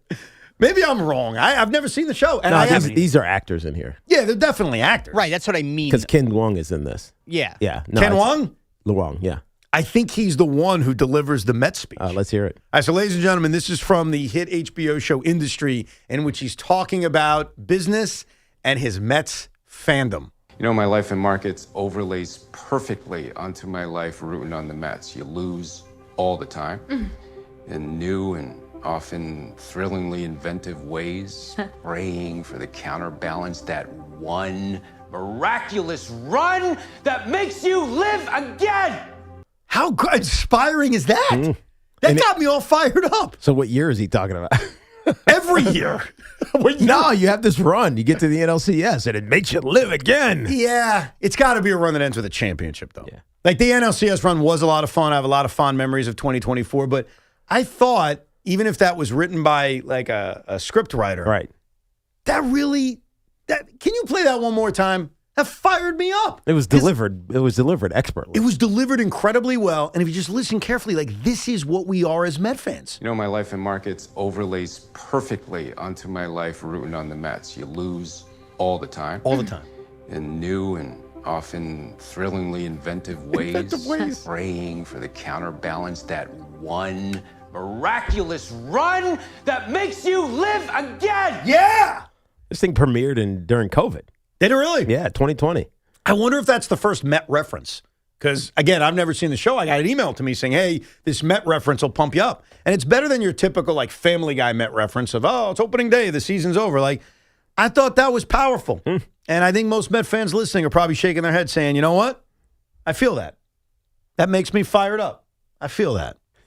I love this shot at the Family Guy reference. Well, because it's a cheap joke. Well, it is a cheap. It's an LOL Mets moment. This isn't LOL Mets. This is real. Like, yeah, we lose in inventive ways all the time, but we're holding out hope for that one moment. I'll never forget this. And 2024 is the example you brought up. Here's where you're so right. So I'm sitting there, and it wasn't even here. Maybe I did say it to you, but it was on the Rico. The Mets lose again. Another brutal loss. And I sat there and said, look, I'm not telling you things are going to change, but the beauty of baseball is that when you least expect it, the sport can change on a dime. We think of the Nationals in 2019. There's just years where it's never us. Right. But there are years in which you would never expect it, and then it happens. And that was 2024.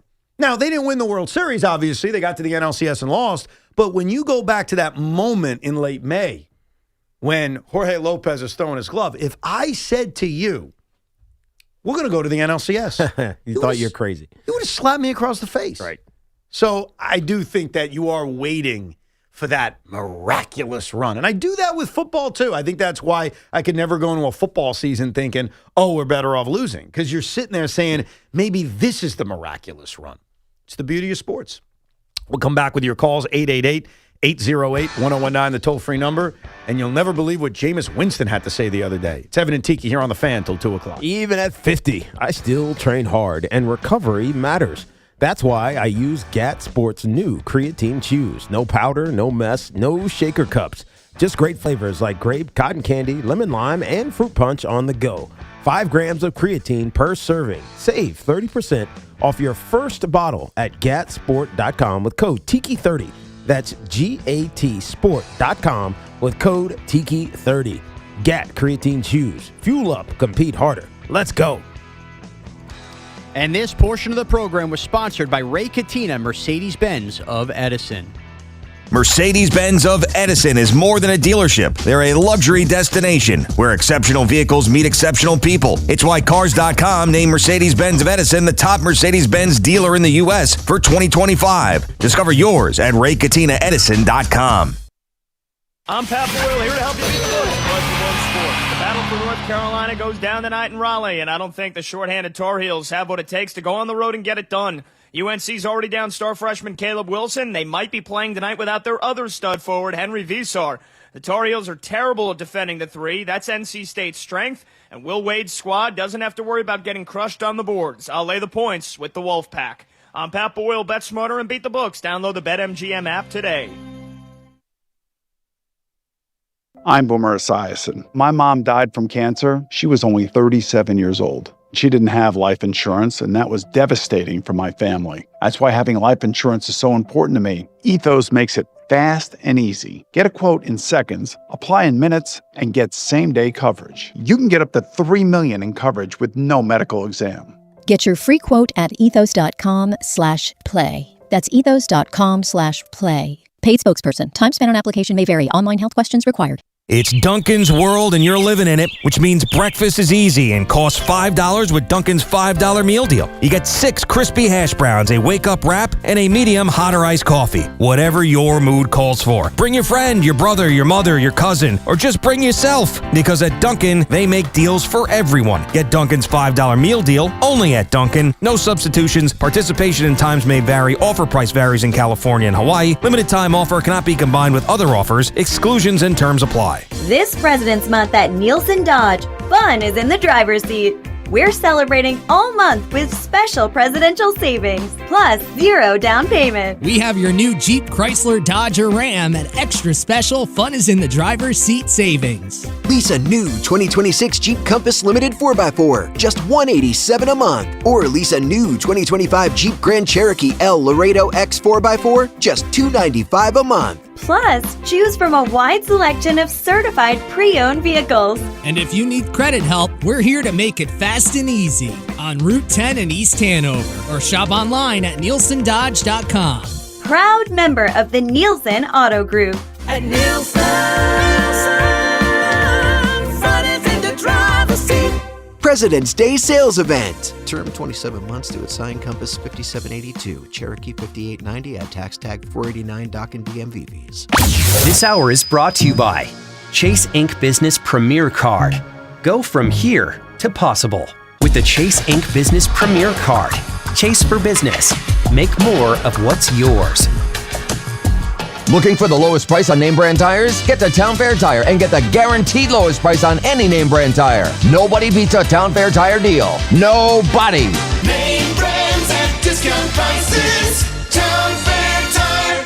This is Joe Cordell of Cordell & Cordell. Cordell & Cordell is the largest family law firm in the country with over 35 years of helping clients navigate divorce. If you or someone you care about is facing a family law issue, let us set up a 1-hour Cordell Consult. The Cordell Consult is a meeting with a local attorney who will give you clear guidance about your options, whether it's a separation, a postnuptial agreement, divorce, or custody. CordellCordell.com. 866-323-7529, 250 Pele, Saddlebrook. Diana Magala, licensed in New York and New Jersey. Joseph Cordell, licensed in Missouri and Illinois only.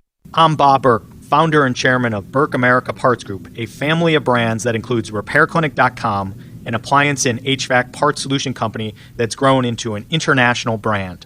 Before AmericanEagle.com, we partially launched a new technology platform developed by another firm. American Eagle helped take our technology to a whole new level with digital marketing, software development, and business insights into our key markets, appliances, HVAC, and outdoor power equipment, and did so both on time and on budget. AmericanEagle.com has the resources, experience, and talent needed to produce solutions. Our new technology platform, developed by AmericanEagle.com, has produced tremendous results with higher traffic, conversion, engagement, and online revenue. If you have any home repairs you need to take care of, check us out at RepairClinic.com.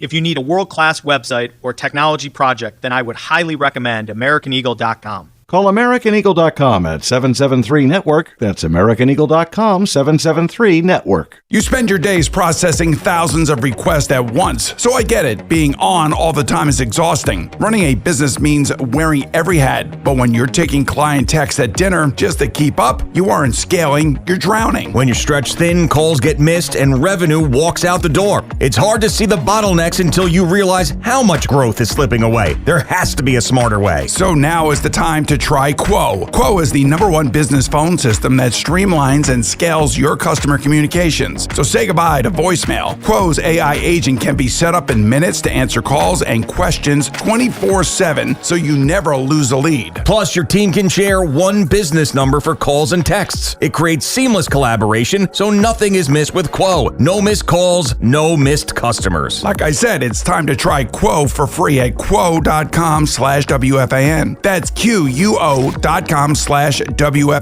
to try Quo for free. Quo.com/WFAN. Hey, it's Tiki Barber with a special message for New York businesses looking to diversify your income. Amazon Hub Delivery is making it easy to earn extra money. When you partner with Amazon Hub Delivery, you and your staff will deliver packages to customers in your area. With each package delivered, you'll gain extra income and exposure for your business. There's no upfront cost, no delivery experience, and no long-term contracts required. Sign up to learn more at Amazon.com/Hub Delivery. That's Amazon.com/HUB Delivery. The pros know nobody beats FW Web. With extensive inventory, personalized service, and a fleet of trucks across the Northeast, FW Web supports all customers, from one-van contractors to large facility operators. For planned projects, emergency jobs, or maintenance, FW Web has what you need, when and where you need it. For plumbing, heating, HVAC, refrigeration, propane gas, and PVF jobs. With over 100 locations, visit FWWeb.com to find one near you. This is the story of the one. As the purchasing manager at a manufacturing plant, she knows the only thing more important than having the right safety gear is having it there when you need it. That's why she partners with Grainger for auto reordering, so her team members can count on her to have cut-resistant gloves on hand, and each shift can run safely and efficiently. Call 1-800-GRAINGER, click Grainger.com, or just stop by. Grainger, for the ones who get it done. Get connected with WFAN to talk about your favorite teams. The Fan on the Odyssey, iHeart, and TuneIn apps. This Fan Focus is sponsored by Chef IQ. Precision cooking, effortless results, ChefIQ.com. You want to talk about another light sports day. The highlights today, Sweden plays Latvia in men's hockey at 3. The winner will take on the U.S. tomorrow. And the #1 team in the nation in men's basketball, Michigan, goes to 7th-ranked Purdue at 6:30. And for those wondering, mainly just Evan Roberts, Brandon Waddell has been named the Mets spring training opening day starter. Ugh, that's disappointing. Last year it was Clay Holmes. It was exciting. Brandon Waddell is going to make that first spring start on Saturday? Yeah. Now, who's going to pitch Sunday? Because on Sunday, it's Mets-Yankees, which is very exciting. Is that right already? Yeah, well, they're playing twice. Once in Tampa, which is this Sunday, and then the game in Port St. Lucie is actually a game I'll be at in March, second week of March when I head down I didn't to realize Port St. Lucie. we were getting a Subway Series Sunday. We are. We're getting and I was thinking about this the other night. So I'm going to Mets-Yankees on March 8th, whatever that Sunday is. I haven't been to a Mets-Yankees spring training game since prior to interleague play, like 1994. Are you serious? Yeah, when the Yankees trained in Fort Lauderdale. Didn't you go down there, though? Yeah, but not for Mets versus Yankees. Now, the Yankees were in town. So when I went last year, the Yankees were staying at my hotel because they were in West Palm, I think. Right. Facing, the Astros. Or Astros. Whoever. I'm trying to remember who trains where. Jupiter is the Marlins and the Cardinals. Right. West Palm, I think, is the Nationals. West Palm is the Nationals and the Astros, I think. I got to double check that. Not that anybody cares. So, yeah, spring training is right around the corner. Vero Beach, the Dodgers. No, that was a long time ago. Oh, God. They don't train there anymore. You screwing with me? Yes. Okay. Tiki, real quick, how many more years do you think Jameis Winston's going to play? I would guess he's 31, by the way. He's actually 32. 3 to 5. 3 to 5. Let's hear from Jameis Winston. He was on Pardon My Take the other day and was asked point blank by Big Cat, how much longer are you going to play? How many more years do you think you can play? I would love to play 12 years, right? And that's just 12. Wait, 12 more years? 12 more years. 12 more years? I'm going to be on 12 this year. Yeah. So you're going to play 24 years? 12? Yes, I love that. Yeah. Oh, my God. That's the great. I was so nervous asking that question. You're going to be like, I got 3 more years. No, you got 12 more years? Yeah. We're halfway? In terms of my arm, like, it's just, I'm blessed. Like, I'm really grateful that God gave me this arm, man. And it's mine, right? So, like, I'm growing every year. It's constant growth, right? Yeah. And just the fun of being able to increase the people that's around you.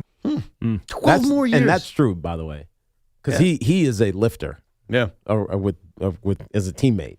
He's great, and he's got that perfect locker room personality, so to speak, because he can relate to everybody, and he's inclusive of everybody, and it's not selfish. Like, I think he wants to be a starter, but he kind of understands where he is. I think that's well said, because that's how he's kind of described it. He wants to start. He wants to win a Super Bowl, but he also gets it. Right. And it's crazy to think that the year before Tom Brady left New England and went to Tampa, Jameis Winston thought he was on his way to being that guy. Well, think about it. He was 25 years old. Right. He had thrown 33 touchdown passes, but 30 interceptions, and they were coming off a 7-9 years. So you don't feel like you're that far off. Right. And you're 25 years old. Right. But it matters because that they should have made the playoffs as a 500 team. But he threw a pick 6 to lose their last game. Yeah. And he hasn't really started since. He hasn't. Like, he's had not a in the season starter. He hasn't been a consistent starter. Like, he started a bunch of games for the Saints in 21 and 22, and obviously Cleveland a few years ago and the Giants last year. But no, he hasn't since age 25 and a 33 touchdown season. He hasn't been a full time starter. That's crazy. Do you think it's the turnovers? That's really what it was. Definitely. You think he's playing 12 more years? that means he's 43. I could see 10. 10 more years? Get to 40? I think 8 easily as a backup. 40 is going to be hard for him. As long as he's willing to be a backup, he probably could go till he's 40. Yeah. Because the team will always say, hey. By the way, speaking of Jameis Winston. And we need a guy like that. No doubt. I mentioned tomorrow at 12 o'clock, I'm going to unveil the Evan Roberts big board of preferred Jet veteran quarterbacks. I'm very mixed about including Jameis Winston because he is under contract by the Giants. Mm-hmm. I don't think you're looking to trade him. No. I'm including other backups that could be had. I feel like I shouldn't include Winston because I don't think you guys will trade him. Well, no, first of all, his price point for what backup quarterbacks go for, they have him really cheap. And we just learned. He's on a $2 million? Yeah, it's like nothing. It's nothing. And you know me, I was anti that signing last year. It's a brilliant backup to have right now. It just, especially if Jackson Dart has to miss a game or two. You saw, like, he kept him in there. He's not going to win you games. He could lose them, but he could keep you in there. So do not include him on the quarterback list. It would be unrealistic. I'd be stunned if the Giants moved him. I would too. But you never know because it's a new regime and it doesn't like he's not going to be there to be a starter at any point. But could he go someplace else and be a starter? Would that be something he wants? I'm sure. But and then they look out for him? Yeah. But who's going to look to Jameis Winston as, oh, you're our starter for 2026 or 2027? I mean, maybe the Jets. I mean, if you're looking for honestly, somebody. if he was available, he should be top on your list. No, I know. That's why when you ask, like, is there a team that would want him to be a starter? It could be the Jets. I don't think that'll but are happen, you giving though. up an asset for No. him? Yeah, so No. I don't think you include him, All right. on the list. I will agree not with you. include him on the big board tomorrow. I will not. 888-808-1019, the number. Harvey in Dix Hills. Hey, Harvey. Hey, what's up, Harvey? How are you all? There are 2 points I want to make, but this, I'm going to call this complimenting Evan Roberts. Okay, I like that. Okay, everybody knows I was obsessed with Jackson Dart to be taken with the 3rd pick. I thought he could be as good or better than Cam Ward, and should be taken with the number 3 pick. Fast forward to later on, Pat Leonard article said there was a great divide between Shane and Dable, and we know that Dable rejected McCarthy as a quarterback. Yeah. And who comes along but Evan Roberts, who's probably one of the best interviewers I've ever heard, because I followed him for 10 or 13 years on the Joe and Evan show, and I call him a scutch. He gets answers out of people that nobody can get. He interviewed Shane, and Shane refused to answer the question because he wanted Sanders and Dable wanted Dart, and what a disaster that would have been. That's number one. Number two, has there been a case where teams have exchanged tutors and coaches? Callahan, the head coach for Tennessee for 2 years, now is going to be the tutor for Dart, and Dable is going to be the tutor for Cam Ward, two franchise quarterbacks. I didn't right? think about that. And number three, Flores' suit. I think Wilkes and Horton's on the same lawsuit. It has been allowed to proceed in the courts. I'm totally confused. I know there's discrimination in sports. What is their specific goals? Do you know any? I think, Tiki, you may know. Right. What are the goals of this lawsuit? What do they expect to accomplish? Those three things. Thank you. I think the lawsuit is just to show. I think it's a shot at the Rooney Rule. I think they want to solidify it and make it actually true to its core, which is you have to genuinely interview a minority candidate. And what Brian Flores is getting at is that didn't really happen, and it doesn't really happen. And by the way, I think we all kind of intuitively know that. Yeah. That owners get in their minds, or general managers get in their minds who they want, and then they go through the process just because they have to go through the process. I don't know how it's going to change, because how can you know what somebody's actually thinking? You know It's what I mean? tough. And also, here's the perfect example of this.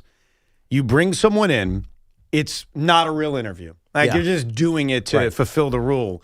And then you fall in love with the person. And that's basically the Mike Tomlin. That's the hope of it, right? That could happen. Right. Or you're like, damn, I'm impressed. And you tell someone else, and that leads to that person getting a job elsewhere. Right. And I think that was the intent of the rule. I don't know if it's purely exercised like that in a lot of organizations. But ultimately, this lawsuit is continuing. Now, it hasn't kept Brian Flores from getting a job as an assistant. Yeah. I think it's kept him from getting a job as a head coach. I mean, clearly. Because he's one of the best defensive coordinators in the game. Which I kind of find odd. Like, you're okay paying him a lot of money to be a DC, despite this lawsuit, but as a head coach, no, we can't do that. Well, I also think, just in fairness to the other teams, we almost have forgotten that Brian Flores was a pain in the butt in Miami. He left with a bad reputation in And Miami. it wasn't because of anything other than how he treated, first, his players, and that really is Tua, and then also his staff. I mean, he fired his assistant, I think, every year. No. I think every year he was Aaron there. Glenn's fired all of his assistants after 1 year. Yeah. But it didn't feel contentious with Arizona. No, I get you. I felt like it was contentious with Brian Flores, and maybe he learned from that. And That's by the the way, key. I feel like he has, just having met him a couple of times doing games as he was the defensive coordinator, and so obviously you talked to the DC. He didn't feel like how I thought he was going to feel. You know what I mean? Like, you meet people and you're like, dude, that guy's an ass. He didn't feel like that. Well, but you hit on it, because I remember when I wanted Flores a year ago. He was my number one guy ahead of Aaron Glenn. And I did my own research. Let's do our own research. Mm-hmm. And that was the big takeaway I got from hearing from people that covered him in Miami and covered him after that, where he bounced around the league, is that, it was a bad ending in Miami. Yep. Yeah, all that stuff is true, but he's learned from it. And I was willing to take that risk of, I think he learned from Mike Tomlin. Yeah. He's learned from Kevin O'Connor. He's learned from all these places he's been, where he's not going to be the same guy that he was in Miami. Right. But no team has taken that risk It'll yet. be interesting to see if as soon as this lawsuit is comes to its conclusion, whether it's adjudicated and some penalties doled out or gets dismissed or whatever it may be, if he then becomes a viable candidate. Because he's still young. He's not aged out of this at all. And his value as a coordinator continues to be incredibly high. Agreed. Mario and Howell. What's up, Mario? What's up, Mario? Hey, what's up, guys? Harvey loves taking credit for Jackson Dart, man, every time. I mean, the last time we heard a guy take so much credit was Francesa with Piazza. But anyway, listen, I wanted to make one statement, and I wanted to ask one question to Tiki or Evan. You know, Tiki might be better suited to answer it. Yesterday, you guys were talking about Caleb Downs. I think the Jets cannot pass on Caleb Downs. He is the best player in the draft. Not only that, he's a true leader. This is a future team captain. This is a character player that you want in the locker room. Right. Listen, I would never, ever compare him to Ed Reed, but if he turns out to be a player like Ed Reed or even Kyle Hamilton, if you had to redo the 22 draft, Kyle Hamilton probably gets drafted a lot higher than 14. Yeah. So that's my opinion. The other question I have for you, Tiki, is this, because it's another need the Jets have, which is edge. Yes. Will Campbell took a lot of heat after the Super Bowl because a lot of draft pundits came out with the length of his arms. Yeah. Ruben Bain is measuring under 31 inches. They actually predict, some draft guys predict he might be better suited to play tackle than edge. My question to you, Tiki, is this: for a defensive player, is it more important for an offensive lineman to have that longer length than it is for a defensive player? It's much more important for a tackle in this regard because of how, like, you see a lot of edge rushers vary their approaches. So sometimes they'll bull rush you. Other times they'll get in these like ridiculous wide nines. So they're way outside of the edge. And so if you have short arms, you have to get your body out there to prevent him from getting around your edge. If you have longer arms, you can kind of stem that rush without having to get like completely removed from the tackle box. You know what I mean? And so it's less important for edge rushers. It's vastly important for tackles. Because otherwise you're going to get run around or you're going to get put in a position where you're on an island. And the last thing you want to be as a tackle is on an island against some of the good edge rushers in this league. And so when you hear that arm length thing, tackles is the big deal. And if you're a big tackle and you have short arms, you're probably better suited for a guard. If you're an edge rusher, it doesn't necessarily matter, especially if you go to the right defensive system where they'll use you more as a stunter. Meaning the ET games, tackle comes outside, edge rusher comes inside. Now you're rushing on a guard. It's less important for the defensive player, much more important for the tackles for sure. Two things. Number one, it's about Sean Morash. You're about to get some credit. But before I get there, credit, yeah, I cannot take a safety at 2.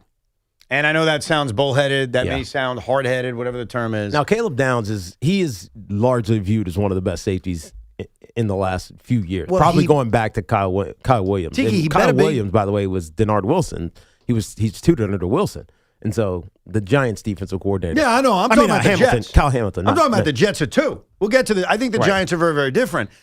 He was one of the best defensive players in all of college football. I'm just letting you know, if you draft a safety at 2, he has to be unbelieving. No, he has to be, as Mario just said, he has to be like Ed Reed. Yeah, right. That's a pretty rough bar. I mean, that's the bar we're setting. Yeah, but if you better be Ed Reed, and if you're not, this was a disaster, and we're probably trading you in 4 years. If consensus is that he is that, then you have to consider it. You have to. Now, I don't think the Jets will or should. But that's my point. They should. But I think the Jets need to go linebacker. Yeah. They need to go impact second level, but they got so much to do on that defense. They have a lot to do on defense, and it's not that I wouldn't want Caleb Downs. I mean, if somehow he's not, but if he fell to 16. If he falls to 16, right. Sure. Even possibly trading up, using an asset to go from 16 to 11 to get him, sure. Picking him at 2, I have a tough time doing it. Now, for you, Sean, yes, I'm going to take you back to November 11th, 2025. Okay. This is a very brief discussion. I was I was talking to you guys about this is like 4 months ago. This is 4 months ago. This is me talking about, I don't know if you guys remember this. Hey, if the Giants pick number 1, you may have to consider Fernando Mendoza. Do you remember that? I do. You guys got very upset with me. Here is what Sean had to say. It's a very brief clip, but I think it does you a lot of justice. Here we go. He's the whole reason a head coach is going to want this job. I'm not drafting another quarterback. I am just asking the uncomfortable question. No, go get me Caleb Downs and give me a playmaker on the defense. First mention of Caleb Downs by Sean Morash back in November. Told you I've been all over him. I want to give you a lot of credit for that. Nice. Thank you. This was after their regular season? Right at the end, probably right Yeah. before it ended. Yeah. Yep. Well, I'll tell you the exact date. November 11th, you said. Is that what I said? Yeah, so they're regular. They played Indiana the week after Thanksgiving. Yep. November 11th. Yes. So your pushback on my whole, you got to consider Mendoza, was specifically Caleb Downs. So if you guys draft Caleb Downs, that's a pretty early reference for you. Yeah, and that was me talking about number 1 overall. You just said you had no problem with him at number 2 overall. It's very different circumstances. I want to make that clear. Very different circumstances between the Jets and the Giants. Number 1, the Jets are rebuilding an entire defense. We are a ways away, in theory, from being a good team. D tackle. You need everything. We need everything. You guys don't need everything. Linebacker, safety, secondary help. That's what the Giants need. Yeah, it's not everything. Right. Like, you've got some pieces. And so it's not even 5 versus 2 more than it is where you are and where your circumstances are. And I also admit, because we had this discussion yesterday about the Giants, it was more about the Giants, but I admitted to you that a part of my fear on taking a safety that early is what the Jets ended up thinking about Jamal Adams. While, hey, he's a good player, we can't pay a safety that much. Right. He was at 6.